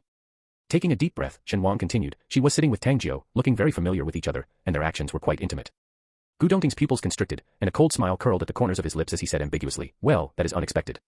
Shen Wang wanted to warn Gu Dongting about his sister, but with nothing concrete having happened yet, and considering Gu Dongting's personality, speaking ill of his sister would only damage their relationship. But seeing Shen Wang's cautious demeanor, choosing his words so carefully, Gu Dongting suddenly felt a surge of displeasure and interrupted him. "That's my sister." Shen Wang was taken aback, looking at Gu Dongting with a confused expression. This reaction from Shen Wang somehow eased the slight annoyance in Gu Dongting. Gu Dongting spoke more bluntly, "I have confidence in her. You don't need to say more, please don't interfere in our family matters again." Shen Wang was left puzzled. Shen Wang, who considered himself to have a good temper, was getting a bit angry, really wanting to curse about being unappreciated despite good intentions. Everything about Gu Dongting was admirable except for his excessive naivety and conservatism, practically a stickler. Does he really think his sister is an innocent, naive little bunny unaware of the ways of the world? If it were someone else being this ungrateful, Shen Wang would have walked away long ago. But this was Gu Dongting. Shen Wang rolled his eyes silently, calming himself down. Let it be. Actually, Gu Dongting didn't mean any harm, he was just a bit slow, a bit foolish, too trusting of others. After mentally berating Gu Dongting, Shen Wang felt better. Anyway, nothing had happened yet, and it was still early to worry about the future. Shen Wang, thinking this, changed the topic. "Do you have any specific requirements for your sword?" From his few interactions with Gu Dongting, Shen Wang could tell that he was one to hold grudges over small matters. He had expected Gu Dongting to be very angry, to have a big fight, or even to kick him out. But Shen Wang acted as if nothing was amiss. Gu Dongting's mood, which had just started to relax, suddenly fell again. "What sword? Didn't I say before that I wanted to gift you a sword?" Shen Wang thought Gu Dongting might have forgotten due to his busy schedule and reminded him. Gu Dongting looked puzzled. You still want to gift me a sword? Not sure if it was his imagination, but Shen Wang always felt that Gu Dongting emphasized the word me. Of course it's you, who else could it be? Although, there is another person I want to make a small knife for. Gu Dongting paused. Who? Shouldn't you be concerned about your own sword? Why are you interested in this? Shen Wang's expression stiffened. If Gu Dongting knew about the things he and little black brother had done, he would probably be taken straight to the special department. Shen Wang. What exactly did he say wrong? Could he get a hint? Why is he suddenly unhappy again? Shen Wang was almost at his wit's end. He felt like a clueless boyfriend trying to figure out why his girlfriend is mad, unable to pinpoint the issue. Why is he angry again? Why is he doubly angry? Why is he angry yet again? Completely baffling. Gu Dongting's gaze shifted several times, seemingly pondering something, then suddenly curved into a faint smile, saying, I like black. You can prepare a black sword for me. It doesn't need to be very fancy, just sharp enough. As long as it's quick enough for killing, Gu Dongting would be satisfied. Shen Wang, looking at Gu Dongting clad in white, said, You like black? Gu Dongting nodded pleasantly, candidly saying, Yes, I like black. Shen Wang, it's hard to tell. Really hard to tell. Not a single black item on him, yet he likes black. Shen Wang didn't quite understand what Gu Dongting meant by like. Having told Gu Dongting the most important thing, Shen Wang didn't insist on keeping him, and after a few words, respectfully escorted him out. You must have a lot of other things to take care of, I won't keep you.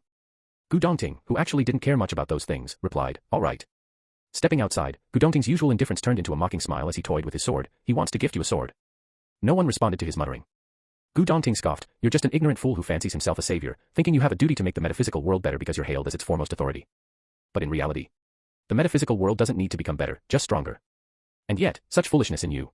Gu Dongting didn't quite know how to feel about that. He despised that young, foolishly arrogant version of himself. If those so-called admirers knew that the current Gu Dongting was nothing but a demon crawling back from hell, his heart ablaze with vengeful hatred, solely focused on revenge, everyone would immediately turn against him, sword in hand, without a moment's thought for his past contributions to the metaphysical world. But, ironically, there was one person who, like him, had experienced betrayal by loved ones, was misunderstood and despised by all, yet still remained true to himself. He could even join him in corruption, becoming a pair of masked villains in cahoots. Even after knowing his vile and ugly true face, that person still treated him normally, without fear or fright, treating him as usual. But why? Why was such a fool also drawn to him? Expressionless, Gu Dongting wondered, why? Why did the person who met him first become close friends with that foolish Gu Dongting? While he could only be little black brother, unknown in face and name. On the road, members of the special department in charge of maintaining the scene greeted Gu Dongting with a beaming smile. Good day, senior brother Gu. The next second, their radiant smile froze at the corners of their mouth, staying that way until Gu Dongting was out of sight, without regaining composure. They shuddered, feeling unsettled. Senior brother Gu's aura is so intimidating. They wondered if it was just their imagination, but they felt a chilling murderous intent emanating from senior brother Gu, a single glance enough to silence them. A colleague nearby didn't think much of it. It's okay, senior brother Gu is just cold on the surface but actually a good person. If you have any unsolvable problems in the future, you can ask him for help. He'll definitely assist. Senior brother Gu is a good person. Hearing the words of others, they scratched their head. Is that so? Maybe they were mistaken. Senior brother Gu was just someone with a cool demeanor. After seeing off Gu Dongting, Shen Wang sighed deeply. What's up with Dongting today? His oppressive presence was so strong. He felt something was off, yet everything seemed normal. Even though Gu Dongting didn't heed his advice and scolded him, what could he do? He could only forgive him, just like a father. Shen Wang sat at his desk, scribbling and drawing in a notebook while thinking bitterly. Who would have thought that the once carefree and unrestrained him would one day become a lickspittle? Although this lickspittle was different from the others. After a busy night, as sunlight reached his desk, Shen Wang finally straightened up. He held a sheet of paper densely filled with writings, with crumpled balls of paper scattered on the floor. Xian Yu, the celestial book, curiously watched as Shen Wang alternated between sleeping and waking. What are you doing? Shen Wang shook the papers in his hand. Can't you tell? Xian Yu answered, Of course, I can see, but why are you studying talisman papers all of a sudden? Xian Yu knew everything about spiritual plants, elixirs, and various raw materials, so it immediately recognized this as a method to improve the quality of talisman papers. What Xian Yu didn't understand was that the talisman papers in this world were too primitive to withstand such a strong enhancement method, nor was it necessary. With Shen Wang's abilities, these low-level talisman papers were all similar, and enhancing their quality was an overkill. It would be better to improve higher-quality jade stones for making jade talismans. Shen Wang didn't respond, just double-checked the steps and quantities for the method. With scarce resources in this world, Shen Wang racked his brains to devise this method to enhance the quality of talisman papers, using resources readily available in the modern world. As he received a call, Shen Wang was contemplating whether to give this discovery to little black brother or Gu Dongting. Gu Dongting had the backing of the Gu family, which could quickly promote it, but being kind-hearted, he might not achieve the desired outcome. Little black brother was ruthless and shrewd, and in a profitable situation, would definitely fulfill Shen Wang's wish to subdue the entire Tang family. The sole reason Shen Wang developed this was to suppress the Tang family, ideally eradicating them completely. With Gu Manling already in contact with Tang Jiu and Wei Jiujiu likely to follow, disaster for the Gu family wasn't far off. Gu Dongting was oblivious to the impending dangers, and as his friend, Shen Wang felt compelled to help. Without the Tang family support, even if Tang Jiu remained the child of fortune, he would be like a tiger without its claws, unable to challenge Gu Dongting in the short term. Thinking of Gu Dongting being destroyed by Tang Jiu and his harem, forced into hiding, and eventually turning completely dark, Shen Wang gritted his teeth and decided to give the discovery to little black brother. Just as Shen Wang made up his mind, his phone rang. Seeing the caller, he felt inexplicably guilty. Dongting. Gu Dongting paused, then responded in a low voice, "We're heading to Qingqing Mountain to capture Qinsingji. Do you want to join?" Shen Wang thought for a moment before realizing Qinsingji was the head of Qingqing Mountain, and he brightened up. "Can I come? This must be a secret mission from the special department, right?" Gu Dongting, with a cold gaze, dispersed the onlookers and said, "If you want to come, you can." Shen Wang. He inexplicably felt pampered by a domineering CEO. The chance to witness the head of Qingqing Mountain's misfortune. Of course, Shen Wang chose to go. Gu Dongting, decisive and swift, interrogated the little ghost king privately and then led his team to Qingqing Mountain early in the morning. Just as everyone was gearing up for action, Gu Dongting suddenly stopped. After waiting a while and seeing Shen Wang arrive, everyone understood what had happened. Shi Yan, with a numb expression, "Ha, I knew it." When the group arrived at Qingqing Mountain, the disciples were still unaware of what was happening. However, the head of Qingqing Mountain had already received the news and was surprised at the speed of the special department's arrival. The Qingqing Mountain sect leader tried to justify himself, "Master Gu, I know you misunderstand me. I'm unaware of what happened with my senior brother back then." Before he could finish, Gu Dongting had already ordered his men to shackle him with spirit-suppressing handcuffs. The Qingqing Mountain sect leader's expression turned slightly somber, yet he didn't resist. "I am willing to cooperate with the investigation. If it turns out I'm innocent, I hope the special department will compensate for all the damages suffered by Qingqing Mountain, including our tarnished reputation." The sect leader's pupils shrank. He instinctively wanted to fight back, but it was futile with the spirit-suppressing handcuffs restraining him. Shen Wang noticed the disciple who spoke was one of the group that had followed him during his last reconnaissance trip to Qingqing Mountain. This was the same disciple who had spoken on behalf of others when they visited Qinfeng. This person must be the chief disciple of Qingqing Mountain. Gu Dongting didn't bother to respond. Instead, he turned to Shen Wang, "Shall we go down?" Shen Wang nodded, "Let's go." The two made their decision in an instant, perfectly in sync. The members of the special department following them twitched their eyelids in frustration, thinking resentfully, "What's gotten into Master Gu? Although they are the ones from the special department, why does Master Gu always consult Shen Wang's opinion?" Shen Wang, unaware of their expressions, entered the tunnel with a slight frown. The deeper they went, the stronger the mix of evil and yin energy became, almost unbearably intense, accompanied by a nauseating stench of decay. If Shen Wang had any doubts before, by now he was certain of what this place was, and he cursed under his breath. Gu Dongting looked back at Shen Wang, his voice calm, "What's wrong?" Shen Wang suppressed his anger. "They are using a method of raising ghosts similar to breeding venomous insects. Allowing the lesser ghosts to devour each other, forcibly creating a stronger ghost. To nurture a king among them, how many must be sacrificed?" Shen Wang had seen a similar method of raising ghosts in Su Cheng's hometown. A malevolent cultivator, masquerading as a geomancer, exploited the local backward mentality of preferring boys over girls, leading to the deaths of numerous infants and children. And this time, the resentment in the tunnel was even more intense than before. In the dimly lit tunnel, Shen Wang noticed that half of Gu Dongting's face was hidden in darkness, the other half faintly illuminated by the dim yellow light, emanating a cold indifference as if nothing could touch his soul, neither the method of raising ghosts nor the tormented spirits. Shen Wang's heart skipped a beat. When he looked again, Gu Dongting's face showed a faint trace of anger. Such actions are unforgivable, they must be severely punished. Must be a mistake, Shen Wang let his guard down. Right, they must be severely punished. Gu Dongting turned his head, the superficial sense of justice on his face disappearing without a trace, replaced again by indifference. After a while, the group finally reached the basement. The moment they saw the scene before them, someone vomited on the spot. The small, circular space resembled a crude cave. In the center was a round, black stone platform. A narrow path led straight from the entrance to the platform, bordered not by flora but by a chilling array of bones and decaying flesh. The cramped space was filled with malevolent spirits devouring each other, their gnashing the source of the eerie sounds heard earlier. As the living stepped into the room, the spirits abruptly turned, their eyes, filled with greed, fixed on the newcomers. Gu Dongting frowned, back to the tunnel. Everyone immediately retreated to the tunnel, and the one who had vomited was dragged back by a companion. After retreating, the spirits seemed confused for a moment, wandering aimlessly around the chamber before resuming their mindless devouring. Shen Wang's brow twitched. There's a formation in the chamber. But the formation was obscured by corpses, making it impossible for Shen Wang to discern its nature.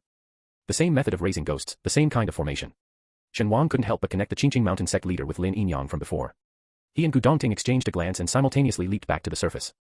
As they soared out, the sounds of a fight echoed from outside. They saw the Qingqing Mountain sect leader, somehow freed from his spirit-suppressing handcuffs, holding a member of the special department by the neck, laughing arrogantly. "Did you think mere handcuffs could hold me?" The member being choked was already rolling his eyes back. Gu Dongting struck with his sword at the sect leader's hand, forcing him to retreat and carelessly throw the hostage aside. Gu Dongting. The Qingqing Mountain sect leader watched him coldly, a mocking smile on his face. "You might handle a minor ghost king, but what about those dozens of malevolent spirits? How will you protect these weaklings?" Shen Wang was startled and turned around abruptly. He saw the evil spirits that had been trapped in the chamber suddenly bursting out, their shrill screams echoing as they swarmed out of the ground. The black ghostly aura spread rapidly, engulfing a Qingqing Mountain disciple who couldn't dodge in time, and instantly swallowed him whole. "Damn it," Shen Wang cursed in anger, "he's a damn madman." Not to mention the dozens of special department members present, but also the hundreds of Qingqing Mountain disciples, and thousands of tourists outside. If even one of these spirits escaped, it would be a disaster. Almost driven mad, Shen Wang kicked the Qingqing Mountain chief disciple who was nearly engulfed by the ghostly aura. "Stop dawdling, damn it. Hurry up and evacuate the tourists." The chief disciple, as if waking from a dream, scrambled away. "Damn it." Shen Wang pulled out a talisman from his pocket and handed it to Shi Yan. "Distribute these." After speaking, he dashed out in big strides. Shi Yan, alarmed, called out, "Where are you going?" In the urgent situation, Xie Qingming quickly pulled the overwhelmed Shi Yan behind him, snatching the talismans from Shen Wang. "Don't run around. These tortured spirits were formidable, some even former cultivators, not to be underestimated. If there were only one or two, the metaphysical experts present could have handled them easily. But with so many surging out at once, while also needing to protect the weaker disciples of Qingqing Mountain and prevent the spirits from reaching the tourists, even the formidable members of the special department were stretched thin. The Qingqing Mountain sect leader, standing at a higher position, looked down at the chaotic crowd below with a satisfied, sinister smile. "You forced my hand." As he spoke, he attempted to flee amidst the chaos. Suddenly, a sword thrust in from the side, forcing him to dodge hurriedly. Still, a long cut appeared across his chest, dripping with blood. "Gu Dongting." The sect leader's pupils contracted in shock. "How are you here? Why can't I be here?" Gu Dongting held his sword, a drop of blood trickling down its tip. His expression was indifferent, as if oblivious to the panicked crowd below. "You're not helping them. Do you know how many more will die here?" the Qingqing Mountain sect leader said, his facial muscles twitching. Gu Dongting twirled his sword elegantly, laughing. His smile was as sinister as that of the Qingqing Mountain sect leader. "What do their lives have to do with me? My only task is to capture you. Or kill you." The sect leader's heart skipped a beat. Without time to ponder why Gu Dongting seemed like a changed man, he barely parried an unexpected lethal move. Gu Dongting, the sect leader panicked. "If you stand by and do nothing, the entire metaphysical community will rise against you." Gu Dongting seemed deaf to his words. His swordplay was straightforward, without any fancy moves, yet each strike was lethal, targeting the sect leader's lower body, throwing him into disarray. The sect leader, who had never fought with Gu Dongting, knew he was strong, but not this strong, and shameless. What renowned master would resort to such tactics? Wouldn't they be embarrassed to speak of it? Soon, the sect leader could no longer afford to think diversely. Gu Dongting pressed on relentlessly. Escape was futile, it was time to fight back. The next second, the sect leader pulled out his own magical weapon, a blood-red whip. The whip, steeped in blood, seemed to be dyed with countless lives. Rise against him. Gu Dongting remained unruffled. He feared nothing, having been hunted by the metaphysical community once before. Above, the two fought fiercely, their swordplay crisp and powerful, slicing through any approaching ghostly aura. The remnants of their sword energy shattered nearby trees, scattering leaves. Below, the ghostly aura had spread, ominously covering the entire mountain, with a tendency to drift towards the tourist area below. Shen was terrified, cursing for the first time in front of others. "Damn, Xie Qingming, think of something, some spirits have slipped away." Xie Qingming, unable to maintain his cool demeanor, was frantic. "What can I do? We might as well pray for a quick rescue." Distracted by his own words, Xie Qingming momentarily let his guard down, allowing an evil spirit to pounce on Shen, who was heavily protected. The spirit's greedy fangs nearly bit Shen's arm. At that moment, a faint white light shone from Shen, and the spirit screamed in agony as Xie Qingming seized the opportunity to shatter it with a decisive attack. Thank goodness for Shen Wang's talismans, both Shen and Xie Qingming thought simultaneously. A storm. Landslide. Hearing these words and seeing the anxious expressions and actions of the staff, most of the visitors believed it and the previously stagnant crowd slowly started to leave. However, some people were still reluctant. "It's broad daylight, and you're talking about a storm and landslides. I think this is just a trick to drive the tourists away. Unless you refund me and compensate for my emotional distress, I'll expose you online and tarnish your resort's reputation. Walk slower. How fast can a landslide be, anyway?" That's just alarmist talk. The noisy crowd had diverse opinions, some even raising their phones, spinning around to film the surroundings. Just as the Qingqing Mountain chief disciple wished he could throw these tourists down the mountain himself, a rolling black mist descended like a flowing black river, moving towards the crowd at a speed that seemed slow but was actually fast. The chief disciple's pupils contracted, his voice cracking as he yelled, "Everyone run. Run, now." His shouting, however, only made some people laugh as if watching a show. At that moment, someone noticed the black mist. "What's that? Is it a landslide? It looks like a cloud, a black cloud. So rare, quick, take a photo." The chief disciple slowly closed his eyes, a bitter taste in his heart. Qingqing Mountain was a sect focusing on feng shui and not known for combat strength. Facing so many evil spirits, they struggled even to protect themselves, let alone thousands of tourists. After waiting anxiously, no screams or sounds of people being devoured by evil spirits were heard. The chief disciple, puzzled, opened his eyes. The menacing ghostly aura seemed to be blocked by an invisible barrier, reluctantly hovering and coveting its prey. Tourists. What happened? The tourists continued to grumble as they leisurely descended the mountain, chatting and laughing with their companions, a rare black cloud overhead and the ordinary world at their feet. Little did anyone know, they had already skirted the edge of life and death. The moment the array lit up, every cultivator still in battle felt a surge of awareness. As they fought the evil spirits, a name firmly emerged in their minds. Shen, clutching the talisman, exclaimed with a mix of shock and joy, "Shen Wang has gone to set up the array. That's great. All the tourists are safe now." Xie Qingming also breathed a sigh of relief. Shen Wang single-handedly turned the tide. Atop the treasure vault, Gu Dongting's sword was pressed against the neck of the Qingqing Mountain leader. To prevent his escape, Gu Dongting unhesitatingly severed his tendons in his hands and feet, acting with swift, ruthless efficiency. They, too, felt the fluctuations of the array. Following the direction of the spreading dark energy, Gu Dongting saw the tourists safely descending the mountain. He remained emotionally unswayed, while the Qingqing Mountain leader began breathing rapidly. "You dared to stop me because you had a backup plan. No wonder, no wonder." Gu Dongting. Actually, there was no backup plan. He truly didn't care about those people's lives. But he couldn't be bothered to explain. "Gu Dongting, do you think you can remain arrogant for long?" The Qingqing Mountain leader suddenly sneered, his gaze dark and crazed as he laughed. "Your current glory is but a prelude to a tragic future. Gu Dongting. Your death will be more miserable than mine. Someone will claim your life, trample you underfoot. Everything you have." Before he could finish speaking, the Qingqing Mountain leader suddenly bulged his eyes, then breathed no more, his expression frozen in a mix of anger and glee, almost reveling in another's misfortune. Gu Dongting's eyes shook. He hurried forward to check and found that the Qingqing Mountain leader was beyond dead, with even the trace of his soul vanished, his soul had scattered to the winds. This must be a restriction. A voice suddenly rang out. Startled, Gu Dongting instinctively drew his sword and swung it, but upon seeing Shen Wang at the other end, he trembled the tip of his sword, halting his subconscious attack. Shen Wang touched his nose. He was at the top of the treasure vault, having used the vault's original protective array to set up a larger one. It wasn't that he intended to eavesdrop, it was just that they chose to talk atop the roof of the vault. But how did the Qingqing mountain leader know about Tang Jiu's existence? Shen Wang sensed something was amiss. Shen Wang always thought he was just a minor character in the book, who accidentally entered the world of cultivators and then unintentionally returned. He had no particular fondness for the original story but also harbored no significant doubts. After all, in the myriad worlds, anything was possible. Each flower, each leaf could constitute a world of its own. The world of a novel was no exception. But, what if this isn't a novel's world? Breaking free from his mental confines, Shen Wang's gaze darkened. He always felt that a massive net was ensnaring the main characters of these novels. Shen Wang didn't know that Gu Dongting had a similar feeling. Ever since his rebirth, Gu Dongting had been focused on taking revenge against Tang Jiu and his followers. Only now did he realize that something else lurked behind Tang Jiu. Both heavy-hearted, they exchanged a glance and simultaneously cracked a small smile. Shen Wang, Dongting knows nothing, I can't let him be frightened. Gu Dongting, Shen Wang knows nothing, I can't let him worry about me. Shen Wang, he was spouting nonsense, trying to scare you. Gu Dongting, last words before death are not to be trusted. Both spoke at the same time, their voices overlapping. They looked at each other, their smiles growing more genuine. Let's go and clean up this mess. Gu Dongting nodded, kicked the body of the Qingqing mountain leader to the ground, and leaped down with Shen Wang. As the body of the Qingqing mountain leader hit the ground, all the evil spirits, as if sensing something, abandoned their fights and swarmed towards the body, gnawing at it relentlessly. If it weren't for you this time, we might all have been goners. Brother Shen, you saved us all. And those tourists. If those evil spirits had escaped, the tourists would have suffered terribly.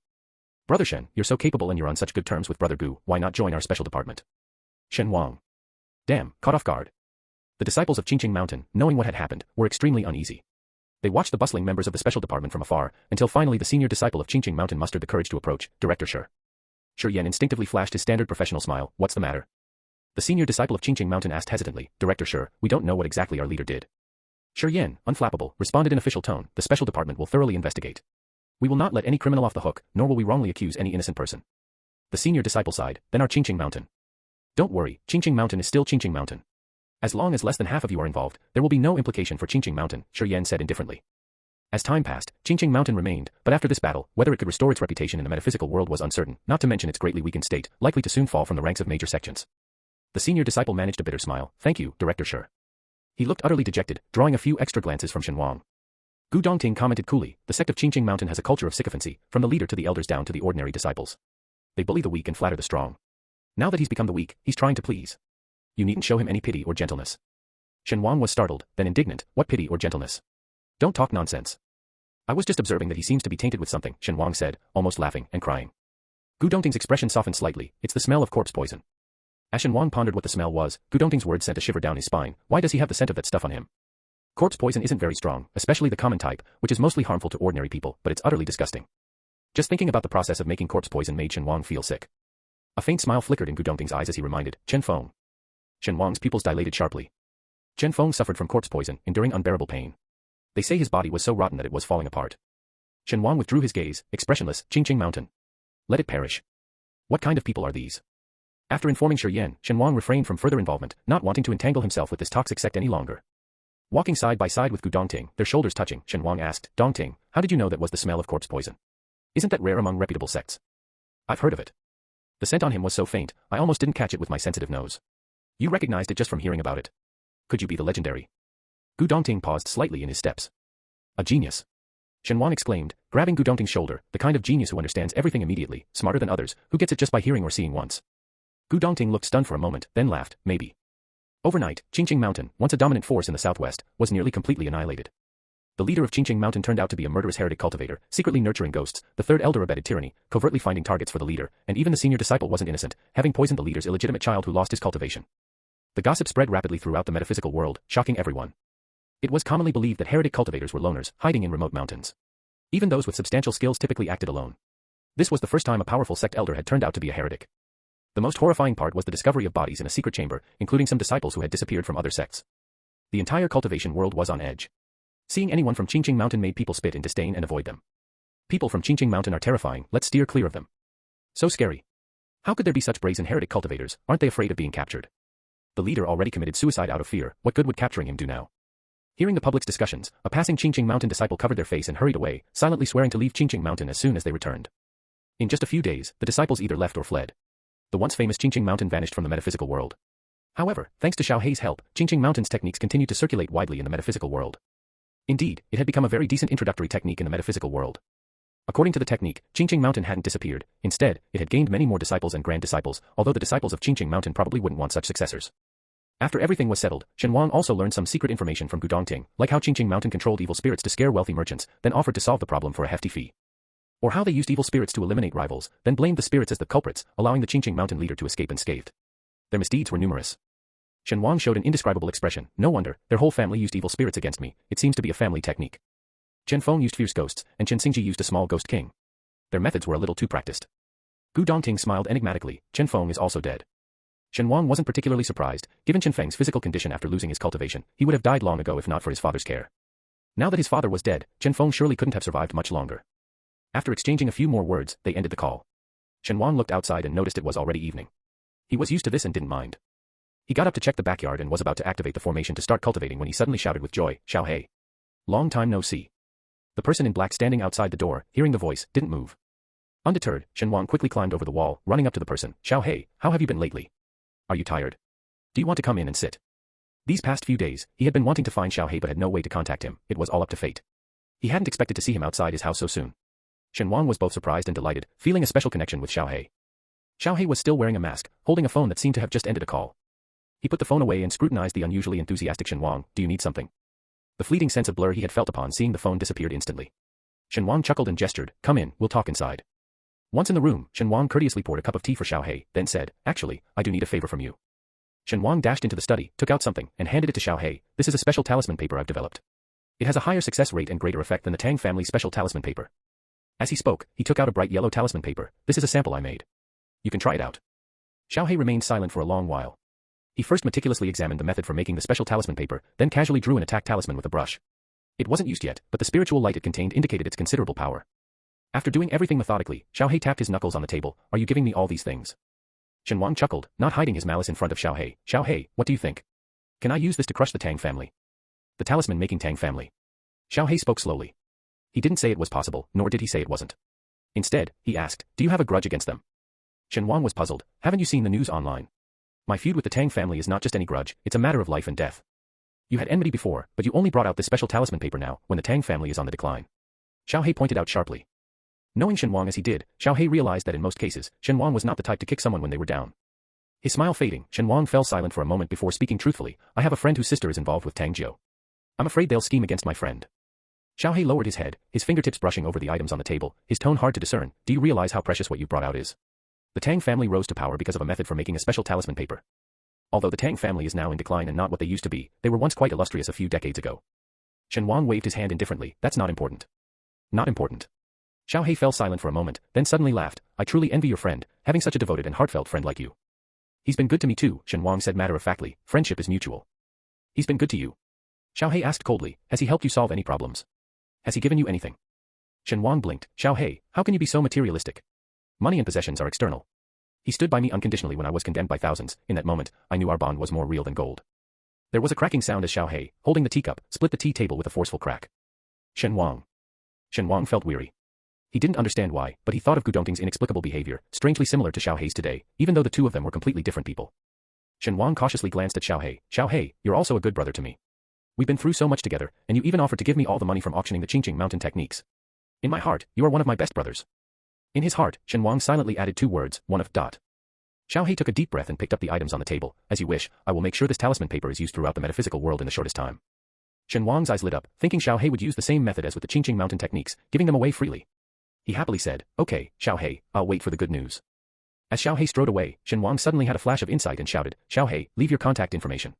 Otherwise, I won't be able to find you next time." The other paused, turned back to exchange contact information with Shen Wang, and then strode away. For some reason, Shen Wang felt that Xiao Hei's footsteps were unusually heavy today. Even men can get jealous. Shen Wang opened Xiao Hei's social media account, which was spotlessly clean with no information. "It's my fault for being too charming, having too many brothers, but at least I can carry water." Meanwhile, Tang Jiu was out shopping with Gu Manling, bitterly denouncing Shen Wang, exaggerating his actions and telling her everything about him. "Yes," Tang Jiu sighed, "my parents didn't agree to kick me out, so he left and spread lies online, causing our company's stock to plummet, losing many projects, and slandering us for cursing others. I really don't know what crooked path he took to enter the metaphysical world." "The crooked path is not the way to go," Gu Manling commented. She was about to say more when she suddenly saw a beautiful necklace appear before her, blushing. "I just looked at it a few times. How did you buy it so quickly?" If you like it, of course, I'll buy it for you, Tang Jiu said with a twisted smile, putting the necklace on Gu Manling. The rose gold chain accentuated her slender neck, sparking a barely perceptible desire in Tang Jiu's eyes. They exchanged smiles, their affection deep and sweet. Touching the necklace around her neck, Gu Manling secretly decided to reciprocate Tang Jiu's gesture and lend him a hand. Shen Wang, he stood by me unconditionally when I faced public condemnation. I love him so much. Black Gu, shaking with anger, that was me. I did that. Voice trembling, cursed that thieving by Gu. Spouting fire. Chapter 77. During this period, due to the scum father and son of Qingqing Mountain, things had been one issue after another. Now it finally seemed to be coming to an end, and Shen Wang's tense nerves relaxed considerably. Having handed over the talisman-making method to Xiao He, Shen Wang knew his ruthless nature. Even with the protagonist's halo protecting the Tang family, they were sure to be skinned, unable to rest easy. Shen Wang also let go of a burden from his mind. After loafing around at home for 2 days, feeling refreshed, Shen Wang was ready to continue researching artifact refining, only to be sought out by Shi Yan. Recently not wanting to go out, Shen Wang. Shi Yan, also feeling helpless, reminded him, don't you want your certificate? Shen Wang was clueless, certificate? What certificate? Shi Yan. Reminded by Shi Yan, Shen Wang finally remembered he had taken an entrance exam. Now that the results were out, he could collect his certificate. From now on, he would be a certified individual. Excited, Shen Wang changed his clothes and headed straight to the special department. Upon entering the special department, Shen Wang noticed it was unusually lively compared to its usual deserted state, with cultivators coming and going. Shen Wang observed the crowd for a while but couldn't find where to collect his certificate. A member of the special department who recognized Shen Wang noticed him, led him out of the crowd, and brought him to the door of Shi Yan's office. The person who brought Shen Wang over shyly smiled, Brother Shen, if you need anything, you can find Director Shi. I've got to get back to work. With that, he waved cheerfully at Shen Wang and left with light steps. Observing Shen Wang's actions, Shi Yan's smile deepened, you turned the tide in a critical moment, saving dozens of people in our department. They are all very grateful to you. Scratching his head, Shen Wang said, it was just something I did on the fly, nothing to be grateful for. Shi Yan couldn't help but smile. He found Shen Wang to be a strange person, sometimes overly confident to the point of arrogance, boasting excessively when self-praising, yet when he does something truly praiseworthy, he plays it down. A strange kind of good person. Secretly stamping this label on Shen Wang in his mind, Shi Yan took out something he had prepared earlier. This time in the exam, you broke the historical record in the metaphysical world. Shen Wang, surprised, took it. I did that well. Just as expected of me. You got full marks in the practical test, but 0 in the written exam, Shi Yan said with a smile. Such extreme scores are indeed unprecedented, and there might not be a future instance either. If it weren't for Shen Wang saving dozens of students during the exam by single-handedly capturing a fierce ghost with his overwhelming power, he might not have been able to get the certificate at all. Shen Wang shamelessly chuckled. Too kind, too kind. Shi Yan's mouth twitched. I wasn't praising you, but thanks. Shen Wang, looking through his certificate, found another small booklet. He casually opened it and was startled. What's this? A special department certificate, Shi Yan said calmly and naturally, as if it was something that rightfully belonged to Shen Wang. From now on, you're an external member of the special department. Welcome. Shen Wang, when did I agree to join the special department? Shi Yan looked at Shen Wang, on Qingqing Mountain. After racking his brain for a while, Shen Wang finally remembered setting up a formation on Qingqing Mountain to stop evil spirits from descending the mountain and harming ordinary tourists. He was overly praised by the members of the special department, leading to a momentary lapse in judgment.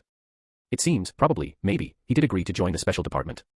Seeing Shen Wang's dejected look, Shi Yan comforted him without much guilt. You're just an external member.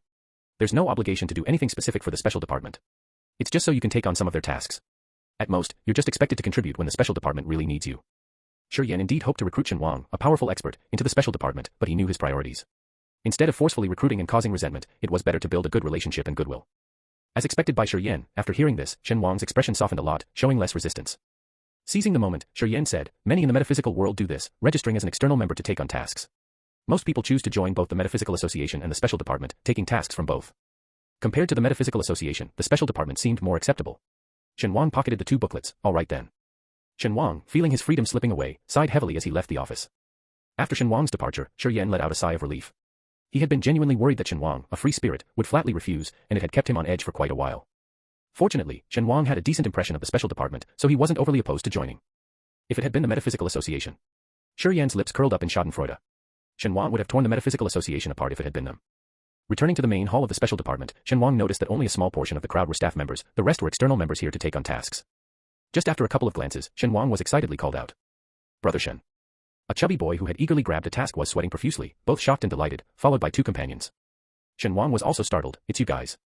It was the plastic teammates who had forcibly teamed up with Shen Wang during the entrance exam. The chubby boy hopped and skipped to Shen Wang. Brother Shen, are you here to take a task too?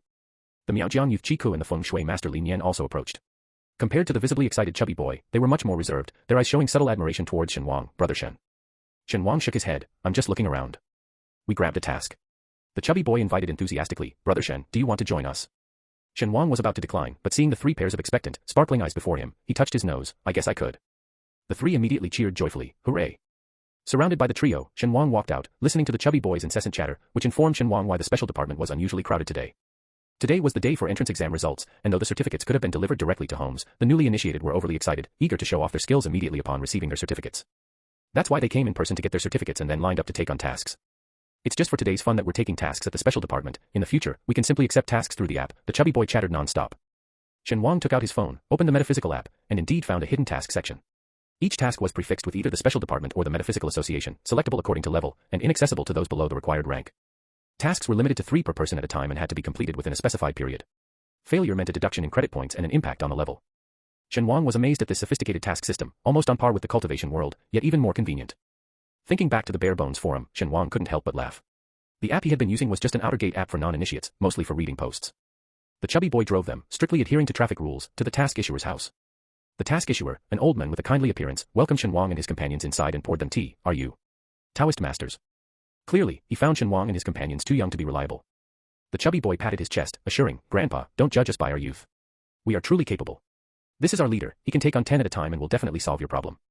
Shen Wang, suddenly promoted to a leader who could fight 10 at once. The old man, dubious, still recounted his situation to them. A devout Buddhist, he regularly visited a nearby temple to offer incense. Last week, he found a wallet at the temple and since bringing it home, things started going awry. He felt tired easily, couldn't walk far without gasping for breath, a drastic change from his usual strolls with friends. If that was all, it wouldn't be too concerning, but he also began having frequent nightmares, worsening his already poor sleep. After several days of suffering and multiple hospital visits, the doctors attributed it to psychological stress. With no solution, the old man, on a friend's recommendation, posted the task on the platform. The old man rambled in complaint, psychological stress. I receive a good pension, my children are filial, and I enjoy my daily walks and chess games. What stress could I have? Those doctors just spout nonsense. The medicine they prescribed, costing 300 to 400 per box, didn't even help. The chubby boy, unable to interrupt, could only listen with a frown. Once the old man finished complaining, he continued to ask, so, these issues started only after you found the wallet? The old man nodded, yes, that's when my troubles began. Could we see the wallet? The old man naturally replied, how could I keep a wallet I found? I definitely handed it over to the police. If you want to see it, you'll have to go to them. Shen Wang and his companions. Very good, very logical. After inquiring about the situation, the group prepared to leave. The old man stood to see them off but was persuaded to stay seated by the chubby boy and his friends. Shen Wang thought for a moment, took out a talisman, and handed it to him. Carry this talisman with you and place it under your pillow at night. It should improve your sleep. The old man, holding the talisman, gratefully asked, how much does it cost, young man? Shen Wang replied, no charge, it's included in your task fee. Then that's really a bargain. The old man, overjoyed, carefully stored away the talisman. After leaving, Shen Wang, recalling the old man's remark about the bargain, couldn't help but ask the chubby boy, so, how much is the fee for this task? The chubby boy instantly replied, 500. Shen Wang was shocked, how can it be so cheap? With Shen Wang's understanding of the metaphysical world, he expected tens or even hundreds of thousands, not such a low price. No wonder the frugal-looking old man called it a bargain. The chubby boy scratched his head, I don't know, maybe the task I grabbed was just cheaper. The feng shui master added, the special department and the metaphysical association differ, with the former often having much lower prices. The metaphysical association's prices are steep, often attracting wealthy clients. But there are more ordinary people in the world who encounter metaphysical issues, and they can't be ignored. That's why the special department considers the reward price more reasonably. Gradually, it became a norm, the metaphysical association caters to the high-end market, while the special department offers more affordable services. Shen Wang realized his earlier confusion, if the prices set by cultivators were so high, what would ordinary people do? No wonder the special department, despite starting later, has grown to rival the century-old metaphysical association in power and influence. Speaking of this, the Miaojiang youth scoffed, those money-driven folks at the metaphysical association won't take low-price tasks. They just push them onto the special department. With their mindset, no matter how much they cultivate, they won't achieve much. Shen Wang nodded in agreement. It wasn't long before the trio arrived at the temple mentioned by the old man. The place was bustling, lined with stalls stretching along the street. Shen Wang observed for a while but didn't notice anything unusual. Spirits usually appear at night. Let's find a place to sit, suggested the feng shui master. The rest had no objections and casually chose a nearby coffee shop, sitting down at an outdoor table. Perhaps due to it being a weekday, there weren't many customers in the coffee shop. The few staff members gathered in small groups, chatting a bit loudly, their voices carrying clearly to Shen Wang and his friends outside. How's your insomnia these days? Still the same, poor sleep quality. I keep having dreams at night and forget what I dreamt about when I wake up. Dreaming every night, who can handle that? No wonder you're yawning at work. Have you seen a doctor? No, I guess it's just recent stress, feeling a bit anxious. After a few words of comfort to the young woman suffering from insomnia, they quickly switched to another topic. Didn't you find a wallet recently? I found one last night too. Seems like a lot of people are losing their wallets lately. Someone from the shop next door found a wallet too. Is it wallet wholesale season or what? Everyone's finding wallets, but no one's coming to claim them. How much money was in the wallet you found? 200. What a coincidence. The wallet I found also had just 200, nothing else in it. Hearing this conversation, the expressions of Shen Wang and his companions subtly changed. Shen Wang kicked the chubby boy's stool, signaling him. Taking a deep breath, the chubby boy stood up and approached the staff. Excuse me, can you tell me more about these wallets you found? The staff, startled by the sudden question, exchanged glances before one of them asked, "Did you lose a wallet?" The chubby boy, at a loss for words, looked toward Shen Wang for help. Shen Wang. He gestured in a way that said, "Say whatever you want." Stammering, the chubby boy said, "Yes. Where did you guys put the wallets?" His behavior made the staff more cautious, suspecting he had eavesdropped and was trying to claim the wallet. "Can you describe what the wallet looks like?" The chubby boy, clueless about the wallet's appearance, looked to Shen Wang again. Shen Wang, rubbing his forehead in resignation, stepped forward. "It's a plain black wallet, feels like leather, and has only a single compartment." The chubby boy was astounded and admiring. "Can you really calculate that? Brother Shen is too amazing." Shen Wang's eye twitched. "That's the wallet description the old man gave. This is obviously the work of the same ghost, so the wallets wouldn't differ in appearance." Upon hearing Shen Wang's description, the staff were overjoyed. The girl who found the wallet hurried to the counter and brought it out. Yes, that's it." "Right, let me clarify, when I found it, there was only 200 in it, I didn't take your money." Shen Wang took the black wallet, opened it to check, and smiled in thanks. "I know, thank you." His smile made the girls blush, one of them shyly lowering her head. "I also found one, not sure if it's yours." "I already threw it in the temple's donation box." Shen Wang. Today's youth really are something else, tossing a ghost's belongings into the Buddha's merit box on a whim. Are they expecting the Buddha to fight the evil spirit? Amid the apologetic glances of the others, Shen Wang spoke with a complex expression. "That was probably mine too, but it's okay, consider it a good deed on my part." After saying this, Shen Wang took out something and handed it to the two girls who found the wallets. "Thank you for your honesty. This is a small gift for you, containing a powder that aids sleep. Placing it under your pillow at night should be helpful." The two girls, holding the small yellow triangular talismans, thanked him, half believing and half doubting. Shen Wang and the chubby boy returned to their seat, casually throwing the wallet on the table, signaling the others to take a look too. Behind them, the voices of the staff members could be heard, speaking in hushed tones. "He's so handsome, oh my god, I've never seen someone so good looking. And he even gave us something. It's just a small trinket, but it's still very polite of him. Anything given by such a handsome guy, even if it's just a scrap of paper, I'm going to cherish it. He's like a TV star or something. But he's kind of scatterbrained, always losing his wallet. Think positively. He's handsome and brainless, isn't that even better?" Shen Wang and his companions, hearing every word. The chubby boy couldn't hold back and burst into laughter. Shen Wang abruptly stood up. "Let's go." As they hastily left, they could still hear a sigh from behind. "The handsome but dumb guy is leaving already. I didn't even get a chance to take a photo." Once they were a distance away, the chubby boy and his friends laughed unabashedly, louder and louder. "Brother Shen, the handsome fool, ha ha ha." Shen Wang's eyes flashed dangerously. "I don't know about me being a fool, but if you keep laughing like this, I'll make sure you become mute handsome guys, got it?" The wooden merit box was inscrutable, and Shen Wang and his companions circled it several times, drawing the attention of other visitors. After a few minutes, a monk hurried over. "Are you here to offer incense?" They looked up and in unison said, "No." The monk placed his hands together and asked in an unamiable tone, "May I ask what brings you gentlemen here?" Just now, a visitor had informed him that a few suspicious-looking burly men were eyeing the merit box, urging him to check it out. The monk rushed over before he could report to his master. Before he got close, he saw 4 men eyeing the merit box, causing him to feel a sudden apprehension. Noticing the monk's wary gaze, Shen Wang suddenly realized the misunderstanding and patted the merit box. "Go tell the person in charge that someone from the special department is here to investigate." "Special department? What special department?" The monk was skeptical, but Shen Wang's calm yet authoritative tone instinctively made him agree. After realizing what he had agreed to, the monk's face wrinkled in concern. He summoned a junior monk to watch these unusual men and ran to find his master. By the time the monk returned with his master, a crowd had already gathered. The monk felt anxious. "Master, I hope there's no trouble." The master, serene and unhurried, approached.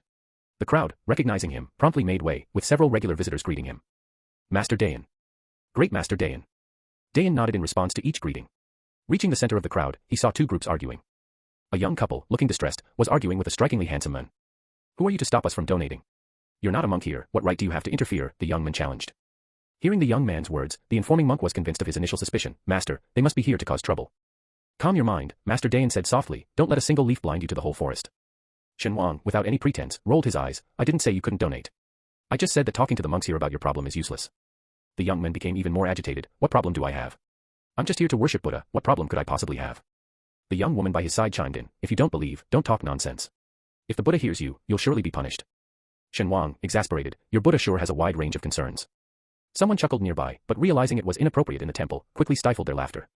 After observing for a few seconds, Master Dayan stepped forward. "Amitba, please come inside for a detailed discussion." Shen Wang glanced back and saw that the old monk, though lacking in cultivation, was enveloped in merit and faintly radiated with Buddha's light. He respectfully addressed him. "Master, pardon the disturbance. We need something from the merit box." Master Dayan gestured to his disciple. The following monk, stunned and perplexed as to why his master was so courteous to these ruffians, reluctantly unlocked the merit box, which was chained to the table, and carried it, following Master Dayan. The rest were equally taken aback. "Who is this guy? Asking for the merit box and the monk doesn't even get angry." Master Dayan ignored the surrounding murmurs, stepping back to clear the way. "Please, proceed." As the crowd saw no more drama unfolding, they gradually dispersed. The young woman, puzzled, asked, "Is he a doctor? How did he know you had a stomachache?" The young man, face ashen, gritted his teeth and cursed. "Who knows, probably just a lunatic." Shen Wang, dubbed a lunatic, shook his head. He had given good advice, their refusal to heed it was their own folly. Respectfully invited into the Zen room, Master Dayan personally poured tea for Shen Wang and his companions. May I know the reason for your visit? Shen Wang glanced at Master Dayan's disciple, who was then signaled by the master to leave. After the disciple reluctantly left and only Master Dayan and Shen Wang's group remained, Shen Wang explained the issue with the borrow life wallets. After listening, Master Dayan looked towards the merit box and personally opened it. Upon opening, he was startled to see 4 or 5 identical black wallets inside the box. The chubby boy quickly grabbed the wallets, and Shen Wang shuffled through them, picking out several banknotes. These notes also carry a sinister aura. Master Dayan was momentarily speechless. He lacked the talent for cultivation and there were no cultivation techniques in the temple, so all the monks were ordinary people, yet, as the temple's caretaker, he knew some things about the metaphysical world. Master Dayan, troubled, never expected such events outside his temple. He asked with a frown of concern, may I ask, do these borrow life notes pose any harm to those who found them? They are harmful to those who took the money, effectively borrowing a week of their lifespan, Shen Wang said, his gaze on the banknotes, his expression complex, but for those who threw the money into the merit box, there's no harm. Actually, borrowing life through these notes isn't easy. Generally speaking, even if someone touches them and then discards them immediately, the borrowing still succeeds. Ironically, those who found the wallets made quirky moves, either throwing them into the merit box or taking them to the police station, places brimming with positive energy and righteousness, impenetrable to evil spirits. These little ghosts couldn't even get close, let alone retrieve the wallets and return them to the finders. Thus, these people weren't subjected to life borrowing. At most, they felt a bit unwell for a while due to touching the sinister aura. As for the old man, his condition was particularly severe due to his advanced age and lack of vital energy. Hearing Shen Wang's explanation, everyone fell silent. The chubby boy muttered to himself, can it really work like that? Does the police station actually have this function? I wonder if the special department does too. His remark was met with several disdainful looks. The chubby boy. Feeling hurt by their condescending stares, the chubby boy defended himself. The special department is like the metaphysical world's police station, isn't it? Why can't it have this function? What's the issue? The feng shui master turned his head away, unable to bear looking. The Miaojiang youth, with a perplexed expression, you want evil spirits to go to the special department. Still unconvinced, the chubby boy retorted, what's wrong with that? The Miaojiang youth, the special department, where almost all members are cultivators, specifically established to eliminate demons. The chubby boy froze, then slowly lowered his head, pretending as if he hadn't said anything. If temples and police stations are places where evil spirits cannot enter, then the special department must be where they steer clear entirely, detouring a wide berth. Shen Wang looked at the chubby boy with pity and continued speaking to Master Dayan, unfortunately, this money probably can't be donated to your temple. Master Dayan smiled kindly, helping the world is the essence of Buddhism. Money is merely a necessity for us mortals. Master Dayan is truly enlightened, praised Shen Wang, appreciating his frank and honest nature, unlike many monks who exploit Buddha's name for personal gain. After spending an afternoon in the temple and enjoying a complimentary vegetarian meal at Master Dayan's invitation, Shen Wang and his companions, full and satisfied, left with their wallets as night fell. Master Dayan's disciple watched their retreating figures, pouting discontentedly, Master, who are they, and why were you so kind to them? Usually, no matter who came, Dayan would at most treat them with courtesy. Dayan smiled, that person is of great virtue. After speaking, he looked at his disciple, educating with emphasis, don't judge people with your eyes, but with your heart. Don't be biased and become stubborn in your perceptions. Great virtue. How virtuous could they be? Could they compare to Master? The disciple bowed his head, reluctantly agreeing. Stepping out of the temple, they were greeted by a bustling scene. The already lively road by day was now filled with various stalls at night, crowded with people. And there were all sorts of delicious food aromas. The plump boy exclaimed in surprise, selling grilled chicken wings at the temple gate. Isn't that inappropriate? Saying so, he swallowed his saliva. They are ordinary people struggling to make a living. As long as it's not inside the temple, what's the harm? Shen Wang chuckled. The master is much more open-minded and understanding than you. The chubby guy didn't mind, so he's a master, and I'm just an ordinary person. After laughing, the group wasn't in a hurry. They leisurely strolled around the night market. After several rounds, Shen Wang suddenly had a feeling and looked towards a corner. There, he noticed a black wallet that had apparently been dropped. Shen Wang, quick-eyed and deft-handed, stepped forward just as someone else was about to pick it up. That's my wallet. The other person wanted to say something, but seeing Shen Wang's towering stature, a good half-head taller, left grumbling and disgruntled. No sooner had Shen Wang picked up the wallet than he felt a ghostly presence latch onto him. Like fine, invisible tentacles, it clung to him, silently sapping away his life. Shen Wang. It's been a long time since I've seen a ghost this bold. Brother Shen, did you find it? The chubby guy looked expectantly at Shen Wang. Upon his nod, everyone's eyes lit up with surprise, and they quickly left. Moving to a deserted alley, Shen Wang shook the wallet and suddenly reached back with a swift pull. The little ghost, lurking behind and relishing in glee, was caught off guard by a sudden force. Before it could react, it was yanked right in front of Shen Wang, eyes meeting eyes. Little ghost. Shen Wang, with a smile, greeted the little ghost, hello there. The chubby guy, along with others, commented, this little ghost seems pretty weak. Can it even withstand a punch from our brother Shen? The geomancer solemnly said, one punch might be enough to scatter his soul and spirit. The little ghost, snapping out of his daze, realized in shock that he had been caught by a celestial master. He immediately struggled with all his might, contorting his ghostly face grotesquely, but no matter how hard he tried, he couldn't loosen Shen Wang's grip in the slightest. Watching the little ghost's futile efforts with an amused smile, Shen Wang casually severed the clinging ghostly aura from his body. The little ghost was startled and then burst into tears, Master, please spare my life. Had Shen Wang not been holding him, he would have probably knelt down and kowtowed on the spot. Though the little ghost couldn't shed tears, his dramatic wailing was spot on. Choking with sobs and with a vivid expression of despair, he pleaded, Master, I swear I've never harmed anyone. I only borrowed a few days of life, just a few days. Even then, I didn't manage to borrow much. Nowadays, it's not just people, even ghosts are having a tough time. They find wallets and don't keep them but turn them over to the police station or temples. I ended up losing some ghostly energy and $200 without borrowing any life.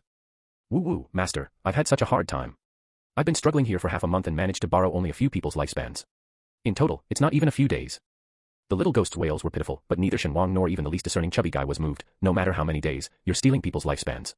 Calling it borrowing is just a euphemism. Do you even intend to return it? The little ghost crying abruptly choked in his throat.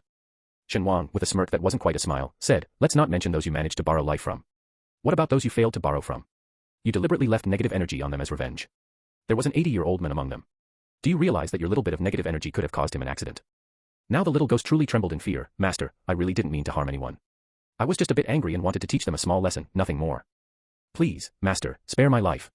I won't dare to do it again. As the little ghost sobbed and apologized, Shen Wang remained noncommittal and continued to inquire, where did you get the money you used for borrowing life? It was only because the old man who issued the task was of an advanced age, making him exceptionally sensitive to the negative energy, that he sought out a metaphysical master to resolve the issue. As for the others affected by the negative energy, they only suffered a few days of insomnia and discomfort, similar to severe flu symptoms. Busy and frugal young people hardly paid it any mind.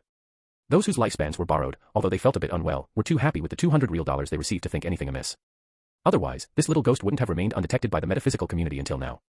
The little ghost's complexion changed repeatedly. Seeing this, Shen Wang pinched the ghost's soul, causing him to shriek in pain. The ghost slowly began, Master, I really didn't intend to harm anyone. It's just that my mother fell ill, and if I didn't help, she wouldn't have had much time left. As he spoke, the little ghost started to play the sympathy card again, weeping and lamenting how his mother struggled to raise him, only to face the tragedy of a parent outliving their child. She fell ill in her old age, and as a filial son, he could only extend her life for a few days in this manner. Shen Wang's eyes were cold. Your mother's life matters, but others' lives don't.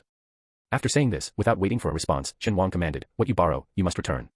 Give back the lifespans you took, or else. The little ghost was reluctant, but with Shen Wang's overwhelming power, he was forced to painstakingly return all the lifespans he had borrowed during this period. After returning them, he looked at Shen Wang with teary eyes. Master, is this enough? Can you let me go now? Let you go. Shen Wang scoffed. Go through reincarnation. With that, he forced the little ghost, who was wailing and pleading, to finally go through reincarnation, still sobbing. The chubby guy and the others looked on with a mix of fear, realization, and awe.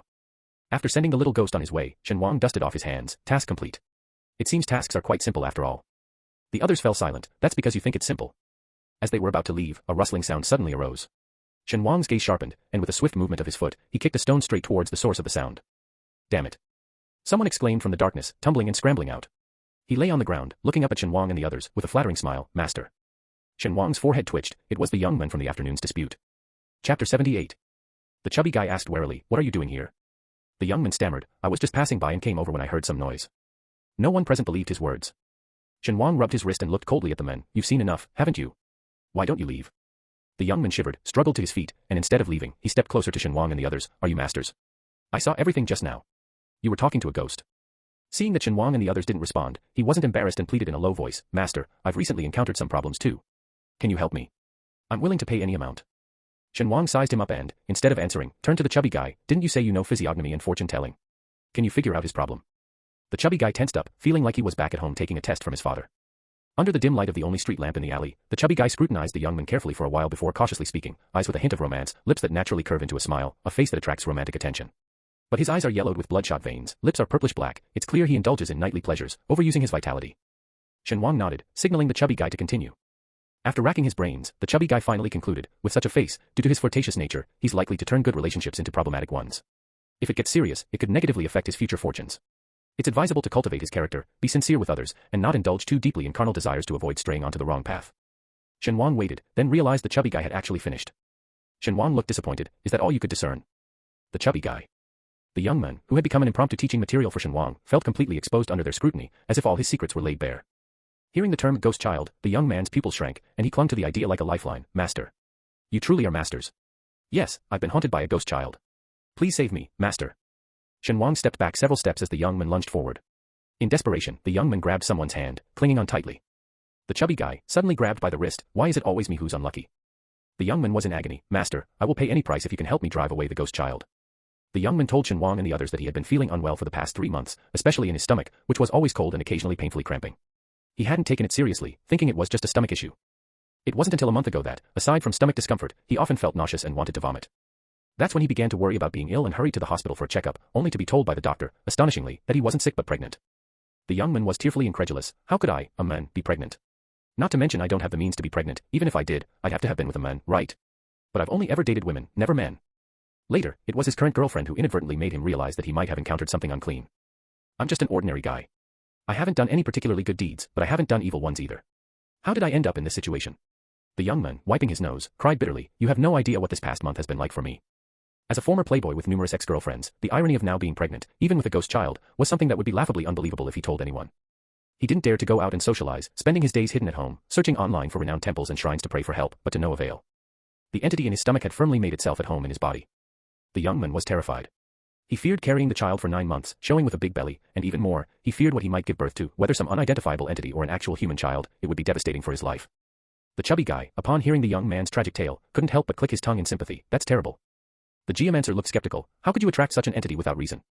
You should know, the younger the child, the lesser their attachment, the less likely they are to become a ghost. Could this man really have attracted a ghost baby as innocently as he claims? The young man's face stiffened, and he shook his head with a bitter smile. I truly don't know what happened. Master, I don't want to delve into the reasons anymore. I just want to send it away and regain my peace. Shen Wang responded, it's a very well-behaved child. Carrying it hasn't been too difficult for you, has it? It's much easier than what many pregnant women go through. The young man, thinking he had finally found someone to help him, was infuriated by Shen Wang's suggestion to give birth to the entity inside him. His entire demeanor radiated resistance as he lashed out, easy for you to say when you're not the one pregnant. Would you be so calm if it were you? You're only advising me because it's not happening to you. As he spoke, the young man burst into a tirade, you charlatan, fraud. Are you even unable to solve my problem? I waited for you all afternoon, only to find out you're just a big talking swindler. His emotions escalating, the young man became like a cornered, desperate, and pained beast, lashing out indiscriminately to mask his panic. Shen Wang remained unruffled by his accusations, watching him rage impotently. The 3 companions of Shen Wang could stand it no longer, indignant, what nonsense are you spouting? We weren't even eager to solve your problem. You sought us out because you knew Shen Gu could unravel your secret and recognized his prowess, lurking around all afternoon to ask for his help. You were the one insisting on Shen Ji's assistance. He already told you the entity is harmless to you. If you don't believe it, that's on you, yet here you are, ranting like a madman. Do you even know how much Shen Gu charges for a single job usually? Such an ungrateful wretch, biting the hand that feeds. You get a free tip and still snap back at us, shame on you. As tensions and voices escalated on both sides, Shen Wang clicked his tongue lightly, interrupting their quarrel, enough. You want to get rid of the ghost child, right? The young man, breathing heavily with anger, stared intently at Shen Wang, his eyes red and desperate with a glimmer of hope. Shen Wang pulled out a stack of talismans, casually selecting a few, 20,000 per talisman. Burn it to ashes, mix with water, and drink it, and your problem will be solved. The young man hesitated for no more than 3 seconds before reaching out to snatch the talismans. I want them. I'll buy. Tormented by the entity within him to the brink of mental collapse, he was not willing to give up on even the slightest chance of hope. Especially after witnessing Shen Wang's skill in catching ghosts barehanded, the young man knew he was genuinely capable and was even less willing to give up this sliver of hope. Just as the young man was about to grab the talismans, Shen Wang smoothly lifted his hand, avoiding his reach. One probably won't be enough, you'll need to buy several. 20,000 per talisman. The young man pondered over his savings and then bit the bullet. How many do you suggest I buy? 5 should do, Shen Wang said with a slight smile. That'll be 100,000, thank you for your patronage. 100,000. It was somewhat expensive, but still within his financial capacity. The young man immediately took out his phone and transferred the money to Shen Wang. Perhaps in his eagerness to see the effects of the talismans, he almost snatched them from Shen Wang's hand before hurrying away, sticking close to the walls, slightly hunched over and clutching his stomach. He looked like a frightened bird. The Miao youth was discontent. Shen Gu, he insulted you, why would you still help him? The chubby guy was in a dilemma, feeling sorry for the young man on one hand, but on the other, annoyed by his earlier desperate pleading and subsequent quick change of attitude. Shen Wang raised an eyebrow and casually sent several red envelopes in the Plastic Squad's group chat. Help him. Do you really think I'm the type to return good for evil? The other 3 pondered for a moment, then shook their heads in unison. In that case, that settles it, Shen Wang said, watching the young man's departing figure, a slight smirk playing on his lips. Don't worry, he'll be back looking for me. The other 3 thus set their worries aside and enthusiastically began snatching up the red envelopes. After completing the bounty task, there was no need to report back to any special department, it was sufficient to submit the task through the app. As the group discussed and completed their report for the mission submission, they all left with joyful laughter, their steps light and springy as they headed home. Especially the chubby guy and the geomancer, who had each gained insights from Shen Wang's few words of guidance, were profoundly grateful, showering him with praises before departing. Upon returning home, Shen Wang was surprised to find Xiao Kong already awake. He asked in astonishment, how did you wake up so soon? Xiao Kong, still chubby like a little cannonball, rushed towards Shen Wang as he entered the house. Master. Shen Wang casually stroked Xiao Kong's head, feeling the icy touch, befitting of the little ghost known as the air conditioner. How is the absorption of the Ghost King's qi going? Unaware of Shen Wang secretly calling him an air conditioner, Xiao Kong obediently nodded, clinging to Shen Wang's leg like a pendant. I've absorbed a part of it. The qi, refined by the Ghost King, is easier for me to assimilate. And, I think I saw some of the Ghost King's memories. Shen Wang was momentarily taken aback. As he recalled, Xiao Kong shared, I saw his life when he was alive, a senior brother in a large sect, beloved by many. He had a junior brother with whom he shared a good relationship, but one day, while catching ghosts together, the junior brother suddenly attacked him. At this point, Xiao Kong shuddered, even though he had only accidentally glimpsed fragments of memories while absorbing the qi, it seemed he could feel the Ghost King's shock and anger at the time. He was tied to an altar and bled for an entire month, ultimately devoured alive by evil ghosts. After his death, his memories became chaotic, alternating between being ordered by his junior brother to kill and fighting with the increasing number of evil ghosts on the altar. Shen Wang sighed softly, patting Xiao Kong's shoulder. Such memories, better not to look at them in the future. It wasn't good for the mental and emotional development of a minor ghost. Xiao Kong obediently agreed, then suddenly, as if remembering something, said, in that altar, it was always just the junior brother who came, but later a stranger appeared, and that stranger was completing the formation for the junior brother. Xiao Kong didn't understand formations, he only gathered this from the broken memories of the Ghost King, knowing the stranger was there to complete the formation. Shen Wang paused, his mind racing to the formation in the Qingqing Mountain cellar and the Qingqing Mountain treasury. A thought flashed through his mind, and he quickly sent a message to Gu Dongting. Among the Qingqing Mountain disciples captured, is there anyone skilled in formations? Although Shen Wang asked this, he knew the likelihood of that person being from Qingqing Mountain was minuscule. The formation in the treasury was basic but sufficient for the current metaphysical world. The formation in the basement, however, was complex enough to challenge even Shen Wang's expertise and judgment. Whoever set up these formations was certainly not an obscure, ordinary individual in the metaphysical world. How did I overlook the obvious? Shen Wang tapped his forehead in self-reproach. He had seen both formations with his own eyes but subconsciously ignored them. Thinking of formations, Shen Wang's gaze sharpened. He quickly dug out the contact information of the head of the Yugui sect, buried somewhere unknown, and sent a message, is Lin Yinyang still alive? Back then, there were also two formations at Lin Yinyang's place. One was for trapping a baby ghost, and the other was a life-extending, life-exchange formation. Gu Dongting didn't reply, but the head of the Yugui sect quickly responded, that criminal was already at the end of his rope. Not long after we brought him back to the Yugui sect, he died. So he's also dead. Shen Wang had anticipated this and wasn't surprised. He thought for a moment and then decided to message Xiao Hegu, sharing his suspicions. Xiao Hegu had been at the scene of Lin Yinyang's incident. Although he hadn't seen the formations at Qingqing Mountain himself, he probably had heard of them. When it came to discussing such matters, Shen Wang trusted Xiao Hegu the most. Not long after the message was sent, Xiao Hegu called back, his voice grave, getting straight to the point, are you suggesting a connection between these two incidents? Shen Wang hummed softly in affirmation, that's my guess. How many in the metaphysical world understand formations? And how many are proficient in them? Both the Yugui sect and Qingqing Mountain have no known ties to formations. How did they learn them? And coincidentally, both of these people were cultivating ghost kings using methods of mutual ghost consumption. Previously, he hadn't connected the dots, but now, pondering carefully, there were too many suspicious points. Xiao Hegu fell silent for a moment before responding, I'll investigate this matter. Then I'm relieved. Shen Wang breathed a sigh of relief, a glint of light flashing in his eyes as he asked, how's the preparation for the talisman paper going?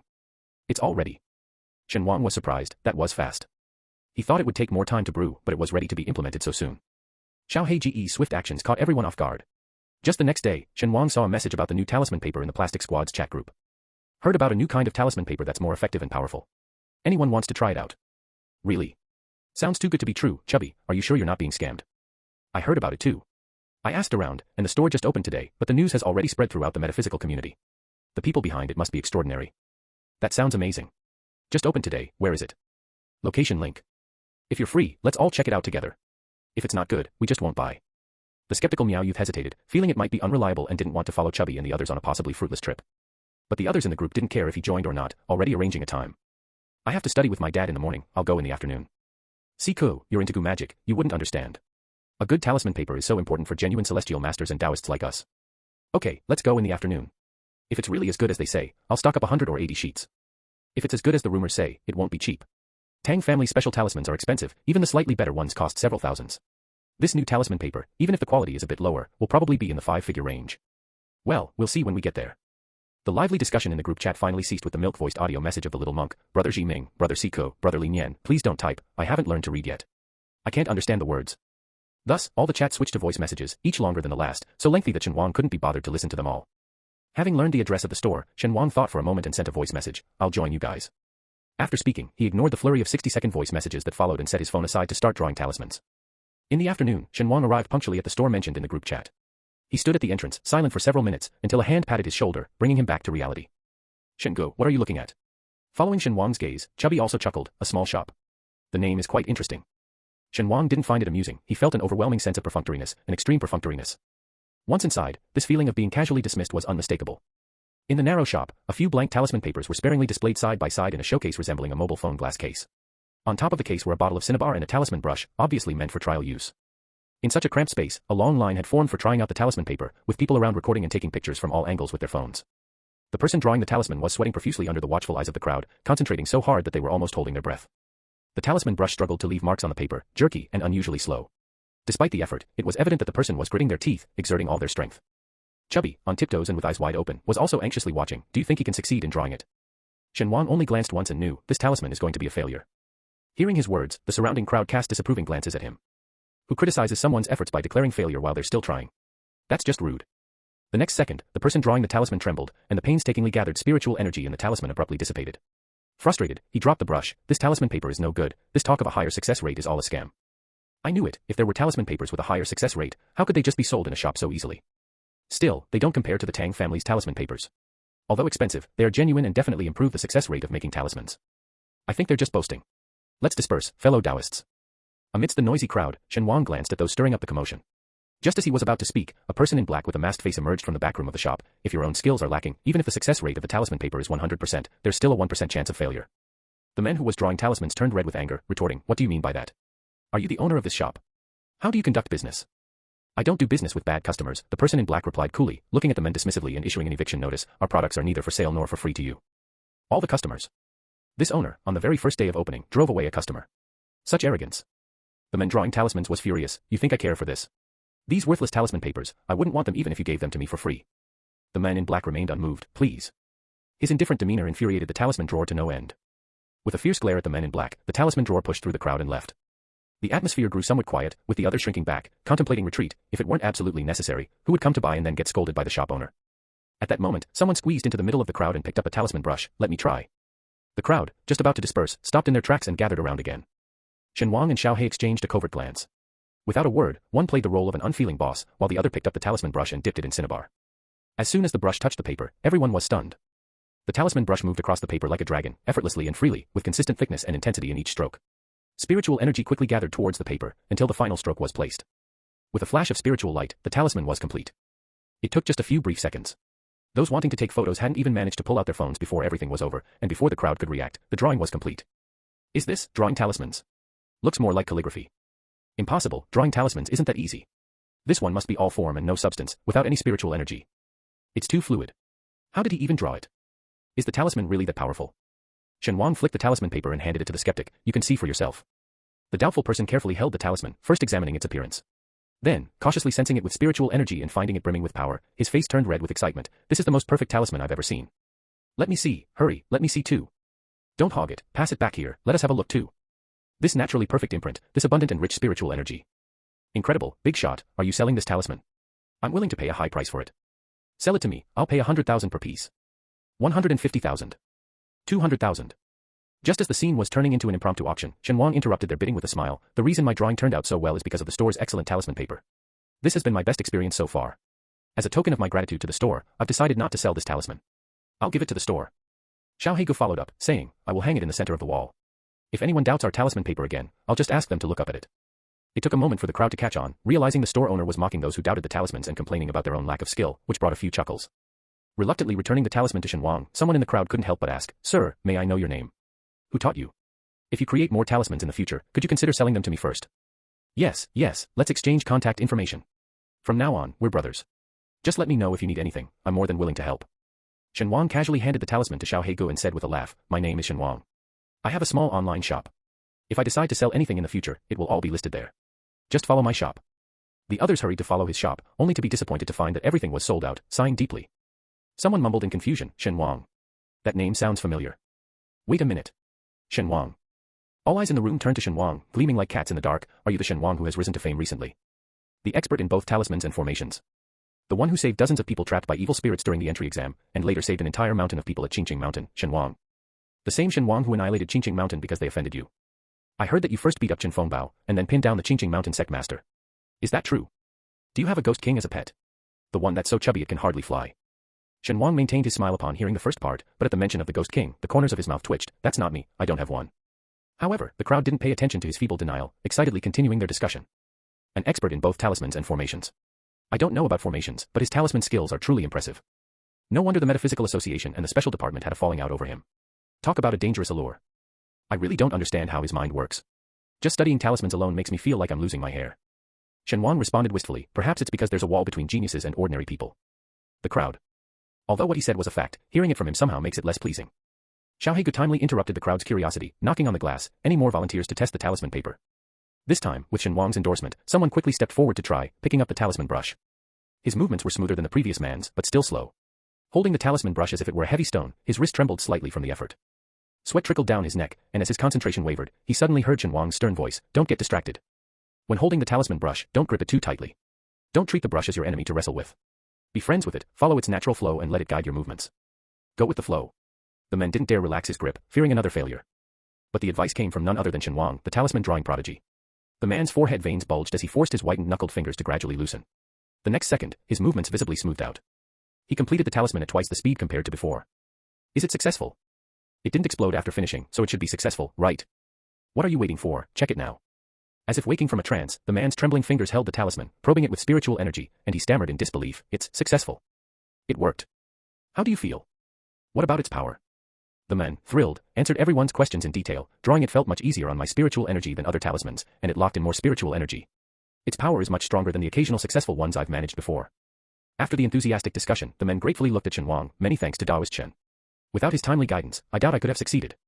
Shen Wang smiled modestly, downplaying his role. It was just a comment. It's your own insight that made the difference. The man was overwhelmed with emotion. Others only knew he had successfully drawn a talisman, but he alone understood how Shen Wang's remark had enlightened him, saving him from countless detours in his future practice. To call Shen Wang his enlightening teacher was no exaggeration. Quietly cherishing this debt of gratitude, the man handed the talisman to the store owner. I'll leave this talisman here as well. Naturally, it can't compare to Taoist Shen's brilliance, but having my talisman beside his is an honor beyond measure. Those who had planned to buy the man's talisman immediately backed off, feeling sour. Just by selling a few talisman papers, the shop owner got 2 for free. What a windfall. The lucky Xiao Hegu carefully found a frame for Shen Wang's talisman, placing it in the center of the high wall. It was positioned so that one could easily see it just by looking up. After dealing with Shen Wang's talisman, he looked at the other talisman given for free, nonchalantly using glue to stick it directly onto the wall. The man. The others. This is quite the preferential treatment. The man, unable to bear looking, averted his gaze, pretending not to see, and forced a weak smile. Boss, how much are you selling the talisman papers for? Basic talisman papers for 200, advanced ones for 2,000. Everyone inhaled sharply at this revelation. Such high-quality advanced talisman papers for only 2,000. At this point, no one bothered with quips, instead scrambling to purchase. How many do you have in the shop? I'll take them all. Move it, don't hog them all. Give me 100. I want 200. As things progressed smoothly, Shen Wang watched Xiao Hegu get busy, along with Chubby and the geomancer frantically buying in the crowd. Even the Miao youth, who didn't need to draw talismans, was part of the frenzied crowd. It was unclear whether he was buying for others or simply enticed by the low prices. Shen Wang's gaze shifted, and he stepped out of the shop, surveying his surroundings. Finally, across the street in a coffee shop, he spotted the person he was looking for. Their eyes met, both gazes turning icy. Shen Wang flashed a brazen smile, gesturing an internationally friendly sign at Tang Jiu, his grin wide as he mouthed, "Loser." Tang Jiu suddenly crushed the teacup in his hand, a murderous intent surging in his heart. Gu Manling, sitting opposite Tang Jiu, frowned slightly. "Brother Tang, what's wrong?" Tang Jiu took a deep breath, suppressing his murderous aura. He released the shattered pieces of the teacup from his hand, which remained smooth and unscathed. "It's nothing, I just thought I saw my brother." Gu Manling paused, then turned around, but there was Northwest one across the street. "He just provoked me." Tang Jiu sighed softly, melancholic. "It's my debt to him, his hatred is justified. But he shouldn't have gone after our parents, or the company. That's his own flesh and blood." Gu Manling's eyes were full of disapproval. "The moment he left the Tang family, he ceased to be your kin. You shouldn't blame yourself. In the matter of the mistaken identity, you were also a victim, yet he blames everything on you alone. That's truly a vile and unworthy character." Tang Jiu, comforted, showed a grateful smile. "Thank you, Linger, I'm glad you're here." Gu Manling's cool demeanor slightly softened. "It's nothing, I'm just being honest and impartial. I also have to thank you for investing a lot in our company, saving both the company and our family," Tang Jiu continued. "You're exceptionally talented, kind-hearted, and even surpass your brother in looks and demeanor. It's a pity." Gu Manling's eyes turned cold. "A pity what?" "A pity you were born a woman," Tang Jiu sighed regretfully, looking at Gu Manling with pity and sorrow. "Your brother, only a few years older than you and being a man, received full support from the family. Others don't view him differently, which allowed him to become the foremost figure in the metaphysical world. But you, Linger, despite your equal talent and aptitude, lacking the full resources of the family, still stand almost as strong as your brother. Yet, in the outside world, you're at most known as a fairy. Fairy, nowhere near as prestigious as the leading figure of the metaphysical world." Gu Manling was silent for a while, then slowly said, "Although he's the leading figure in the metaphysical world, I'm also the foremost female practitioner in it." Tang Jiu just smiled, saying no more. His aim was already achieved, there was no need to overdo it. Looking at the bustling talisman shop across the street, Tang Jiu felt a foreboding. This feeling had been hanging over him ever since he learned of the shop's opening. Today, he had hired people to stir the crowd, but the leader was quickly driven out and even messaged that he'd been blacklisted by the shop. The owner declared they wouldn't sell anything to him again, truly a waste. As for the others, Tang Jiu was slightly puzzled. What about the rest he sent to cause trouble? Why did they report progress at the beginning but now have completely disappeared? Like fish entering the sea, vanished without a trace. Hiding his thoughts, Tang Jiu spoke softly to Gu Manling. His most important task now was to win over this noble fairy Manling. With her around, he wanted to see what the hypocritical Gu Dongting could do. Tang Jiu's gaze fell on Gu Manling's face, then slowly drifted down to her neckline, and further down. Besides, with Gu Manling's stunning beauty, it would be a waste not to have a taste. Meanwhile, the people Tang Jiu sent to stir up trouble were arguing fiercely, making the atmosphere in the shop extremely tense, ready to explode at any moment. "We agreed for fairness, everyone splits the talismans equally, why do you get to buy more?" "Because I have the money." "Who here isn't wealthy? Who needs that little extra money? Do you think you're Gu Dongting with billions in assets?" "I don't care. It's my turn in the line, and I'll buy as much as I want. What's it to you?" You jerk, are you looking for a fight? Let's fight then. Whoever wins buys all the talismans in one go, and the rest can wait for the next batch. The crowd immediately got angry, unitedly suppressing the two troublemakers. Buy if you want to. If not, just get out. In a way, the troublemaking was a success. I forgot to mention, Bai Gu and He Gu are actually the same person, so their affection for each other accumulates, rather than being counted separately. For instance, when they first meet, He Gu's affection for Shen Wang is 0, but Bai Gu's initial affection is 5. When He Gu opens his eyes again, he naturally has an affection score of 5 for Shen Wang. Similarly, after He Gu adds 10 more to his affection score, when Bai Gu wakes up again, he has an affection score of 15. Additionally, Bai Gu and He Gu are essentially the same person in different states, so what He Gu can do, Bai Gu can also do. It's just that his current morals don't allow him to act that way. Chapter 79. On the first day of a small store's opening, selling out was undoubtedly an excellent start. Shen Wang was very satisfied. He knew that Xiao Heiji's plan couldn't just stop there, and he didn't mind helping to fuel the fire a bit more. On the Metaphysics app, Shen Wang posted a message, announcing that he would sell 200 talismans on a first-come, first-served basis. Since learning about the existence of the Metaphysics app, this was Shen Wang's first time posting in the forum. Soon, his post became a hot topic. Is this really that Shen Big Shot? Finally starting to sell talismans, 200 of them, worthy of a big shot indeed. Others in a sect struggle to produce, managing only 200 in a month, but the Big Shot can easily produce that many, it's just maddening to compare. Wondering about the price, hope it's not too expensive. Expensive is secondary, good talismans are priceless.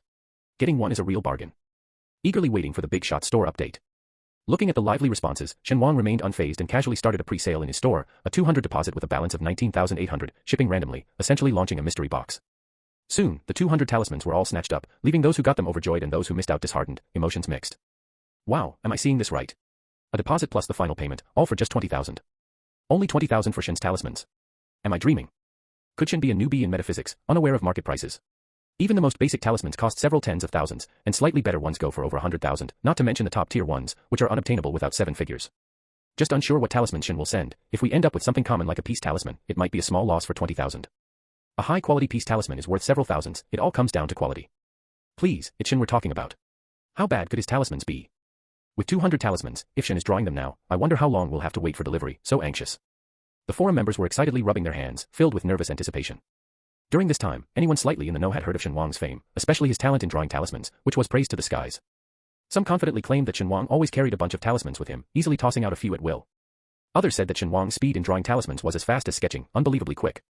There were also rumors that Shen Wang's talismans had an exceptionally strong spiritual energy, even more potent than the top-tier talismans. These exaggerated rumors were believed by some, but many were skeptical, considering them to be overstated. Shen Wang is young, but his claims are anything but. A mystery box for talismans and even a pre-sale. Never heard of such rules before. Looks like he's just trying to make a quick buck. Doing this in the metaphysical community, he's really not afraid of the consequences. But soon, someone retorted. With Shen's capabilities, how could he possibly be short on money? The deposit of 200 is trivial, and limiting it to 200 pieces, if he really wanted to scam, he wouldn't set a limit. If you don't want to buy, then don't. Why all the whining? What if Shen gets annoyed and decides not to sell anymore? The last comment made everyone shiver, preventing further quarrels in the post. Seeing any aggressive replies, they simply reported them, silently maintaining the forum's environment. Talismans aren't like other things, with countless substitutes, and you can choose not to buy them. In the metaphysical world, talismans are lifesavers in critical moments, rare in number and generally of mediocre quality. An excellent talisman master is revered by any sect or power. Even so, excellent talisman masters are few. With Shen Wang's abilities, even if he isn't as powerful as the rumors suggest, he's still young with plenty of room for growth. The metaphysical community doesn't mind nurturing this promising talent, allowing him to flourish. When it's time to deliver, just send those useless peace or sleep talismans. After all, it's a mystery box, he decides what to send. The others, upon reading this, couldn't bother to explain to these people that even a peace talisman, if of high quality, could be very useful to practitioners. There's no such thing as a useless talisman, only useless talisman masters. After reporting, everyone eagerly began to speculate. Wonder how long it will take for the boss to ship. So many talismans, it must take several months. Shen Wang was fully focused on drawing talismans, completely unaware of the ongoing debates. A stack of thick talisman paper sat at the corner of the table. Shen Wang earnestly drew too, but as he continued, he gradually became impatient and increasingly irritable. He started drawing whatever came to mind, without much thought. Then, the strokes became more and more careless, visibly messy, like transitioning from regular script to running script, and then to cursive. Finally, he even started cutting corners, drawing carelessly, just connecting a straight line from start to end, simplifying the complex strokes in between until they became just a few candy-like circles. As Shen Wang struggled with his talisman drawing, news of his store's silent update and its rapid sellout spread to social media. Shen just stealthily updated his store, but by the time I saw it, everything was gone. Who are these sisters who act so fast, crying, crying, crying? Comments quickly followed below. What? Shen updated his store. What? It's already sold out. Angry, Shen really doesn't treat us like family, updating without telling us, not even a notification. Initially, it was just fans playfully complaining, but when marketers discovered and shared it, countless people saw the pre-sale in Shen Wang's store and were stunned.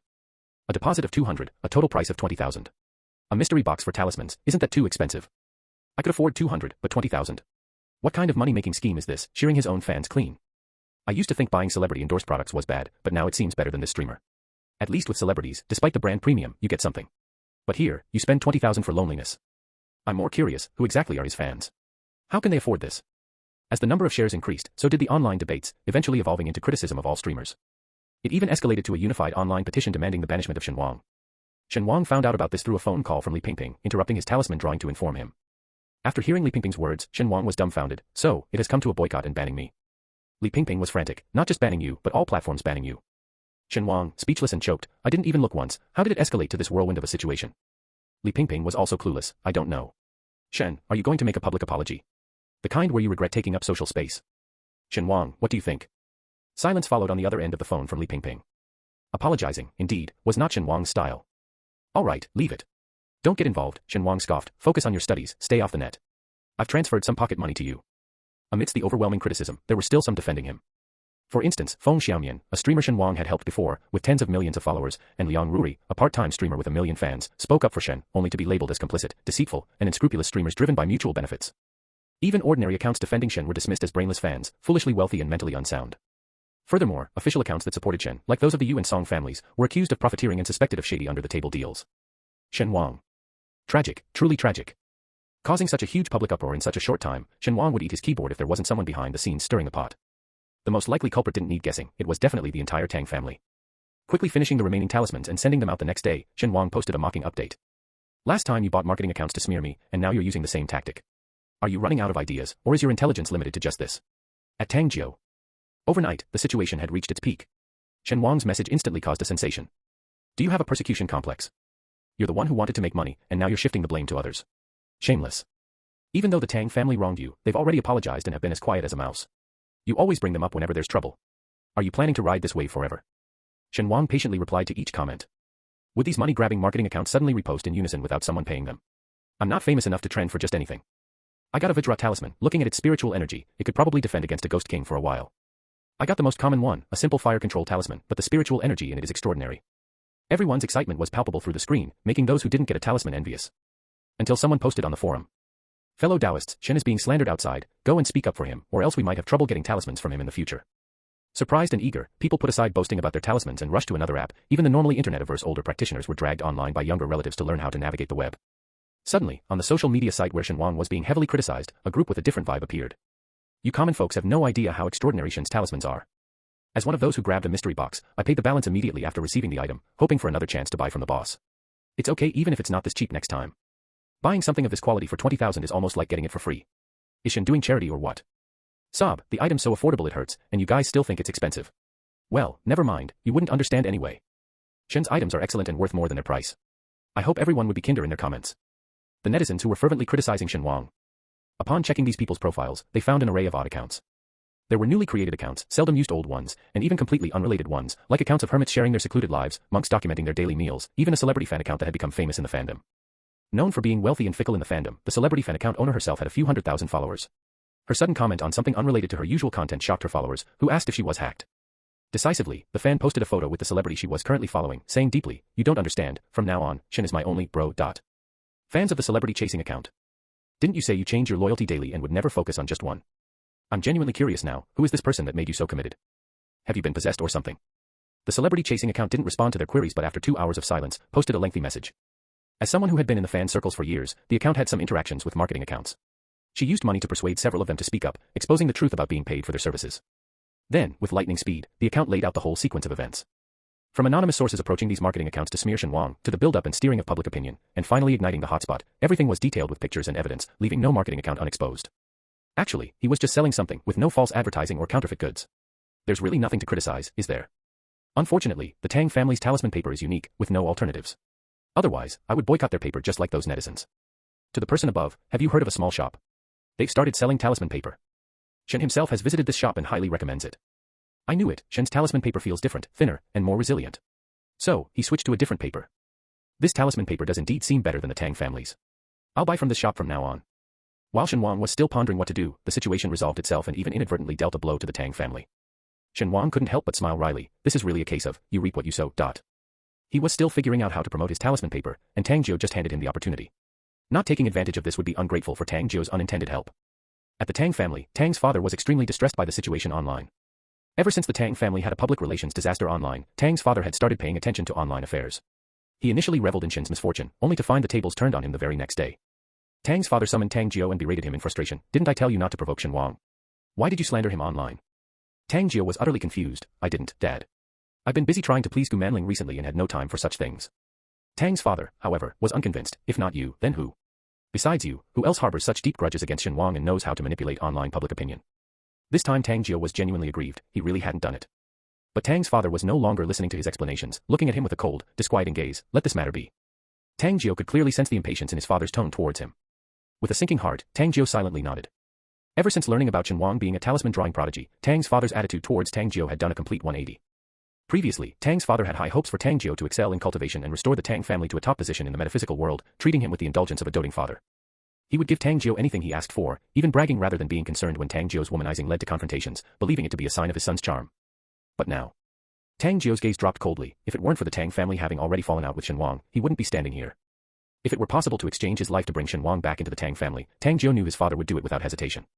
Just like before, when Shen Wang was his biological child, yet he unconditionally chose Tang Jiu, imposing harsh criticisms on Shen Wang. Now, roles reversed, it was he who was being disdained. Tang Jiu couldn't help but sneer. If not for his scheming to cling to Gu Manling, his status would be even lower. This can't go on any longer, Tang Jiu thought.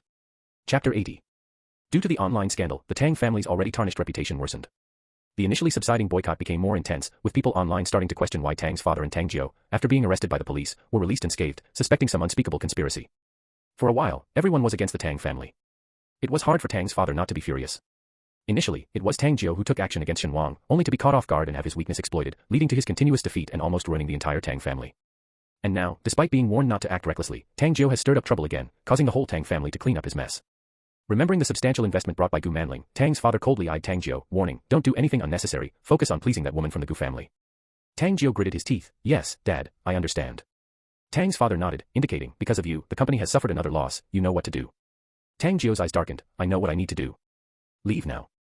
Following his father's cold, rigid voice, Tang Jiu left the study. The moment he stepped out of the room, Tang Jiu couldn't restrain his twisted expression. His eyes were fierce, fists clenched, nails almost digging into his flesh. Knowing Shen Wang's talent, Tang's father seemed to instantly rediscover his lost paternal love. He was deeply pained by Shen Wang's departure, quickly shifting all the blame for driving Shen Wang away onto Tang Jiu, believing that without Tang Jiu, Shen Wang would never have been so heartless towards the family. Under his father's undisguised cold disdain, Tang Jiu didn't know how he had survived this period. How he had previously pretended to be close to Shen Wang in front of Tang's parents, schemed to make them neglect Shen Wang, letting Shen Wang endure countless cold looks. Now it seemed like it was all coming back to him. Recalling the once happy family of three now felt like a distant dream, almost unreal. Tang Jiu composed his expression, reverting to his reliable and gentle demeanor, and went to the hotel where Gu Manling was staying. Seeing her, he smiled and raised the lunchbox in his hand. Linger, these are pastries personally made by my mom. They taste great, I brought some for you to try. Gu Manling, however, tilted her head. As a cultivator, I don't indulge in culinary desires. There was no need for you to bring this especially for me. Tang Jiu cursed inwardly. If it had been any other ordinary woman, his tactic would have worked already, but this cultivator was not easily swayed. Maintaining a smile, Tang Jiu spoke softly. Cultivators indeed should not focus on culinary desires. I just thought of you suddenly and came over without much thought. This time, Gu Manling finally realized that it wasn't about the pastries. She stepped aside to open the door, saying, you are thoughtful. Tang Jiu entered the room without looking aside, carefully taking out the pastries and explaining, this is green bean cake, made by my mother, and this is rose cake. Gu Manling listened indifferently, barely paying attention to Tang Jiu. Tang Jiu, trying hard to please. So, you're trying to outdo me, huh? Tang Jiu took a deep breath and casually asked, your brother seems to have been out of the public eye for a long time. Has he encountered some trouble? Gu Manling frowned. Among the girls Tang Jiu had dated, Gu Manling was undoubtedly the most beautiful. But having seen another face that was colder and more ethereal, Gu Manling seemed like a poor imitation, clumsily copying another, yet capturing only a fraction of their charm. I heard that Gu Dongting has a good relationship with Shen Wang. I heard that someone mistakenly thought Shen Wang was keeping a demon secretly, and it was Gu Dongting who trusted him without reason and vouched for him, preventing his arrest. Gu Manling's eyes shifted slightly, revealing a sneer of mockery or disdain. My brother is just a bookworm who doesn't understand worldly wisdom. He knows nothing but cultivation, poor at judging people. He'll suffer for it someday. Having said that, Gu Manling realized she had revealed too much emotion and quickly composed herself, returning to her previously aloof demeanor. Seizing the opportunity, Tang Jiu said, by the way, Shen Wang was recently criticized online for publicly selling talismans. He said I was the one criticizing him, but heavens no, I've been with you every day, how could I have the time to do that?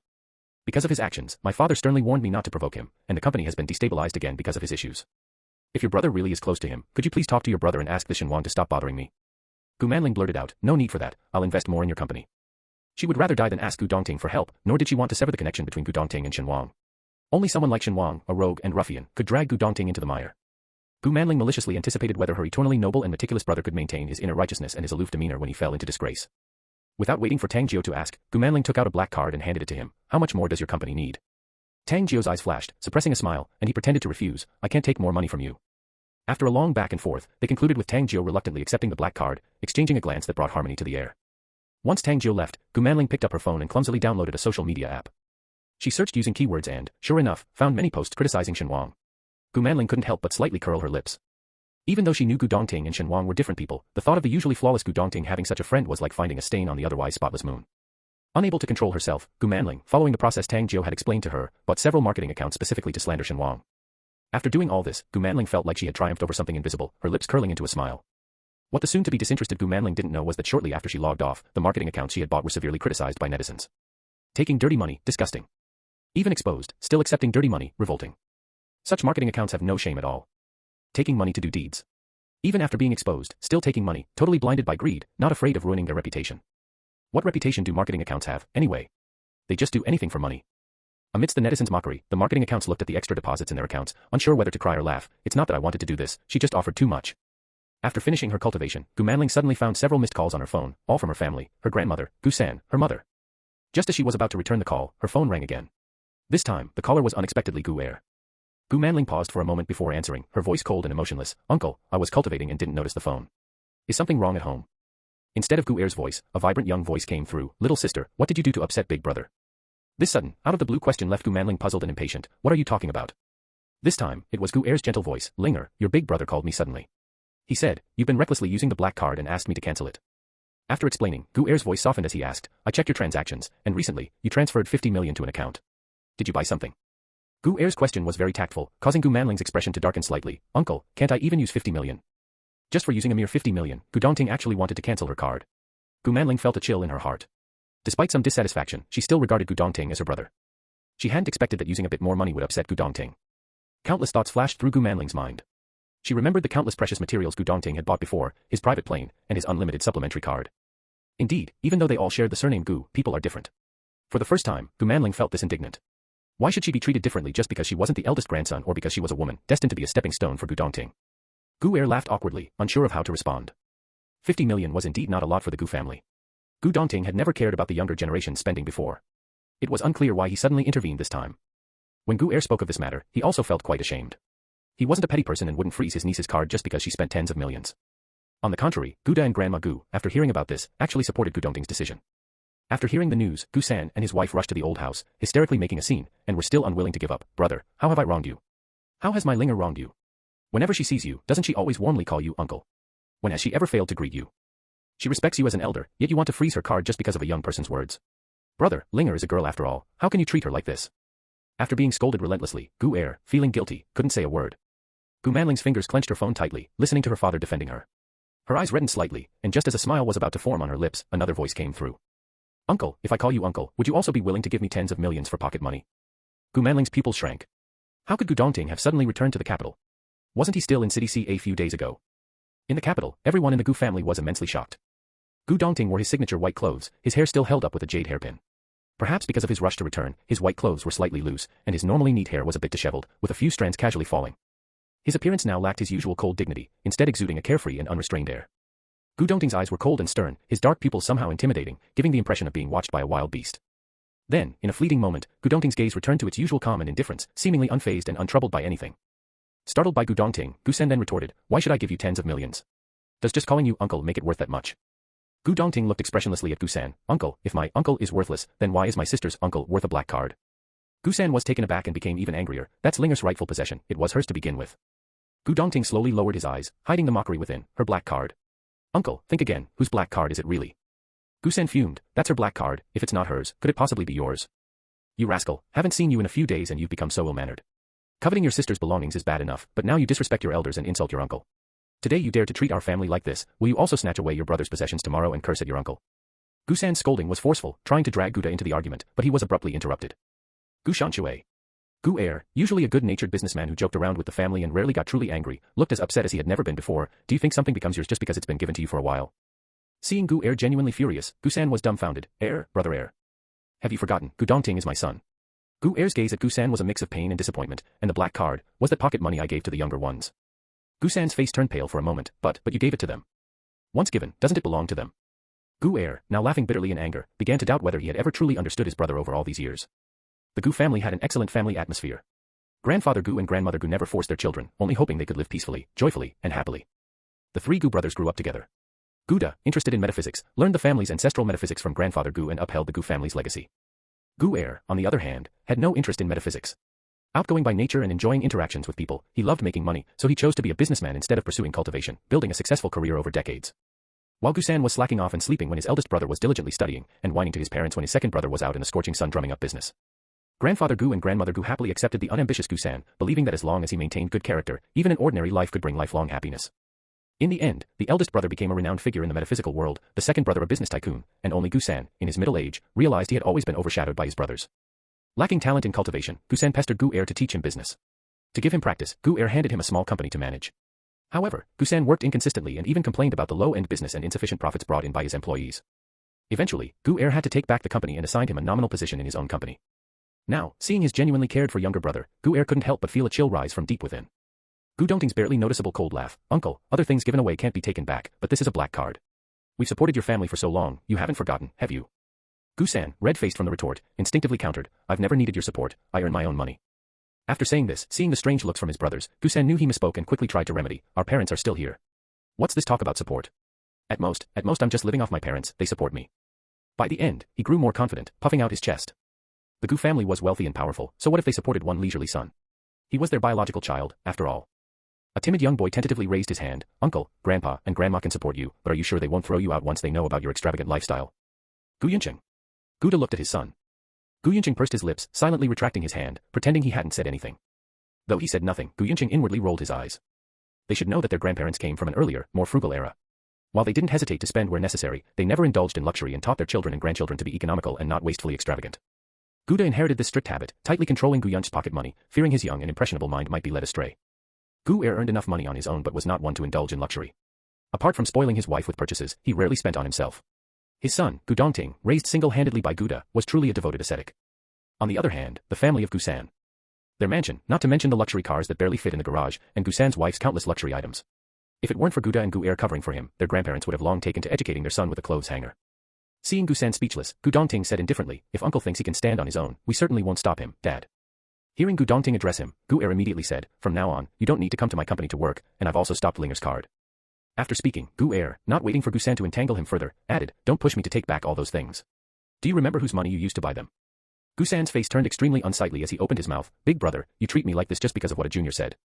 He is my son, Gu heir said, his brows tightly furrowed, his dissatisfaction with Gusan escalating, in terms of closeness, naturally, my son is closer. Gusan, trembling with anger, retorted, fine. Just fine, Gu heir.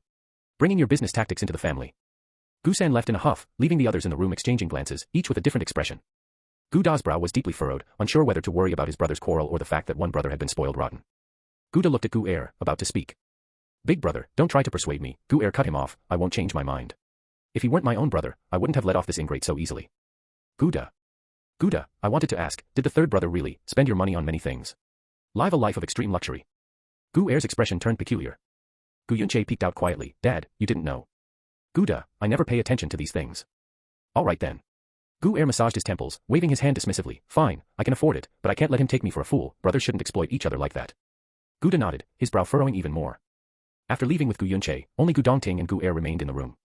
Gu heir narrowed his eyes, circling his son, shouting, something's off about you. You're very off. Gu Dongting sat down leisurely, looking up, what's off about me? Like the eldest, you used to ignore worldly affairs, solely focused on your path to ascension. You wouldn't bother with such matters, Gu heir stroked his chin, a hint of sharpness in his eyes, you used to buy private jets on a whim, eating simple noodles and fried rice when out, saying it's just for convenience, never minding the cost. But now you're involved in family affairs. Gu heir suddenly intensified his tone, are you? Gu Dongting sipped his tea, looking down. Gu heir blurted out, are you in love? Worried that your uncle's family will bankrupt us and you won't be able to afford a wife. Gu Dongting paused in his tea drinking, placing down the cup with a complex look in his eyes, Dad, don't overthink it. Is that not the case? I don't believe it, Gu heir stubbornly insisted, are you still not successful in your pursuit? Tell Dad, he'll give you some advice. Your mom was a widely acclaimed beauty across the region, and I won her over. Whatever type of person you like, Dad can help you win them over. Listening to Gu heir's ramblings, Gu Dongting used his teacup to hide a faint smile on his lips. Indeed, how would an ordinary person ever think of something like rebirth? A rambling father, a stunningly beautiful mother, a solemn and upright uncle, a youthful-hearted aunt, a clever and bright younger brother, and the gentle and kind grandparents. This was the family Gu Dongting had lost many years ago and had only recently reclaimed. This time, he wouldn't allow anyone to destroy it. On the other end, Gu San, who had hurriedly left the Gu family, spoke into the phone, frustrated. Linger, did you hear everything? Gu Manling, who had listened to the entire conversation over the phone, had a frosty expression and responded with a soft hum. This Gu heir is getting more and more arrogant. Gu San cursed loudly. He's just a stinking businessman. What's there to be proud of? Gu Manling bit her lip and remained silent. Damn it, he even cut off your black card, saying he won't support us anymore. Gu San laughed sarcastically. Who needs his support? Does he really think the world won't turn without him? Gu Manling, with a vacant look, listened to her father's complaints and then muttered, that black card, has he already stopped it? Don't know, but given Gu heir's stinginess, he'll surely freeze it soon. Linger, hurry, take advantage of it now, withdraw some money quickly.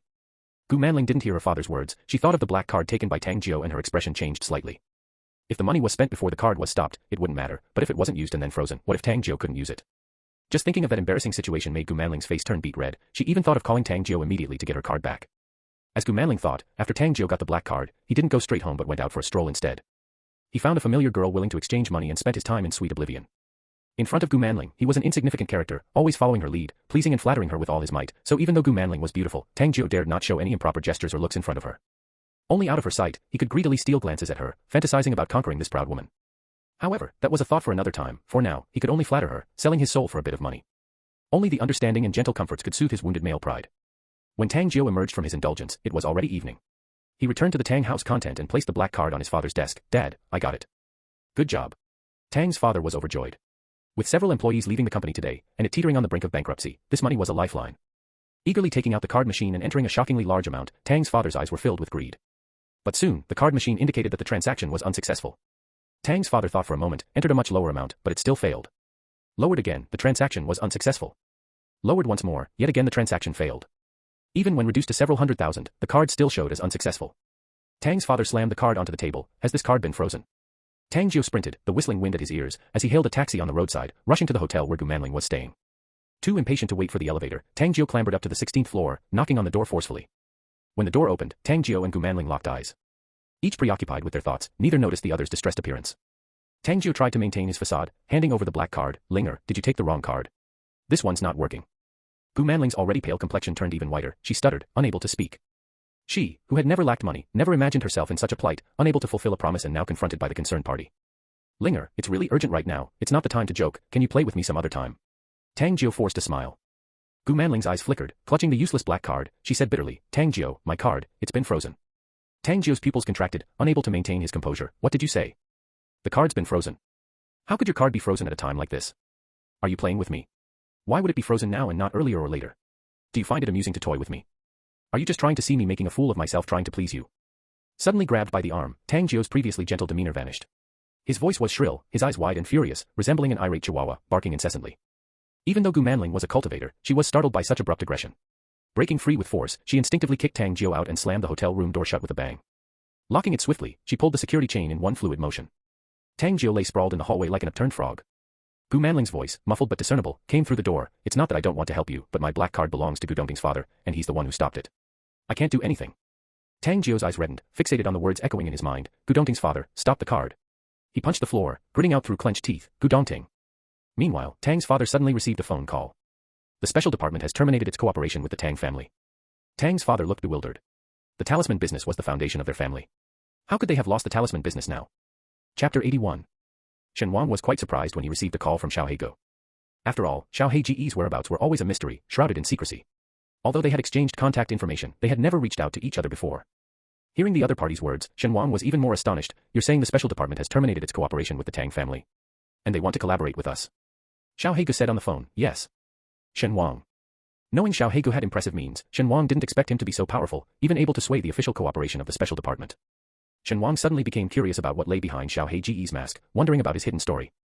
Xiao Heigo spoke indifferently. Would you mind if I shared your talisman-making formula with others for profit? Shen Wang, of course not. I gave you the method of making talismans, so it's yours now. My only condition was to use it against the Tang family, and you've done that.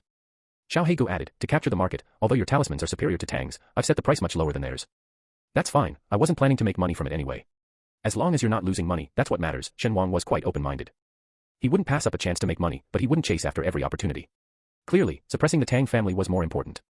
Xiao Heige's voice softened. I didn't realize you had such trust in me. Shen Wang didn't understand why Xiao Heigo suddenly said that, and he chuckled awkwardly. After all, we are friends. How does that compare to Gu Dongting? Shen Wang, you are all the same to me. Shen Wang couldn't understand why Xiao Hege seemed to be competing with Gu Dongting. Was he jealous of Gu Dongting's status as the foremost figure in the metaphysical world? Fortunately, Xiao Hege didn't probe further and soon hung up the phone. Shen Wang pondered a bit and then searched for the current situation of the Tang family. Unaware until he checked, Shen Wang was initially shocked and then delighted at what he found. Recently, due to the Tang family buying trending searches to target Shen Wang, a boycott against the Tang family started, pushing the already struggling Tang family over the brink of bankruptcy. The Tang family had declared bankruptcy, and their company was swiftly acquired by others. The companies acquiring the Tang family were familiar to Shen Wang. One was the Yu family company, and the other was the Song family company. As victims of the Tang family's curse, these two families joining forces to take over the Tang family seemed like poetic justice. Delighting in their misfortune, Shen Wang went to online forums and discovered that the Tang family's downfall had even spread to the metaphysical community. Many cultivators don't follow trending searches, and quite a few had not connected the Tang family from the trending searches to the Tang family selling talismans in the metaphysical community. It was only because of Shen Wang's issue that people realized they were the same Tang family. Suddenly, the metaphysical community's view of the Tang family shifted subtly. Although the Tang family's talismans had dominated the market, their poor reputation was widely known, yet tolerated out of necessity. However, just when the Tang family's reputation hit rock bottom, another store selling special talismans emerged, offering better quality at lower prices than the Tang family's products. No need for a second thought, it was clear which option people would choose. Shen Wang couldn't help but laugh. This is really like lifting a rock only to drop it on one's own feet. Who could have thought that the Tang family's inexplicable decision to buy negative trending searches against him would trigger such a massive chain reaction, not only bankrupting them but also undermining their standing in the metaphysical community? Reflecting on the Tang family's past, Shen Wang mused to himself, I wonder if they can still maintain their close and harmonious family relations now. The Tang family. After the company was acquired, Tang's father sat silently in his study. Tang's mother had thought that once Tang's father and Tang Jiu sorted things out, everything would return to normal and she could resume her life as a wealthy lady, spending her days shopping and beautifying. She never imagined the company could actually go bankrupt. Tang Jiu sat gloomily on the sofa, seemingly oblivious to Tang's mother quietly weeping beside him, lost in despair. The growing sobs of Tang's mother finally broke through to Tang Jiu, who suddenly looked up, stop crying. What good will your tears do? Tang Jiu had caused a scene at Gu Manling's door the previous day. Not only did he fail to secure any funding, but he also received a harsh kick from Gu Manling, leaving his abdomen aching. What troubled him most was that the image he had so painstakingly built in front of Gu Manling had crumbled away after yesterday's debacle. Having lost both Gu Manling's favor and the support of the Tang family, Tang Jiu's head throbbed with pain. He felt that things should not have unfolded this way, nor should he be facing such an end. Tang's mother's sobbing only aggravated Tang Jiu's already foul mood, and he snapped irritably, if you hadn't mismanaged the company while we were being investigated by the special department, how could we possibly have gone bankrupt? Tang's mother's eyes widened in shock. At such a time, not only did her doted-on son not comfort her, but he also blamed her for the bankruptcy. A chill ran down her spine as her tears fell more fiercely. I never learned how to manage a company. How was I supposed to know what to do? You didn't know how to manage a company, but didn't you realize your sole job was to stabilize the morale and maintain operations? Tang Jiu coldly rebuked, during your time in charge, there was a mass exodus of employees. Who knows what you did? Tang's mother stood up abruptly, both angry and anxious. Tang Jiu, I am your mother. Tang Jiu glanced at her indifferently, not my biological mother. As soon as these words were spoken, both Tang's mother and Tang Jiu were stunned. Since the exposure of Tang Jiu's status as an imposter, Tang's mother had not dwelt on it. She had even driven away her own biological son for Tang Jiu. Yet, this was the response she received in the end. Tang's mother's vision blurred, suddenly regretting that she had neglected her real son for such an ingrate. As Tang's mother and Tang Jiu faced off, the Tang father, who had been sitting silently in his study, finally emerged. Overnight, his hair had become flecked with white, and his youthful appearance aged significantly. Tang's father looked dejected, his eyes showing an unusual glint as he said somberly, without the secular world's company, we still have the metaphysical realm's business. How are our talismans selling? Hearing this, Tang Jiu's expression grew even more unpleasant, not good at all. Tang's father looked at Tang Jiu, even without the contract from the special department, what about the contracts with other sects? And the independent cultivators? Tang Jiu gave a bitter smile and remained silent. The sects they had previously collaborated with, when he approached them, were now equivocating and dodging, giving no clear answers. Clearly, compared to the more expensive and less effective talismans from Tang's family, long-standing cooperation and friendship were insignificant against tangible benefits. Tang's father's face darkened, his internal fury having no outlet, causing his spiritual energy to surge chaotically and suddenly coughed up blood. Amidst Tang's mother's cries of alarm, Tang Jiu supported his father, comforting, Dad, in the metaphysical world, strength is revered. As long as I improve my abilities, we can regain our footing.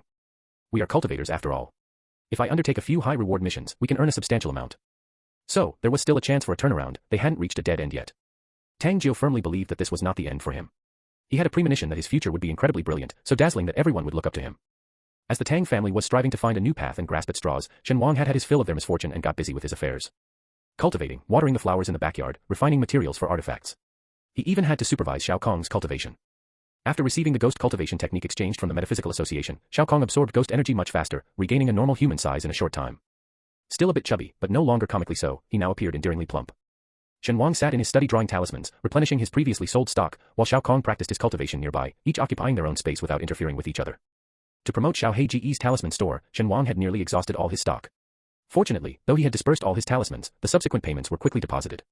Shen Wang's account swelled with a substantial sum of money. Coupled with the 3 billion Xiao Hege scam from Qingqing Mountain at the auction, Shen Wang wouldn't have to worry about money for a while, as long as he spent wisely. Absent-mindedly drawing talismans while calculating his assets, Shen Wang's face was filled with a contented smile. He hadn't realized until now just how wealthy he had become. Just then, the doorbell suddenly rang urgently. Shen Wang's brow furrowed, unfazed as he completed the talisman in one stroke. After confirming that the talisman was unaffected, he turned to Xiao Kong. Cultivation was truly dull and boring. As a child who had never attended school, Xiao Kong's cultivation sessions felt like forced homework. Hearing the noise, he couldn't wait to float out. I'll get the door. Shen Wang narrowed his eyes. If a child dislikes cultivation, a good scolding should do the trick. The sound of the door opening came from the entrance, followed by a sudden, abrupt scream. Shen Wang's eyebrows twitched as he walked over and saw a strangely dressed man lying unconscious on the ground, his face still showing the terror of the moments before he passed out. Xiao Kong was hiding to one side, looking aggrieved. I didn't do anything, he fainted on his own. Shen Wang. Recognizing the distinctive ghostly aura on the man, Shen Wang remembered who he was. It was the young man carrying a ghost fetus whom he had encountered in the temple some time ago. Being a regular person, and one haunted by an infant ghost at that, it was no wonder he fainted upon opening the door to see a ghost child of 5 or 6 years old. Shen Wang nonchalantly comforted Xiao Kong. It's not your fault, it's his own for being too faint-hearted. He's actually an ordinary person, huh? Seeing that Shen Wang wasn't blaming him, Xiao Kong became bolder. Why would he have a ghostly aura on him? Since being subdued by Shen Wang, Xiao Kong had encountered either various cultivators or evil spirits beaten up by Shen Wang. Even the ordinary people he met, likely Ping Ping, weren't afraid of him at all. Xiao Kong hadn't felt the thrill of scaring someone unconscious in a long time, and he kind of missed it. Shen Wang stared at the man's stomach. In just a few days, the previously flat belly had swollen noticeably, resembling both a middle-aged man's beer belly and a 9-month pregnancy. Coupled with the man's thin frame, it looked particularly eerie. Xiao Kong curiously asked, should we move him inside? No need, Shen Wang casually pulled out a water talisman, summoning cold water to splash on the man's face. Don't dirty my house. Startled by the water, the young man woke up, and the first thing he saw was a curious little ghost peering at him. He screamed, almost fainting again. Help, please. Spare me, get away. Terrified, the man hugged his head, waving his hands frantically, appearing completely unhinged. Shen Wang, unimpressed, said, calm down. The man, as if not hearing him, curled up, his voice breaking into sobs. We have no quarrel, why come after me? Go find someone else, I'll burn more paper money for you. Shen Wang rolled his eyes and stepped forward, forcefully pulling away the man's arms that were tightly covering his eyes. The man, startled, struggled violently until he saw Shen Wang's face. He then stopped and cautiously looked at Shen Wang. Master, are you the master? Seeing him calm down, Shen Wang let go and stepped back, looking down at him. What brings you to me? The man's expression changed upon hearing Shen Wang's question. He glanced around, spotted Xiao Kong, and shuddered. The man tried to shift his gaze, pretending to see nothing. Master, do you have any more talismans? No sooner had he finished speaking than he screamed in agony, clutching his stomach and rolling on the ground. It hurts. Help, it's so painful. Master, save me. Shen Wang watched coldly and said, I have talismans, but are you sure you want to buy them? If you provoke what's inside your stomach any further, I'm afraid it will burst out soon. The man, sweating profusely in pain, his teeth chattering, begged, Master, I don't want to die, please save me. Xiao Kong looked at the man in confusion. He saw that inside the man's swollen belly, there was a fully formed baby continuously turning and kicking. Every movement of the baby caused terrifying bulges on the man's stomach. As if sensing the gaze, the baby's tightly closed eyes suddenly opened, staring straight into Xiao Kong's eyes.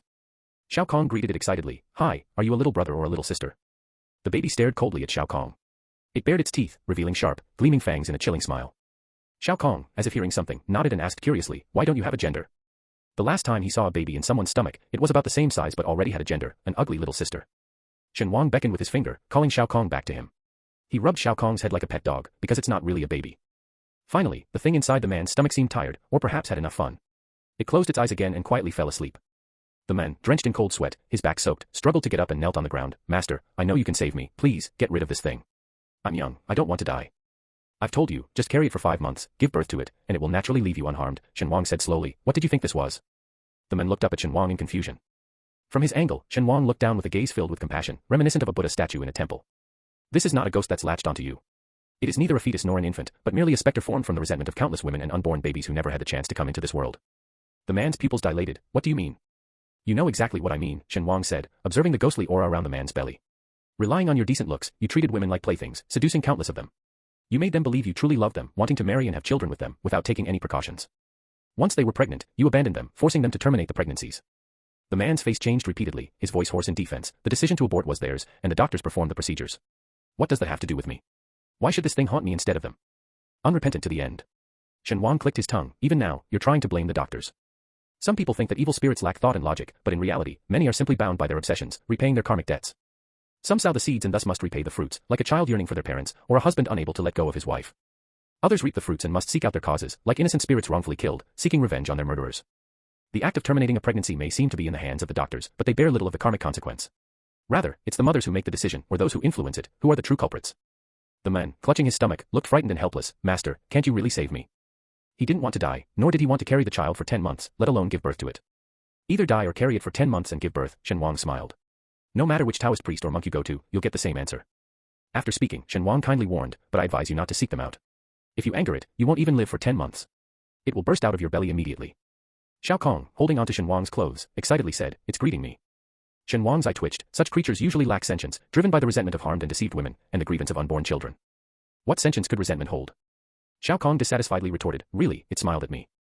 Shen Wang, puzzled, looked at Xiao Kong and was about to speak when a thick ghostly aura rushed towards Xiao Kong. Shen Wang moved to intercept, but Xiao Kong, shielded behind him, leapt up and caught the ghostly aura with his mouth. Savoring it, he swallowed and said, see, it likes me. This is its gift to me. Shen Wang. Do ghosts nowadays tear off a piece of their aura as a housewarming gift? Following the trail of the ghostly aura, the men had already staggered away. Shen Wang smiled faintly, sincerely wishing him well. Hoping he finds joy in the company of the little being inside him. Chapter 82. The young man couldn't recall how he had made it home. The severe pain in his abdomen became more frequent, and he couldn't help fearing that the thing inside his belly would burst out, spilling his entrails in a bloody mess. His girlfriend was still at work, allowing the men to inspect his stomach without concealment. He gazed at the last talisman with a dazed expression. He had eagerly dissolved the talisman in water and drunk it as soon as he got it from Shen Wang. Minutes after drinking the talisman water, his slightly bulging belly flattened, to his great relief. However, it wasn't long before his stomach began to feel strange again, this time swelling even larger than before. In panic, the men hastily drank the talisman water again.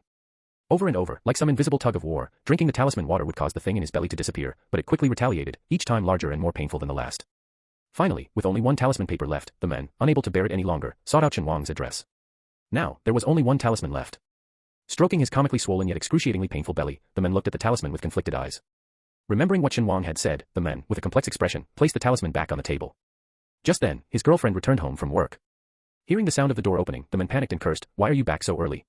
Don't come in. The sound at the door paused, then continued with firm steps towards the room.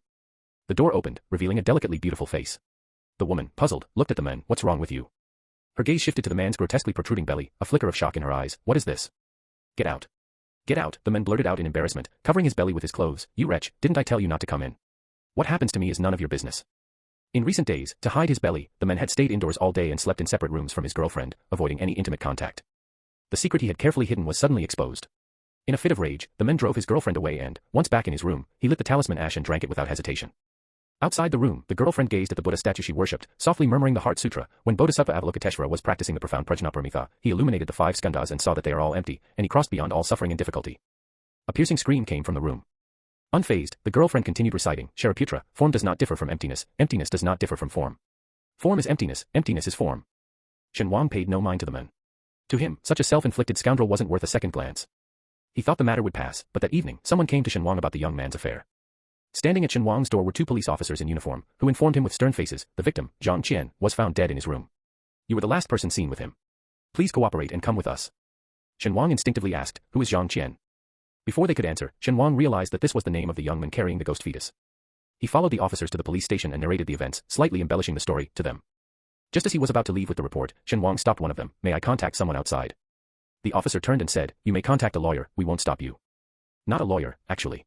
Shen Wang chuckled and, right under the officer's watch, called Shi Yan. When Shi Yan arrived, Shen Wang confidently walked out of the interrogation room. The young officer who brought him was visibly puzzled. Shi Yan maintained a flawless smile, we'll take over this case. The officer in charge also smiled, thank you for your effort. It's quite something to have Director Shi personally involved, like a flood hitting the Dragon King temple. Not at all, it's you who are doing the hard work. The two exchanged pleasantries for a few minutes before bidding farewell. As Shen Wang left the police station, he overheard a young officer asking, Master, he was the prime suspect. Are we just letting him go? You don't understand, this isn't something we can meddle in. You'll see in time.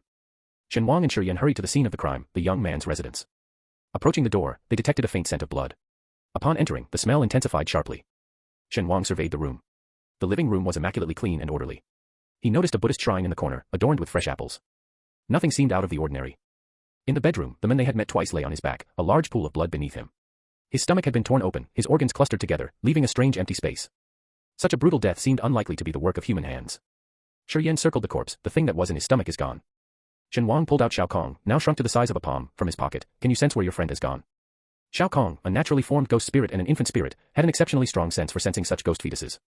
Xiao Kong looked around, bewildered. I can't feel its presence. How could it be concealed so thoroughly? Shen Wang was also surprised. It was one thing for him and Shi Yan not to find the ghost fetus, but even Xiao Kong couldn't sense it. Shi Yan took out a compass-like magical instrument and circled the room. After carefully examining the young man's corpse, he suddenly said, this method doesn't seem like it's from a domestic practice. Shen Wang was momentarily taken aback. It's like those practices from Southeast Asia, Shi Yan frowned, his disdain evident.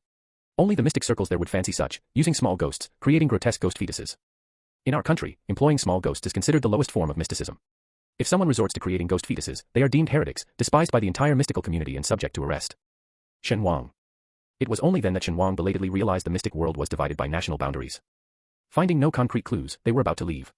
Just as they reached the main door, Shen Wang suddenly felt a pang of curiosity. Who set up that Buddhist shrine? Shi Yan answered, it was the victim's live-in girlfriend. Where is she now? After calling the police, she fainted from fright and has been taken to the hospital. Shen Wang scrutinized the naive-looking little Buddha statue. The more he looked, the more unsettling the statue seemed. Shi Yan leaned in, about to ask Shen Wang what he had found, only to see Shen Wang suddenly pick up the little Buddha statue and smash it on the ground. Shi Yan. The golden little Buddha shattered, revealing hairline cracks. Shen Wang didn't stop. Instead, he pried along the cracks, peeling off the outer layer. As the gleaming gold surface was peeled away, it revealed a black object inside. Soon, this object was fully exposed to the air, pitch black and shimmering. Shen Wang. Shi Yan. Shen Wang rubbed his hands forcefully, his face a picture of dismay. Who would worship something like this? The shape was unmistakable, a black phallic object. Damn it, he had touched this ghastly thing, he felt sullied. Shen Wang knew each country had its own unique spiritual practices, but this was too perverse. This is a revered deity in Southeast Asia. Shi Yan hesitated in his explanation. Shen Wang. Shi Yan, it's their belief, not entirely incomprehensible. Respect, blessings, but keep it away from me. Shen Wang backed away several steps, watching as Shi Yan picked up the large black object, his expression twisting momentarily. He turned his head, unable to bear looking any longer. Shi Yan. Initially, he thought he understood, but seeing Shen Wang's disgust, he too started feeling uneasy holding the object. Enough with that ghastly expression, Shi Yan said sternly, let's go to the hospital to check on the owner of this black, Buddha statue. When they found the victim's girlfriend, she was still in the hospital, quietly tapping away at a computer on her bed. While beds nearby had relatives and friends for company, there was no one beside her. Upon learning of Shen Wang and his companion's visit, her face paled, a look of terror in her eyes. I don't know what happened. After a fight, I went out, and when I came back, I found, the girlfriend's stomach churned, she covered her mouth to vomit twice, her eyes brimming with tears. When I left, the neighbors saw me. Shen Wang nodded, signaling Shi Yan to bring out the object. Why do you worship this? Seeing the item in Shi Yan's hand, the girlfriend looked embarrassed. This is. Shi Yan held the black object between two fingers, smiling. Your golden Buddha accidentally broke, and we found this inside. The girlfriend was astonished. How is that possible? I personally requested this golden Buddha from the temple. Shen Wang glanced at her. Which temple? The one where we first met. They should have a record. You can check there. As she spoke, her phone rang. She offered an apologetic smile and answered, Mr. Zhang, I've checked your contract, it's all good. While she was on the phone, Shen Wang took the opportunity to observe her closely. Shi Yan, meanwhile, glanced at the information attached to her hospital bed. The girlfriend, named Qin Xiaofeng, had clean features and a pleasant demeanor.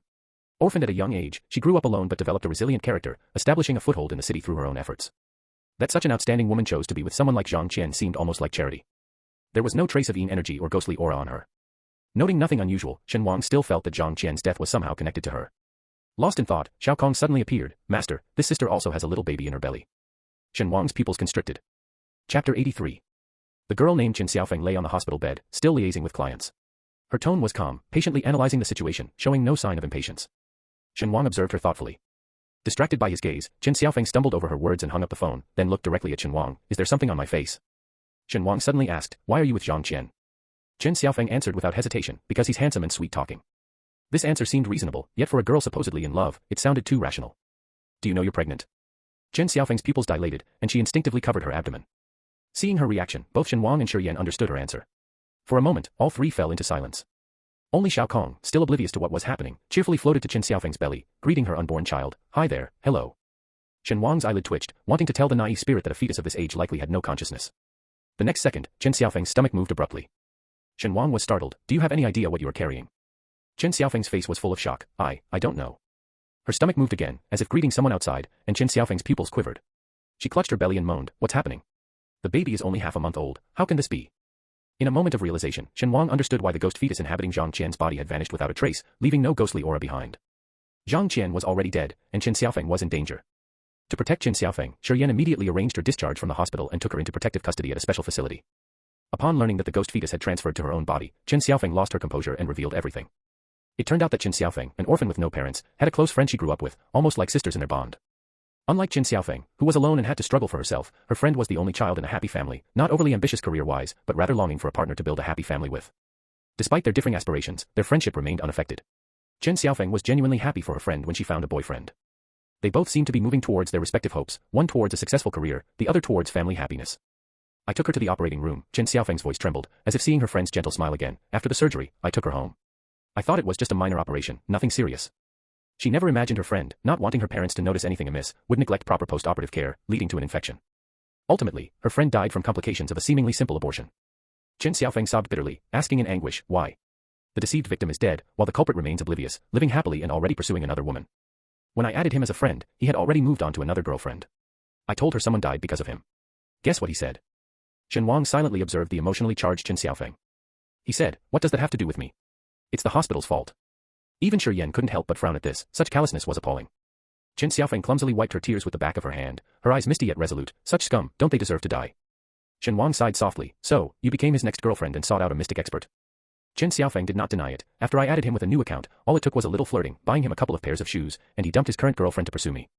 I intended to kill him directly, but after I shared this story online, someone told me that letting him die so easily was too kind for him. That person taught me a method to make him pregnant with a ghost fetus, Chen Xiaofeng said with a gleam of excitement in her eyes. He likes making his girlfriends have abortions, right? It's only fitting he experiences it himself. Watching the scumbag suffer in pregnancy brought Chen Xiaofeng some relief. But it wasn't enough. Nowhere near enough.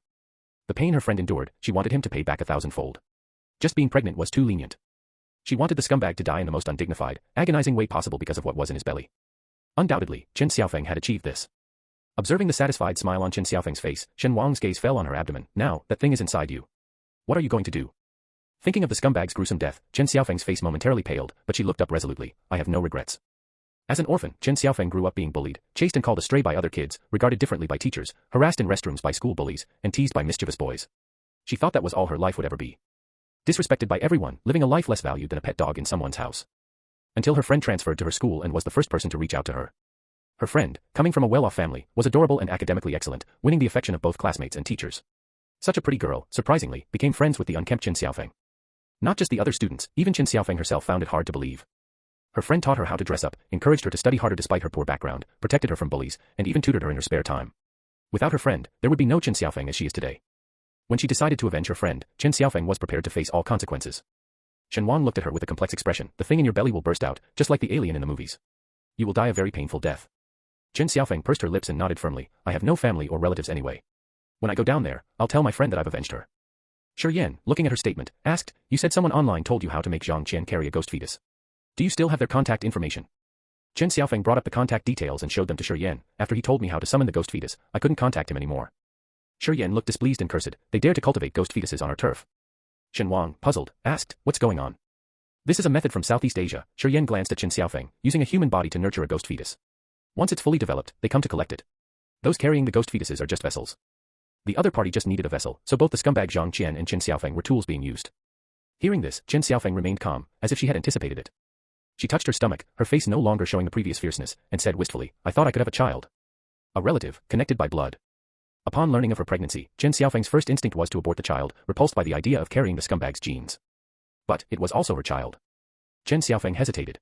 She thought that after the scumbag died, she might be able to give birth to the child, raise it alone, and pretend it never had a father. Shen Wang stood up, approached Chen Xiaofeng, and asked in a voice too low for anyone else to hear, so, you used this child to stimulate the ghost fetus. Chen Xiaofeng's hand paused on her stomach, then she smiled, nothing escapes the master's eyes. She originally planned to make the scumbag suffer for 10 months and then, following the advice of netizens, stimulate the ghost fetus, letting the scumbag die in despair during childbirth.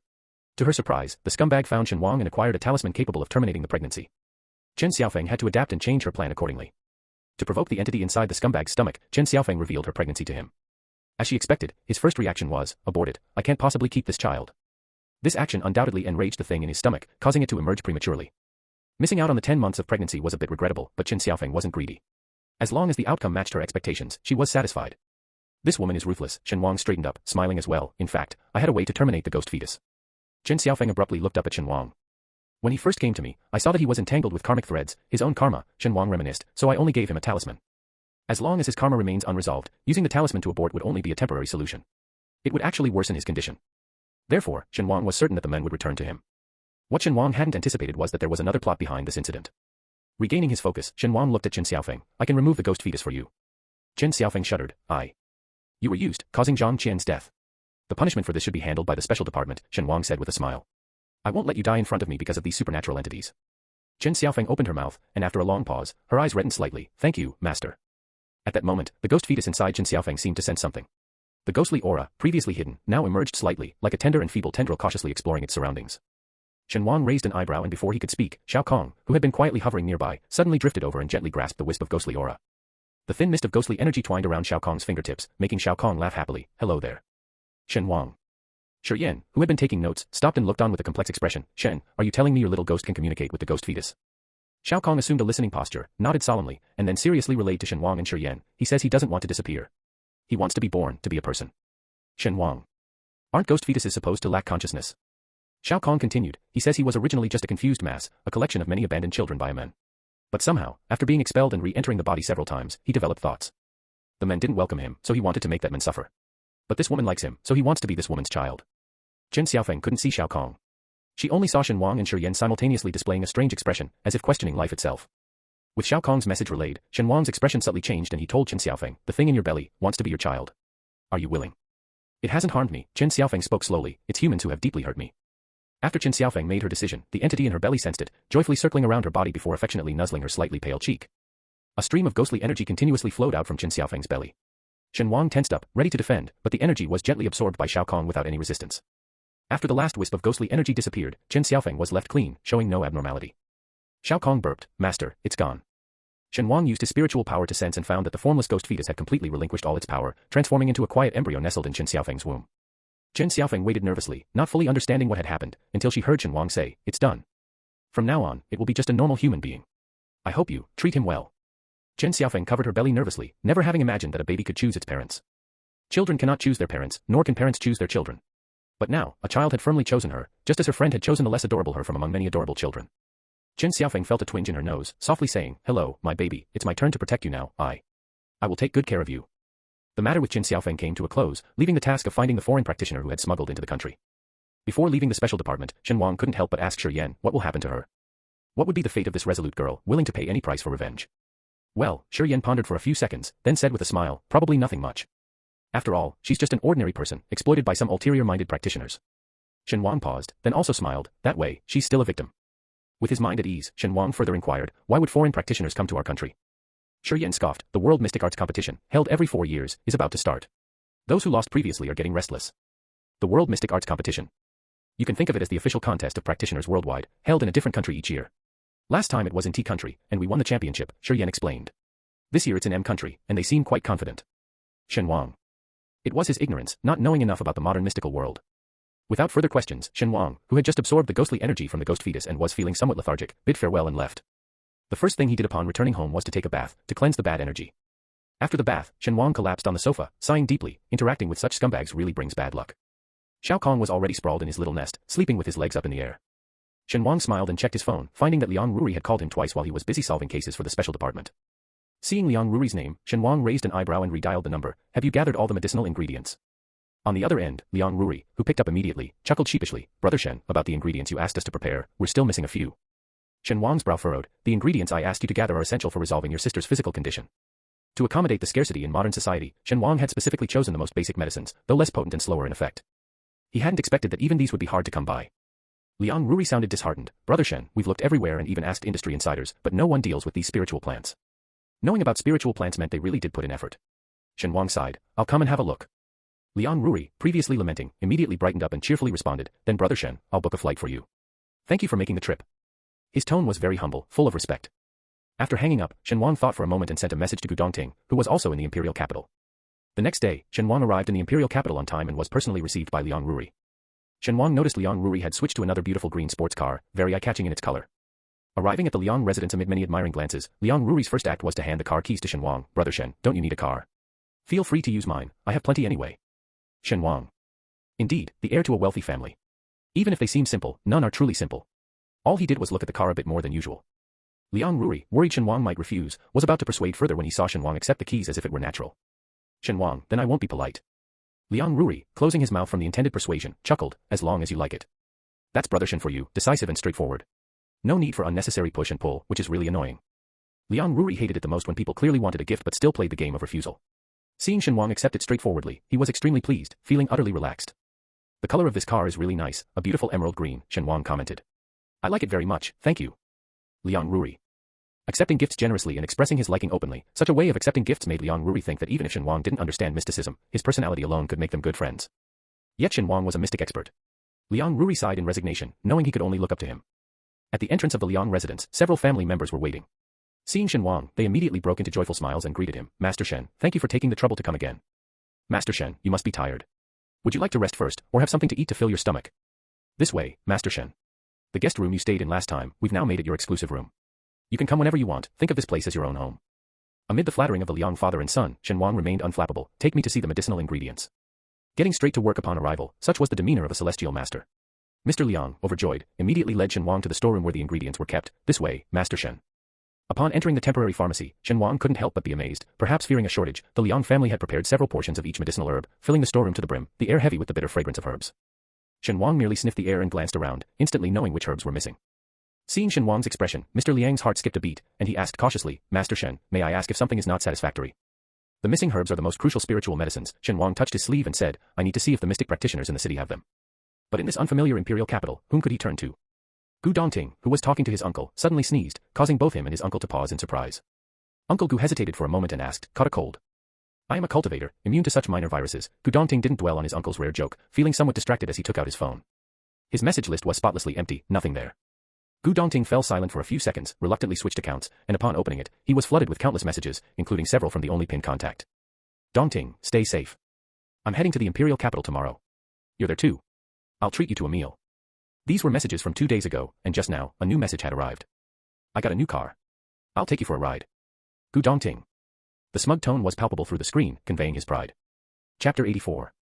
The Liang family's preparations were incomplete, hindering Shen Wang from starting treatment for Liang Riyue.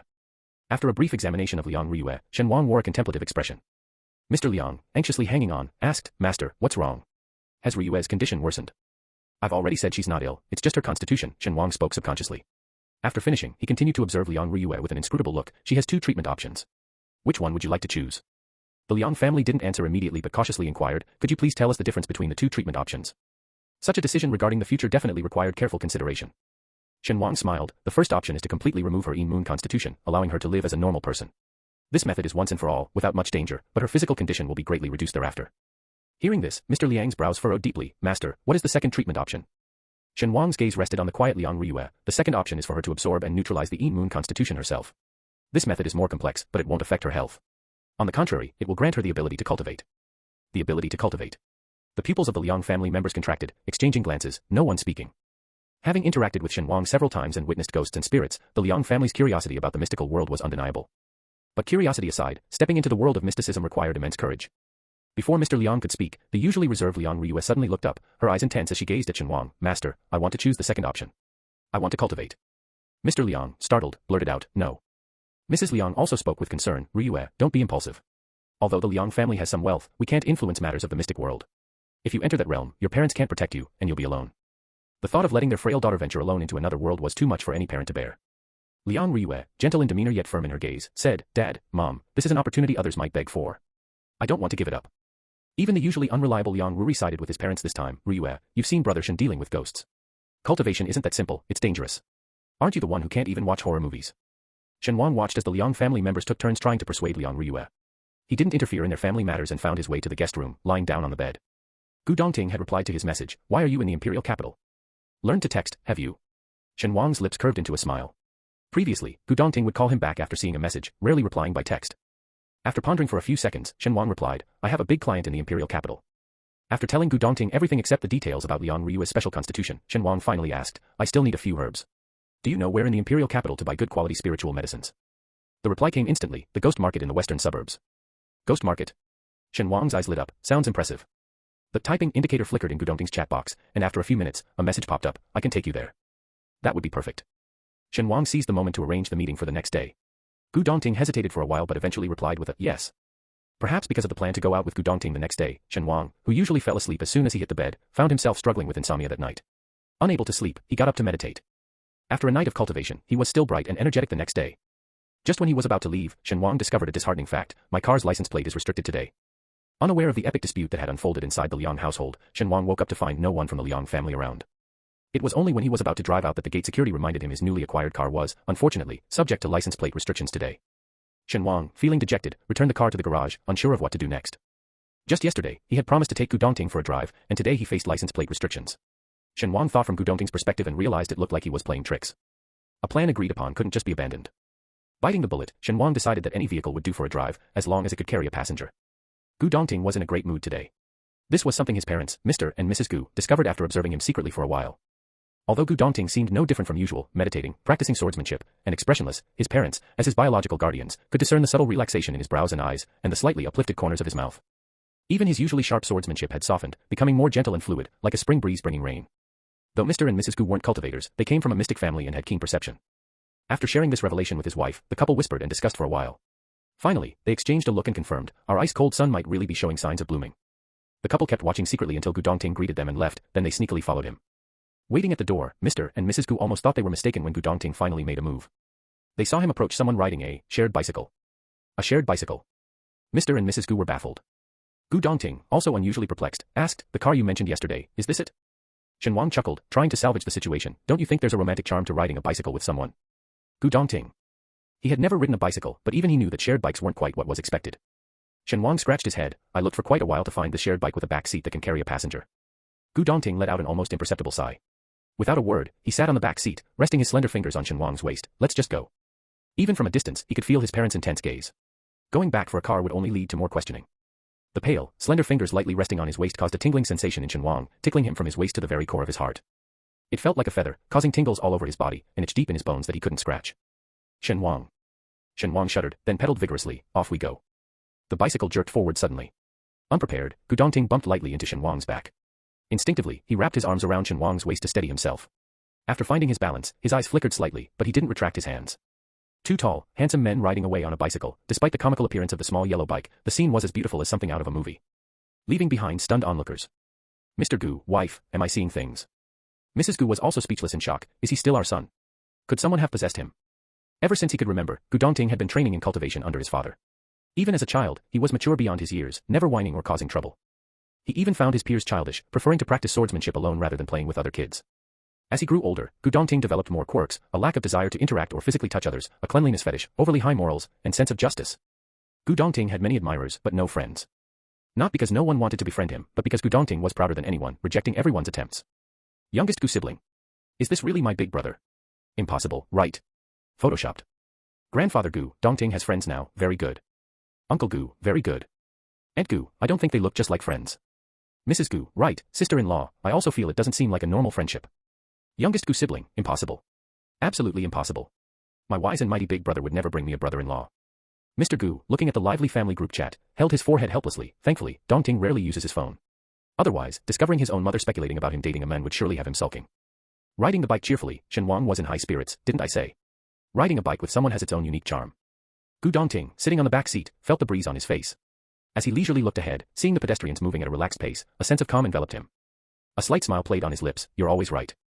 In real life, shared bicycles don't have models for carrying passengers, but in the world of this novel, if I say they exist, then they do, confident. Author's pre-release notice for Waking Up to Find Earth Became My Wife, won't you all consider bookmarking it? Tearfully pleading. Synopsis. The protagonist wakes up to find it's 10,000 years later. Humanity has broken free from Earth, conquered the stars, roaming freely in the universe. Leaving behind the hollowed-out blue planet, slowly dying, becoming a forgotten, abandoned world. The protagonist in shock, what happened to never wandering without Earth? To save Earth, the protagonist agrees to a system binding, striving to complete tasks to repair the dilapidated planet. Live streaming for aliens grants energy. Suddenly, the boy discovers a spring of clear water. The protagonist finds the mountain ahead obstructive. The next day, there's an earthquake that flattens the mountain without damaging anything else. The protagonist confesses his feelings to the boy. The barren land suddenly blossomed with flowers as far as the eye could see. It was not until the protagonist realized that as Earth regained its vitality, the boy named Shuelan also became increasingly handsome. Something seemed amiss. The boy named Shuelan avoided eye contact. No, nothing's wrong. I mean, I've blossomed. Not really, I've grown up. Later, under the live broadcast camera, the boy transformed into Earth itself, bestowing all its spring beauty upon the protagonist, with flowers blooming everywhere and mountain mist gently caressing. Online viewers witnessing the entire scene, screaming, that's our Earth, our mother planet, we don't approve of this union. Wailing, our dearly reclaimed mother planet ran off with a man. 3. After entering the interstellar era, beings from the cosmos lost their mother planet.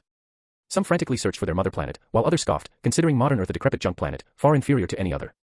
Until suddenly, a live broadcast appeared on the Star Network, with a host claiming to survive in Earth's wilderness, reviving civilization. Viewer, let's see who dares boast such nonsense, riding on the fame of our mother planet. Seeing the desolation everywhere, viewers were unsurprised and cursed vehemently. Only when they followed the host's camera to see the ancient, miles-long city walls, still standing after thousands of years.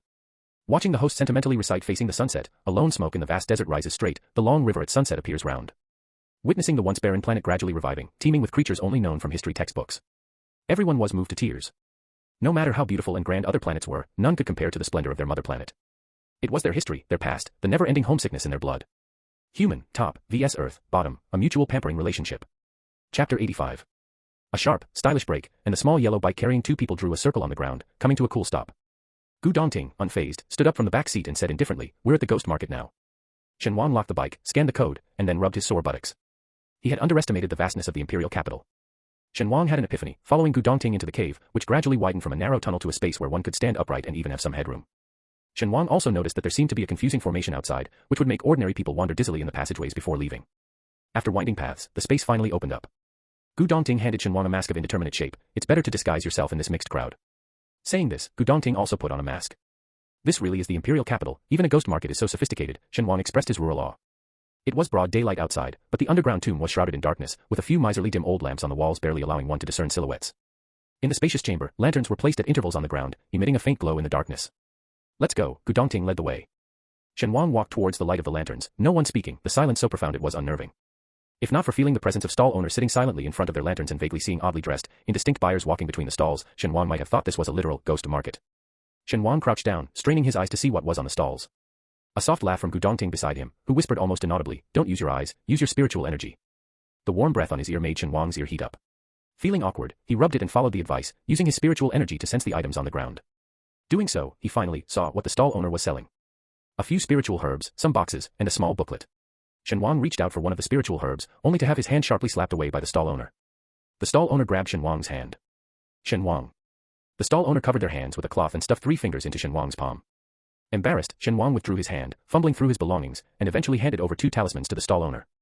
After a few seconds of hesitation, the stall owner agreed to the deal. Holding the hard-won spiritual herbs, Shen Wang was intrigued. It was his first time at such a ghost market, truly an eye-opening experience. After wandering around the ghost market for a long time, he managed to gather most of the spiritual herbs needed for Liang Riyue, except for the last one, which he couldn't find and had to give up on. During these transactions, Shen Wang traded talismans for several small interesting trinkets, making it a fruitful endeavor.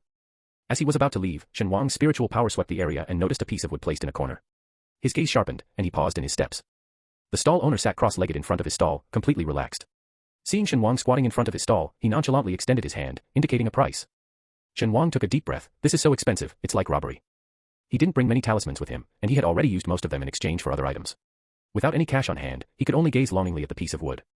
Top-grade 1000-year thunderstruck wood, and peach wood at that. Missing this chance, who knows if there'll be another shop like this. Unwilling to give up, Shen Wang was about to continue bargaining when Gu Dongting, who hadn't bought anything so far, handed something to the stall owner. The stall owner took the item, fiddled with it inside his sleeve, then suddenly shivered and handed the thunderstruck wood to Gu Dongting. Gu Dongting accepted it and handed it directly to Shen Wang. Shen Wang was taken aback, about to speak, but in the utter silence, he opened his mouth and said nothing. In the end, Shen Wang, still disgruntled, managed to get 2 extra stones from the stall owner as a bonus before leaving with Gu Dongting. As soon as they left, the stall owner quickly packed up his stall, extinguished the lantern, and disappeared into the darkness. The other stall owners watched his departing figure, pondering, what good item did that kid get to make him leave in such a hurry? As soon as they stepped out of the oppressive atmosphere of the ancient tomb, Shen Wang couldn't contain himself. "What did you give him?" Gu Dongting, having already removed his mask, said nonchalantly, "Just a pill." "A pill?" Not only the stall owner but even Shen Wang couldn't help but his pupils to shrink. "Then you've made a huge loss. In a world where gathering spiritual plants is extremely difficult, making pills is even harder." Gu Dongting just casually gave away one. Shen Wang's heart ached at the thought. "Didn't you want the thunderstruck wood?" Gu Dongting asked calmly. Shen Wang was at a loss for words. "I wanted it, so you used a pill to get it from me." Gu Dongting gave him a look as if to say, "What's wrong with that?" Shen Wang. "Although 1000-year thunderstruck wood is rare, it's not exactly an uncommon material. To exchange it for a pill." Shen Wang fiddled with his newly acquired item, feeling conflicted. Gu Dongting looked around and suddenly said, "Now we have a problem." Shen Wang composed himself and looked up. "What problem?" Gu Dongting pointed in a direction. "Your bike, it's gone." Shen Wang was shocked and looked where Gu Dongting was pointing. Indeed, the spot where he had parked his bike was empty, his carefully chosen yellow bike nowhere to be seen. Shen Wang couldn't help but exclaim, "Who took my yellow bike?" Now, in this remote place, without his yellow bike, how were they going to get back? In the end, they both safely made it home. Sitting in a car summoned by his phone, Shen Wang sincerely expressed his gratitude. "Thank God for modern society and technology, or else we would have had to walk all the way back today. That yellow bike is so unreliable, never using it again." Shen Wang reaffirmed this thought and decided to apply for a refund of the deposit when he got back. Hearing Shen Wang's words, the driver laughed heartily. "I say, young man, what brought you guys to this place? There's no village ahead, no shop behind, not much to see here either." The talkative driver tried to restrain himself but couldn't help asking, "Hey, young man, the place your friend lives in, it's either rich or noble. Don't you guys have cars for going out? At least, you should have a personal driver." The fact that they resorted to using a ride-hailing service seemed utterly illogical. Shen Wang. Being an ordinary person, he never considered that for someone like Gu Dongting, having a car and a personal driver was nothing out of the ordinary. Recalling Gu Dongting's aggrieved look sitting in the back seat of the taxi, Shen Wang's expression grew even more complicated. "He's more down to earth, just fooling around with me." When they got off at the Liang residence, it was the driver who now wore a complicated expression. Watching Shen Wang's departing figure, the driver muttered to himself, rich people sure know how to play extravagantly. The other young man was obviously not ordinary by his demeanor, but this one, looking so average and dressed so simply, turned out to live in a luxury villa too. The driver felt he had really broadened his horizons today, witnessing the diverse lifestyles of the wealthy. Back in his room, Shen Wang absent-mindedly checked his trophies, counting them one by one, until he noticed an extra stone in his hand. He looked bewildered for a moment before recalling that it seemed to be a throw-in from when he bought the 1,000-year thunderstruck wood. Just as he was about to set the stone aside, Shen Wang's pupils suddenly contracted. This thing, it looked so much like a summer stone, used as a raw material for making spatial artifacts. Chapter 86. Shen Wang examined the summer stone carefully, his racing heart gradually calming down. The summer stone needed for making spatial artifacts has extremely high-quality requirements. Rather than calling it a summer stone, it would be more accurate to call it summer jade. However, the summer stone in his hand was of mediocre quality. After refining, there would hardly be anything left, truly a superfluous item. Squinting and pondering for a long time, Shen Wang finally figured out the perfect use for the stone. It can't be directly used for artifacts, but it can be used for storage talismans.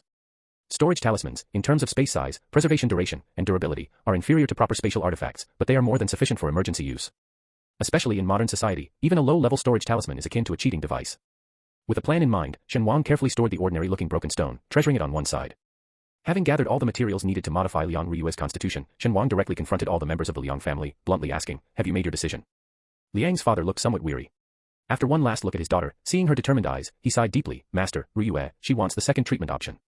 She wants to explore another world, to try a different life." No matter how reluctant the parents of the Liang family were, they couldn't overrule Liang Ryue's persistence and had to reluctantly agree. The eldest son, fully devoted to live streaming, became a joke among the rich second generation. Now, the younger daughter suddenly rebels, wanting to become a celestial master and hunt ghosts. For the first time, Liang's father began to doubt himself, wondering if there was something wrong with his parenting approach. Shen Wang, unaware of how Liang Ryue convinced her family and indifferent to it, simply nodded. "Are you ready? Modifying your constitution is not a simple matter." Liang Ryue, with pursed lips, nervously yet eagerly responded, "I'm ready." Shen Wang had the Liang family prepare a special room with a huge bathtub, into which he crudely dumped the medicinal herbs after filling it with cold water. "Sit in it," Shen Wang instructed Liang Ryue.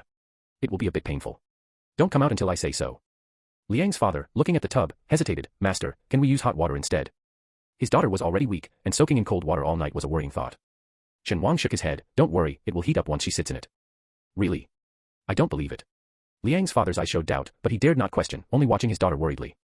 Liang Ryue, standing there with a flushed face, said, Shen Gu, I need to undress." Shen Wang was shocked. "No. Just get in as you are. What's shown on TV is all fake. How much can a few layers of clothing affect the medicine's potency? Those scenes on TV where they undress for medicinal baths are just nonsense." Seeing Shen Wang's earnest concern, Liang Ryue's tense heart slightly relaxed. She smiled faintly, lips pursed, and turned to sit in the tub. The moment she entered the water, though it wasn't the cold season yet, Liang Ryue still shuddered, her skin breaking out in goosebumps. Seeing her immersed obediently in the medicinal liquid, Shen Wang nodded in satisfaction. "Stay there, I'll go prepare some more medicine for you." Saying so, he promptly left the room, leaving the dumbfounded Liang family behind. Liang's father, "Is it okay for Ryue to soak like this alone?" Liang's mother, "Xiaoye, are you cold? Shall I get you a cup of hot water?" Liang Ruri, "Little sister, do you think this medicinal solution will work for me? I want to cultivate too." Hearing Liang Ruri's words, both Liang's father and mother glared angrily. "At this critical time, you're still not serious." Liang Ruri, feeling wronged, lowered his eyes. "With brother Shen here, what can go wrong? You guys don't need to worry unnecessarily." Liang's father almost slapped the back of Liang Ruri's head. "So just because she's not your biological child, you don't care about her, is that it?" Liang Ruri, "She's my own sister, how could I not care? I was just speaking off the cuff, making a joke to lighten the mood." Liang Ryue smiled quietly, listening to her family talk. When she first entered the water, she shivered from the cold, but after soaking for a few minutes, she was surprised to find herself not feeling cold at all. She wasn't sure if it was her imagination, but it seemed like the temperature of the medicinal solution was rising, becoming warmer and warmer. While they were talking, Shen Wang came in carrying a big bowl of something. The sea bowl in his hand was filled to the brim, almost spilling over the edge. How did he carry it without spilling? Liang's family's first reaction was confusion, followed by a sudden wave of nausea. Liang Ruri blurted out, "What is that? It smells awful. Bitter, astringent, spicy, pungent, and mixed with a strong tan medicinal juice scent. An amalgamation of strange smells that was so overwhelming it felt like a torture to the senses. It was even a bit eye-watering." Shen Wang clicked his tongue. "What do you know? This is a medicinal solution I personally prepared. Its efficacy is 100% stimulated, not a single bit wasted." Liang Ruri, with a grim expression, "Can we use just 20%, no, 10% of the medicinal effect and change the flavor?" The thought of its taste being so overpoweringly dreadful without even tasting it, how could anyone bear to drink it? The poison pan Jin Lian gave to Wu Dalong couldn't have been much worse than this. "It's not like you have to drink it," Shen Wang said disdainfully, his face screaming, "Why are you so nosy?" before he handed the medicine over to Liang Ryue. Liang Ryue stared at the large bowl of dark, unidentifiable liquid, on the verge of tears. She thought she had mentally prepared herself, but now realized she hadn't. Liang Ryue hesitated to take the medicine, sensing Shen Wang's puzzled gaze upon her. Taking a deep breath, Liang Ryue accepted her fate and grabbed the bowl. She held her breath and gulped down a big mouthful. An indescribable, strange taste exploded in her mouth. Unable to hold it in, she turned and vomited. Shen Wang raised an eyebrow. Don't spit it out, drink it all. Tears welled in Liang Rui's eyes from the pungent smell of the medicine. Her silent, pitiful plea was ignored by Shen Wang, who instead urged her, drink up quickly before it gets cold and tastes worse. Liang Rui. It was already hard to swallow, but she hadn't imagined it could taste even worse. With tears in her eyes, Liang Rui closed her eyes, aided her breathing, and opened her mouth wide, pouring the rest into her mouth.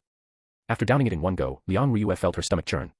She tried to hold back the nausea but couldn't, turning to vomit, only to be forcefully stopped by a hand. Shen Wang single-handedly suppressed Liang Rui's resistance, unflinchingly stating, don't waste it. The taste of the medicine lingered in her mouth, throat, and even her stomach. Liang Rui blinked, tears rolling down her cheeks. In the original story, Liang Rui was saved from danger by the male lead, Tang Jiu, leading to a series of misunderstandings and eventually, a romantic encounter. Liang Rui, seemingly quiet and obedient, was actually somewhat rebellious. Curious about another world and intrigued by her mysterious savior, she gradually found herself falling. Now, it was Shen Wang who opened the door to a new world for Liang Rui. His stunning appearance was nearly blinding, and aside from a somewhat lazy and carefree personality, he had no other flaws. Even Liang Rui herself didn't realize that her feelings towards Shen Wang were somewhat different. However, after this ordeal, the budding fondness in Liang Rui's heart shattered into pieces. Shen Wang had no idea what he had missed, and even if he knew, he probably wouldn't care.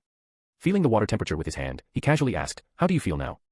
I feel a warm flow inside, warming me up, Liang Rui admitted, trying to suppress the strange taste in her throat. Good, Shen Wang nodded, the medicine is taking effect. Those not involved should leave now. Witnessing their daughter being forced to drink a large bowl of strange liquid, Liang Rui's parents were heartbroken. Master, can we stay here with her? Even if they couldn't share Liang Rui's pain, they wished to stay by her side. Shen Wang, unyielding, replied, no. Now was when the medicine's effects were mildest. Once it intensified, and they saw Liang Rui in agony, they might cause a scene, demanding explanations from him. He certainly didn't want that trouble. Seeing Shen Wang's resolute stance, the Liang family had no choice but to leave the room reluctantly. As expected, before long, Liang Rui began groaning in pain. The initially cold medicinal bath started bubbling and boiling without heat, even producing thick steam. Amidst the misty steam, Shen Wang said solemnly, does it hurt? Good. The Yin Moon physique is meant to serve others, incapable of cultivation. To pursue cultivation, you must endure this. Cultivation is a defiance of nature, fraught with hardships. There are no shortcuts, only perseverance on the right path. Liang Rui soaked in a medicinal liquid for 7 days. Except for the brief respite during daily changes of the liquid, she was in constant agony, sometimes even screaming in pain. On the 7th day, when Shen Wang told Liang Rui the treatment was over, she lay in the tub like a lifeless dog, struggling to lift her eyes towards him. Shen Wang, with his outstanding looks and exceptional demeanor when silent, sent a shiver down Liang Rui's spine, as if she saw the king of hell, quickly averting her gaze. Now, just the sight of his face made her entire body ache. Shen Wang said with a smile, congratulations, your Yin Moon physique is completely gone.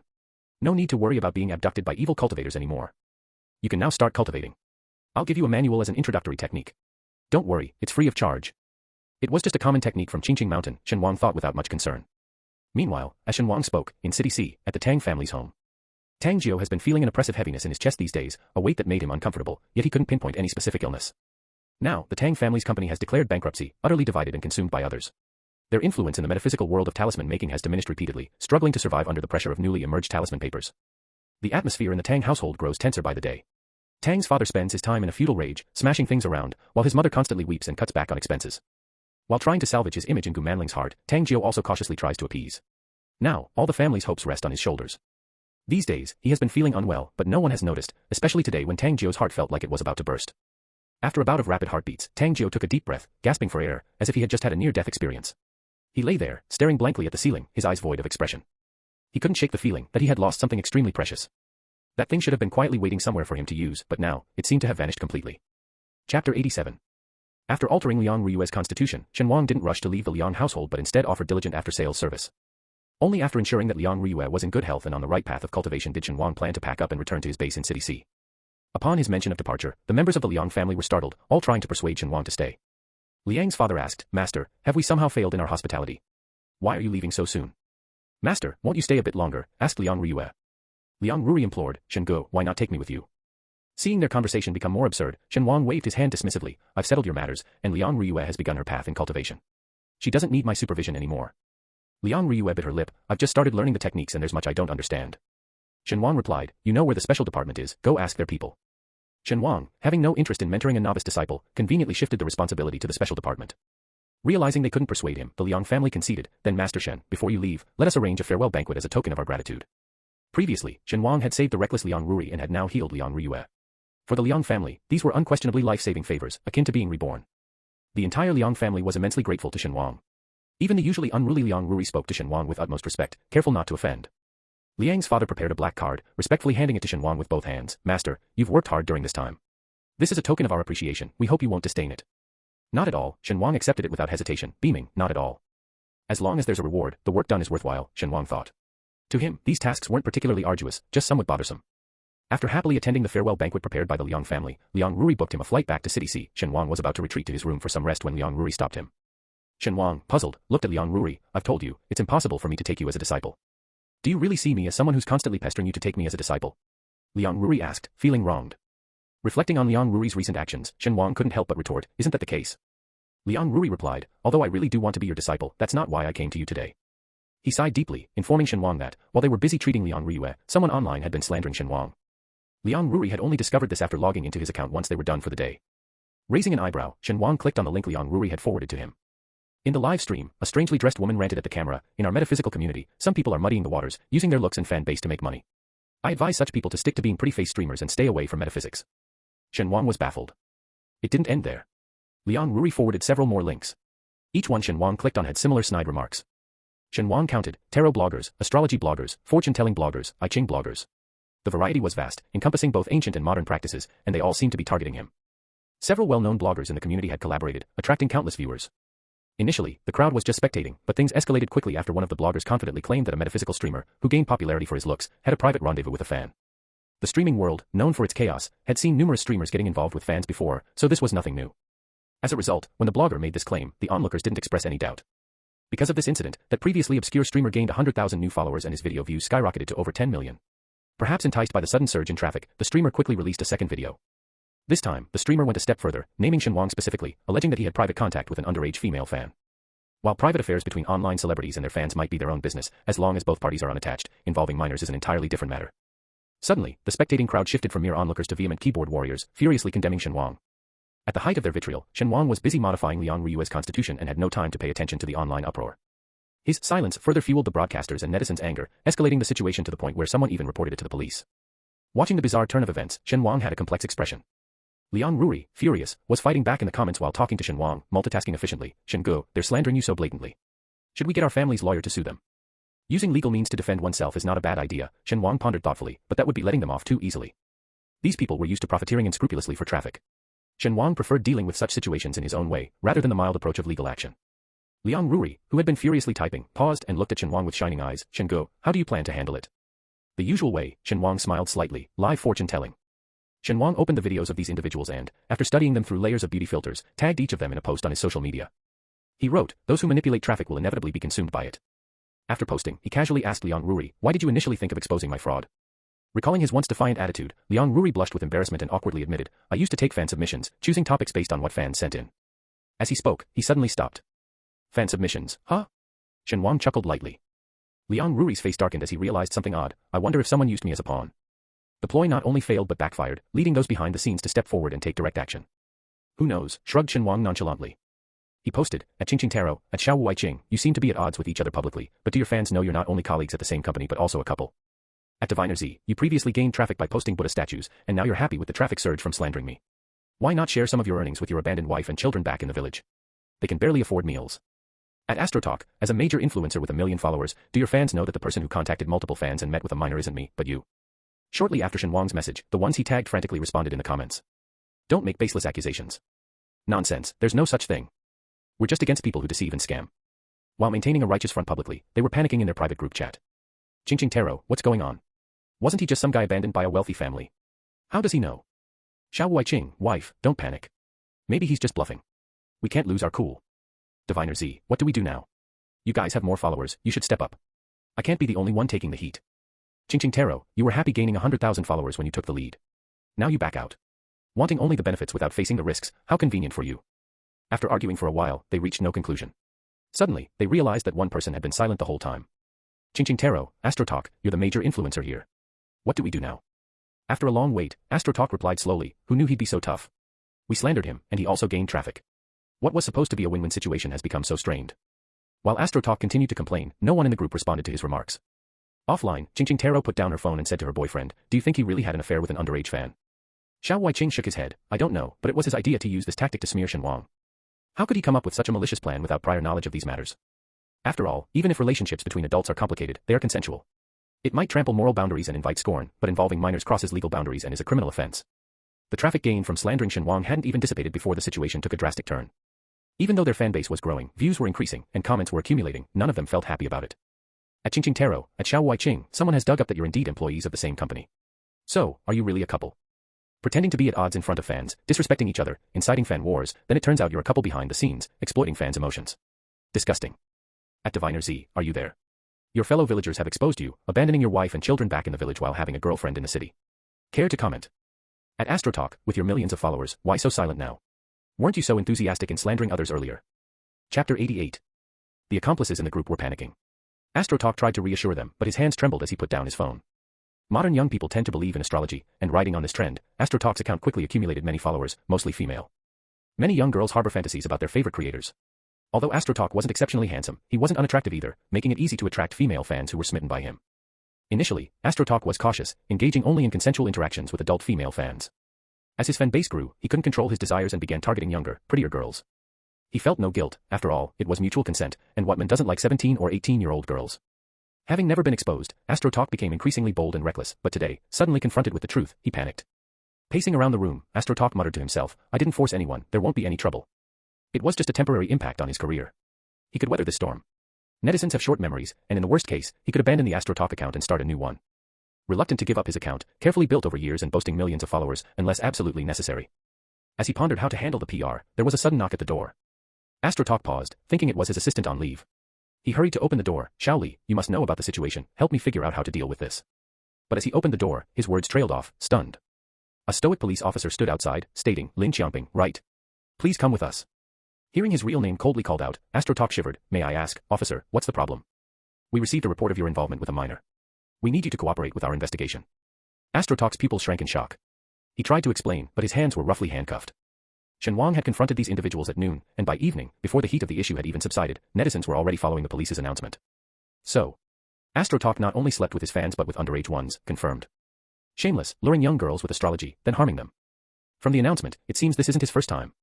He usually targets older minors, but this time there was one under 14. Such scum, I wonder how he dared to slander others. Beneath this news, there were still numerous marketing accounts using metaphysical pretenses to fish for traffic in the comments. I could tell from his face that he was destined to fall over a man-woman relationship this year. If you want your fortune read, click on my homepage. It was only now that Shen Wang realized there were more metaphysical bloggers than he had thought. Of course, most of them were charlatans and swindlers. Not just fortune tellers, but also various related ads popped up while scrolling through videos. Shen Wang, looking at an ad, read out loud, tarot reading. 400 yuan per session. Gypsy witchcraft to reveal your past and present lives. Observing Shen Wang's disdainful expression, Liang Ruri, who came to share the news, laughed, these frauds are everywhere. When I was a regular game streamer, a fan of mine got scammed out of a month's living expenses. It was precisely because of this incident that Liang Ruri started transitioning into an anti-fraud metaphysical broadcaster, taking on these charlatans and swindlers. Shen Wang, previously unaware, was startled upon realizing the extent of it. Doesn't the platform control this? They do, Liang Ruri sighed. Every platform has a disclaimer, saying content is for entertainment only and not to be taken seriously, but... Liang Ruri's expression was nuanced. Shen Wang understood. After thinking for a moment, he sent a message to Shi Yan, informing him about the situation. Receiving a positive response, Shen Wang assured Liang Ruri, don't worry, someone will take care of it. Liang Ruri, still somewhat skeptical, left the room with his phone. Shen Wang noticed the comments had shifted from condemning the unscrupulous frauds to discussions about metaphysics. There are so many scammers online, so where should one actually go for fortune telling? Definitely not online. You should find a reputable master in real life, maybe in well-known temples or Taoist temples nearby. In modern society, can people really believe in such things? Feudal superstition is not good. Our ancestors have passed down these traditions for thousands of years. There must be some wisdom in it, like in traditional Chinese medicine. You may not believe, but you should still respect it. Better to believe it exists than not. When it comes to the supernatural, it's always good to have a bit of reverence. Speaking of unscientific events, we have one right now. Shen Wang, every time he does a reading, it's incredibly accurate, never wrong. If you want your fortune told, you should check out his live stream. Exactly, others might be frauds, but Shen Wang is always Shen Wang. I don't believe in those tarot readers, Taoists, or witches anymore, only in Shen Wang. Seeing the last comment, Shen Wang chuckled and shared it, don't believe in rumors, trust science. We are the successors of socialism, let's not indulge in such nonsensical stuff. People who had been following him saw his post and were instantly shocked. Shen Gu, others might say that, but do you really have the nerve to say it? The Taoist priest spoke of believing in science and then flew away on his sword. We do believe in science, so Shen Gu, when will you be live streaming? Been waiting for your fortune telling for a long time.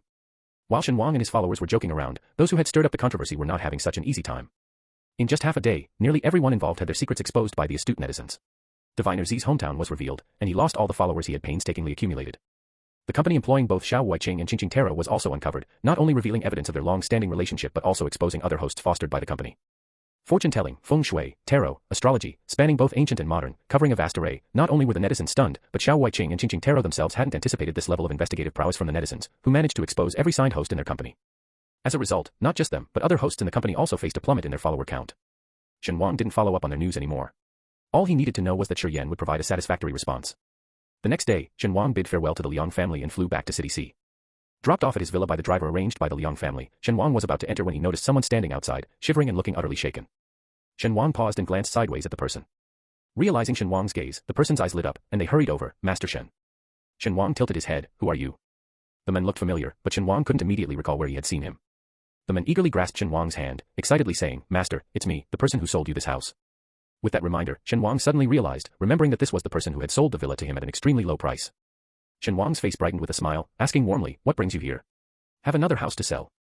The previous owner's face twisted momentarily. No, not that. Shen Wang's bright smile instantly faded, turning cold as he asked, what is it about then? The former owner glanced fearfully at the villa and cautiously began, Master, since you moved into the villa, have you noticed anything unusual? Unusual. Shen Wang thought for a moment and then shook his head confidently, not at all. The former owner, frowning and skeptical, hesitated for a long time before finally mustering the courage to step into the villa at Shen Wang's invitation. Since moving in, Shen Wang hadn't changed any of the decorations, just tidied up a bit, so the previous owner felt an intense sense of familiarity, almost like returning home. Standing anxiously in the living room for a while, the former owner finally relaxed and sat down on the sofa. Just as he was about to speak, his pupils dilated in shock, nearly fainting on the spot. A fist-sized little ghost floated out of Shen Wang's pocket, joyfully circling in the air several times. The ghost swelled up like it was being inflated, eventually taking the form of a 5-year-old child. The ghost's appearance wasn't terrifying or frightening. The former owner's reaction was limited to an accelerated heartbeat, rapid breathing, and dilated pupils. After circling the room as if surveying its territory, Xiao Kong finally fixed his gaze on the man sitting stiffly on the sofa. Xiao Kong tilted his head in confusion, then tugged at Shen Wang's clothes, beaming with joy, Master, it's my former playmate. The previous owner, rigidly seated on the sofa, feeling uncomfortable all over, blurted out in shock upon hearing Xiao Kong's words, playmate. What playmate? Xiao Kong's eyes widened, and he shyly smiled, greeting his little friend, we used to play together all the time. Don't you remember? I would knock on your door in the middle of the night, waking you up. I also turned the water in your faucet red. You screamed so happily then. When you fell asleep, I was too bored to play alone, so I would just sit by your bed and watch you. As he listened, the former owner's face gradually turned ashen. You call this a playmate? Seeing his uneasy expression, Xiao Kong hid behind Shen Wang, not showing even a strand of hair, his voice drifting out, you used to have fun too, playing hide and seek with me every day. Knowing his limitations, he didn't venture into complex investments but bought several properties in City C as investments. Little did he know, the villa he had bought at a bargain turned out to be haunted. Living there for just a few days nearly drove Lu Yongjun to a nervous breakdown, prompting him to hastily sell it off. Although Lu Yongjun felt a bit guilty about passing the haunted house on to Shen Wang. He thought the matter would be over, but soon after, another property he purchased began to exhibit ghostly disturbances. Speaking of this, Lu Yongjun showed a face full of grievance. I've lived peacefully for over 40 years without encountering ghosts, and this year, I've run into them twice. Maybe I should try my luck with the lottery. Shen Wang scrutinized Lu Yongjun. How did you find me? Lu Yongjun, rubbing his hands together and chuckling, said, I have to thank you, Master Shen. I've struggled to fit into City C's elite circles, but during a recent conversation with some business owners, I realized we all have a connection with you. This opportunity allowed Lu Yongjun to strike up conversations with those businessmen, a twist of fate he himself could hardly believe. When he mentioned wanting to find a reliable master for his haunted house, someone wondered why he sought help far away. That's when Lu Yongjun realized that Shen Wang was indeed a master. No wonder you dared to buy this house, Lu Yongjun marveled. I didn't expect you to have such abilities. Shen Wang didn't need to guess to know that the businessmen Lu Yongjun referred to were from the Yu and Song families. Faced with Lu Yongjun's hopeful gaze and the faint shade of gloom in his eyes, Shen Wang didn't refuse his request. Although the house sale was a fair deal, Shen Wang didn't mind helping Lu Yongjun out, considering the benefit he had received. Deciding to act, Shen Wang asked Lu Yongjun to lead the way to his haunted property. They drove to Lu Yongjun's address, and upon arrival, Shen Wang, observing the villa, felt a twitch in his brow. You really do like detached villas. This property was also a detached villa, seemingly larger, newer, and more luxurious than Shen Wang's. Lu Yongjun grinned sheepishly, unabashedly saying, I like bigger houses, more spacious. It's indeed big, Shen Wang nodded and added as Lu Yongjun's smile grew, but it lacks liveliness. Lu Yongjun's smile froze on his face. Master Shen, what do you mean by that? After circling the villa, Shen Wang said slowly, I meant it literally. The more secluded and less inhabited a place is, the more likely it is to accumulate yin energy. That's why in ancient texts, spirits and monsters are often found in desolate mountains and wild areas. Lu Yongjun's preference for detached villas wasn't inherently bad. It's just that being too far from neighbors and rarely inhabited made the houses more prone to yin energy. So, if I buy a house and don't live in it, something else will move in. Lu Yongjun's face twisted momentarily as he asked in a shaken voice. Shen Wang thought for a moment, in theory, yes. However, while that might be the case with the house I live in, this one is different. Lu Yongjun looked puzzled and watched as Shen Wang walked straight to a corner of the fence. He noticed several fresh footprints and wondered, what's this? Almost scared into thinking these were ghostly footprints, Lu Yongjun suddenly remembered that ghosts don't walk, they fly. He became furious, so someone has been causing trouble here. That's right, Shen Wang nodded, speaking lightly. It didn't take long for Lu Yongjun to figure out what was happening. After selling his haunted house for a very low price due to the disturbances, someone had set their sights on this property, causing mischief in hopes of buying it cheaply. Their intention was to acquire the coveted property at a bargain by creating a haunting. Having personally experienced the terror of a haunted house, Lu Yongjun was still apprehensive and didn't question the idea, instinctively believing it and seeking a master to exorcise the spirits. If he hadn't found the real master, Shen Wang, who knows how he might have been deceived. Shen Wang sighed and patted Lu Yongjun's shoulder. Take it easy. They may underestimate your intelligence, but not to an extreme degree. Lu Yongjun, still angry, was perplexed. Shen Wang gestured towards the house. It's true someone was causing trouble, but the haunting is also real. Lu Yongjun's eyes widened in shock. What? The haunting isn't fake. No, Shen Wang said leisurely. The Yin energy clinging to you is enough for you to see Shao Kong. How could you think it's fake? You see, apart from certain special circumstances, only those who have been affected by Yin energy and have weakened Yang energy can see ghosts. Lu Yongjun gasped in shock, trembling uncontrollably. Master, please don't joke with me. What exactly is going on here? A grown man in his 40s, his voice quivering with the verge of tears, was a pitiful sight. How can you be so faint-hearted? Shen Wang sighed in resignation and explained, someone has been throwing a small ghost into your house. They lack the strength to keep the ghost here permanently, so they have to send a new one every day. Lu Yongjun couldn't hold back and cursed out loud. Damn it, it's like throwing rats into my room, a new one every day. He hadn't been this angry even when he first found out his house was haunted. Having one ghost in the house versus a new ghost every day felt entirely different, akin to seeing a cockroach in the room, chilling to the bone and making one wonder how many more might be lurking in unseen corners. After cursing, Lu Yongjun asked, quivering, so, how many are there, in the house now? Don't be afraid, Shen Wang, understandingly, stepped in front of Lu Yongjun and opened the door. If I'm not mistaken, there should only be one. The moment they opened the door, a dry ghostly shadow was sitting on the sofa, mimicking watching TV. It faced Shen Wang and Lu Yongjun. The next second, two screams echoed simultaneously. Lu Yongjun looked terrified, and the ghost was no less startled. Men and ghost screamed at each other for several minutes until, abruptly, the ghost stopped as if remembering its own nature and whooshed up to the second floor. Shen Wang's expression was indescribable. I've never heard a man's voice so high-pitched. It almost left his ears ringing. Rubbing his sore throat, Lu Yongjun felt a shared misery, sticking close to Shen Wang. Master, please take care of that ghost. Master. Are you a celestial master? The ghost hiding upstairs peeked out its eyes and suddenly spoke, startling Lu Yongjun so much he nearly jumped onto Shen Wang. Shen Wang, looking disgusted, pushed him away. You didn't react like this when you saw Shao Kong. I thought you were braver than this. Lu Yongjun, on the verge of tears, lamented, that little ghost looked only a few years old. If he wasn't floating and pale, I wouldn't have even realized he was a ghost. But this ghostly shadow in front of him. Lu Yongjun suddenly closed his eyes, refusing to look any longer. What's wrong with me? The ghostly shadow protested, floating out halfway, indignant, you're discriminating against me.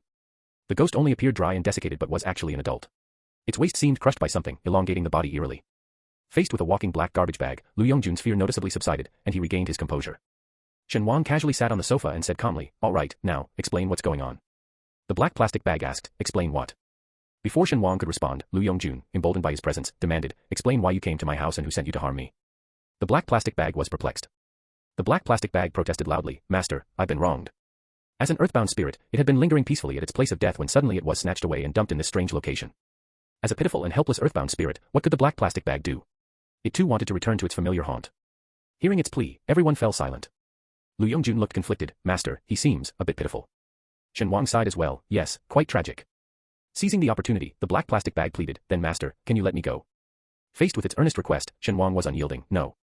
Although the black plastic bag didn't know who the mastermind was, whoever it was would likely continue to send ghosts. Shen Wang planned to wait and catch them in the act. As for the black plastic bag, Shen Wang offered a slight smile. I'll give you two choices. First, go reincarnate happily on your own. Second, I make you cry and wail before you reincarnate. Choose. Chapter 90. When the black plastic bag heard there were two options, it was happy. But after hearing the specifics, the smile on the black plastic bag's face vanished. Lu Yongjun, who was afraid of ghosts, looked at the tranquil black plastic bag and somehow discerned a silent despair emanating from it. Seeing the other party not making a choice, Shen Wang wasn't in a hurry. He smiled slightly, calm and friendly. No rush, take your time to decide. The black plastic bag shuddered, its voice trembling. Really? Shen Wang nodded, of course. After dealing with the person who captured you, I can sort you out too. The black plastic bag was even more frightened now. Shen Wang stopped intimidating the poor ghost. He curiously observed the villa's interior decoration and environment, feeling like his eyes were assaulted. Shen Wang withdrew his gaze, commenting, your decoration must have been quite expensive. Failing to catch the undertone in Shen Wang's comment, Lu Yongjun puffed up his chest and proudly declared, that's right, I used only the most expensive and best materials. The decoration cost over $1 million. Perhaps this is what defines a nouveau riche, seeking the most expensive, not necessarily the best. Respecting his personal taste, Shen Wang chose to look away. They turned on the massive TV that was as big as a wall and ordered takeout, waiting until late at night when they finally heard some faint noises outside the gate. The black plastic bag sensed a change, leaping up, the force trapping me here is gone. I can go home now. However, upon seeing Shen Wang's half-smiling gaze, the bag deflated, sheepishly sitting back down on the sofa, sitting upright with hands on knees, pretending as if it hadn't said anything. Shen Wang withdrew his gaze and stood up, walking to the window. Lu Yongjun hastily followed, looking in the direction Shen Wang was observing. Under the cover of night, a man in a suit clumsily jumped down from the wall, stumbling and nearly falling to the ground. Cursing under his breath, the man carried something towards the villa, slowing his pace and hesitating slightly upon seeing the lights on inside. Seemingly coming up with a plan, the man shifted into the shadows, stealthily approaching the villa to toss his item inside. Just as the object left his hand, he heard a soft chuckle. The laugh was low and magnetic, captivating, but the man was too frightened to appreciate it, turning to run. After just a few steps, he tripped over something and fell hard to the ground. The man cried out in panic, "Who's there? Who am I? I should be asking who you are." Lu Yongjun, furious, charged forward and pinned the disheveled man to the ground. "Who the hell are you, and why are you throwing ghosts into my house?" The man's heart skipped a beat, his eyes darting around as he feigned composure. "I don't know what you're talking about. I'm just passing by. Let me go, or I'll call the police." Lu Yongjun's anger intensified at the man's defiance. He forcefully twisted the man's arms behind his back. "Passing by? You passed right into my house, yeah right." The man's face paled in pain, but he still stubbornly resisted. "I don't know what you're talking about, let go. My arm's going to dislocate. If it does, I'll sue you for my medical bills, lost wages, and mental distress." Shen Wang ignored the verbal spat between the two men, quickly dealing with the newly thrown ghost in the room. He also put a black garbage bag over its head to prevent frightening anyone. The new ghost hadn't even realized what had happened, only feeling darkness enveloping it before feeling dazedly tossed aside. It took a moment for the ghost to remember that it was no longer human but a ghost. Just as it was about to assert its dignity as a malevolent spirit, the other ghost, also hooded with a black plastic bag, grabbed it. "Brother, don't be impulsive, stay calm." The new ghost, frustrated with its cowardly kin, retorted, "You're a ghost, why fear a living person? What's there to be afraid of?" To demonstrate its bravery to its fellow ghost, the new ghost let out a piercing scream and charged at Shen Wang with a gust of cold wind. The next moment, everything blurred, and it found itself thrown aside again. "No difference, you're going to reincarnate either way," Shen Wang smiled. "It's just that if I escort you, it might not be too gentle." The two ghosts exchanged glances, neither keen on experiencing firsthand what Shen Wang's "not too gentle" meant. Although the ghost still harbored lingering attachments and didn't want to reincarnate, under the intimidating presence of the unscrupulous celestial master, they left dejectedly. Shen Wang was indifferent to whatever curses they might have been muttering under their breath. Having resolved the situation, Shen Wang turned his attention to the other side and saw that Lu Yongjun had found some rope and tied the men securely on the ground. Upon closer inspection, the man had 2 dark circles under his eyes, making it hard not to suspect Lu Yongjun of taking personal revenge and secretly landing a few blows. Since he was his client after all, Shen Wang pretended not to notice the marks on the man's face and asked from a position of authority, "Who are you? Which sect or school do you belong to? Have you registered with the special department?" The man, having witnessed Shen Wang effortlessly handle 2 ghosts, knew he was in trouble and begrudgingly asked, "And who might you be?" Even when tied up on the ground, he was still desperately struggling. Rolling his eyes, Shen Wang called Shi Yan, "Minister Shi, I have a cultivator here who's been using ghosts to harass ordinary people. Can you send someone to pick him up?" Shi Yan, who had already finished work, replied, "You know I'm a minister. This isn't my jurisdiction." Shen Wang argued confidently, "Who else should I call when you and I have the best relationship in the special department?" "Shi Yan, should I feel honored?" As the head of the feng shui department and a civil servant, Shi Yan's life had become much more colorful since meeting Shen Wang. Despite not admitting it, Shi Yan felt a moment of gratification from Shen Wang's words. Despite appearing carefree and indifferent, Shen Wang was actually very astute and discerning, as seen in his relationship with the Metaphysical Association. Moved by Shen Wang's request, Shi Yan, who had already finished his nightly routine, got up from bed and stepped into the cold night. After hanging up, Shen Wang smiled at Lu Yongjun. "The perpetrator has been caught, and the problem is solved. The fee will be 500,000 yuan. Would you prefer to pay by card or transfer?" The case was so simple that Shen Wang felt a bit embarrassed to charge too much, only asking for a symbolic fee. "Pay by card." Lu Yongjun was taken aback, hesitating. Creating haunted houses to buy properties cheaply was just the first step of his plan. He never anticipated that before even completing his first step, merely halfway through, he would be caught and his plans thwarted. He initially thought of stalling and, if all else failed, offering the cultivation manual, as he had already made a copy. However, to his surprise, Shen Wang showed no interest. Shen Wang glanced at him indifferently. "What's there to ask? You come from an ordinary family, excelled in studies from childhood, were the model student in teachers' eyes, the ideal child for parents, the envy of your peers. You did indeed attend a good university and landed a decent job. Sadly, you always overestimated yourself, believing since childhood that you could change the world. After facing harsh realities in society, and not content with the beating, you dabbled in cultivation, letting your suppressed adolescent fantasies resurface." As Shen Wang spoke, the man's pupils constricted, his gaze filled with shock and disbelief. How do you know all this?" At that moment, any hidden arrogance in the man's heart vanished completely. He finally understood that there are always greater powers, that he was merely someone who had chanced upon a cultivation method. "Since you know how to capture ghosts, you must also know divination, face reading, and feng shui," Shen Wang said calmly. "Just small tricks, nothing noteworthy." Shi Yan, who had just stepped in the door. "If you consider yourself nothing special, then what are we? Just trash." As the head of the feng shui department, Shi Yan felt personally attacked.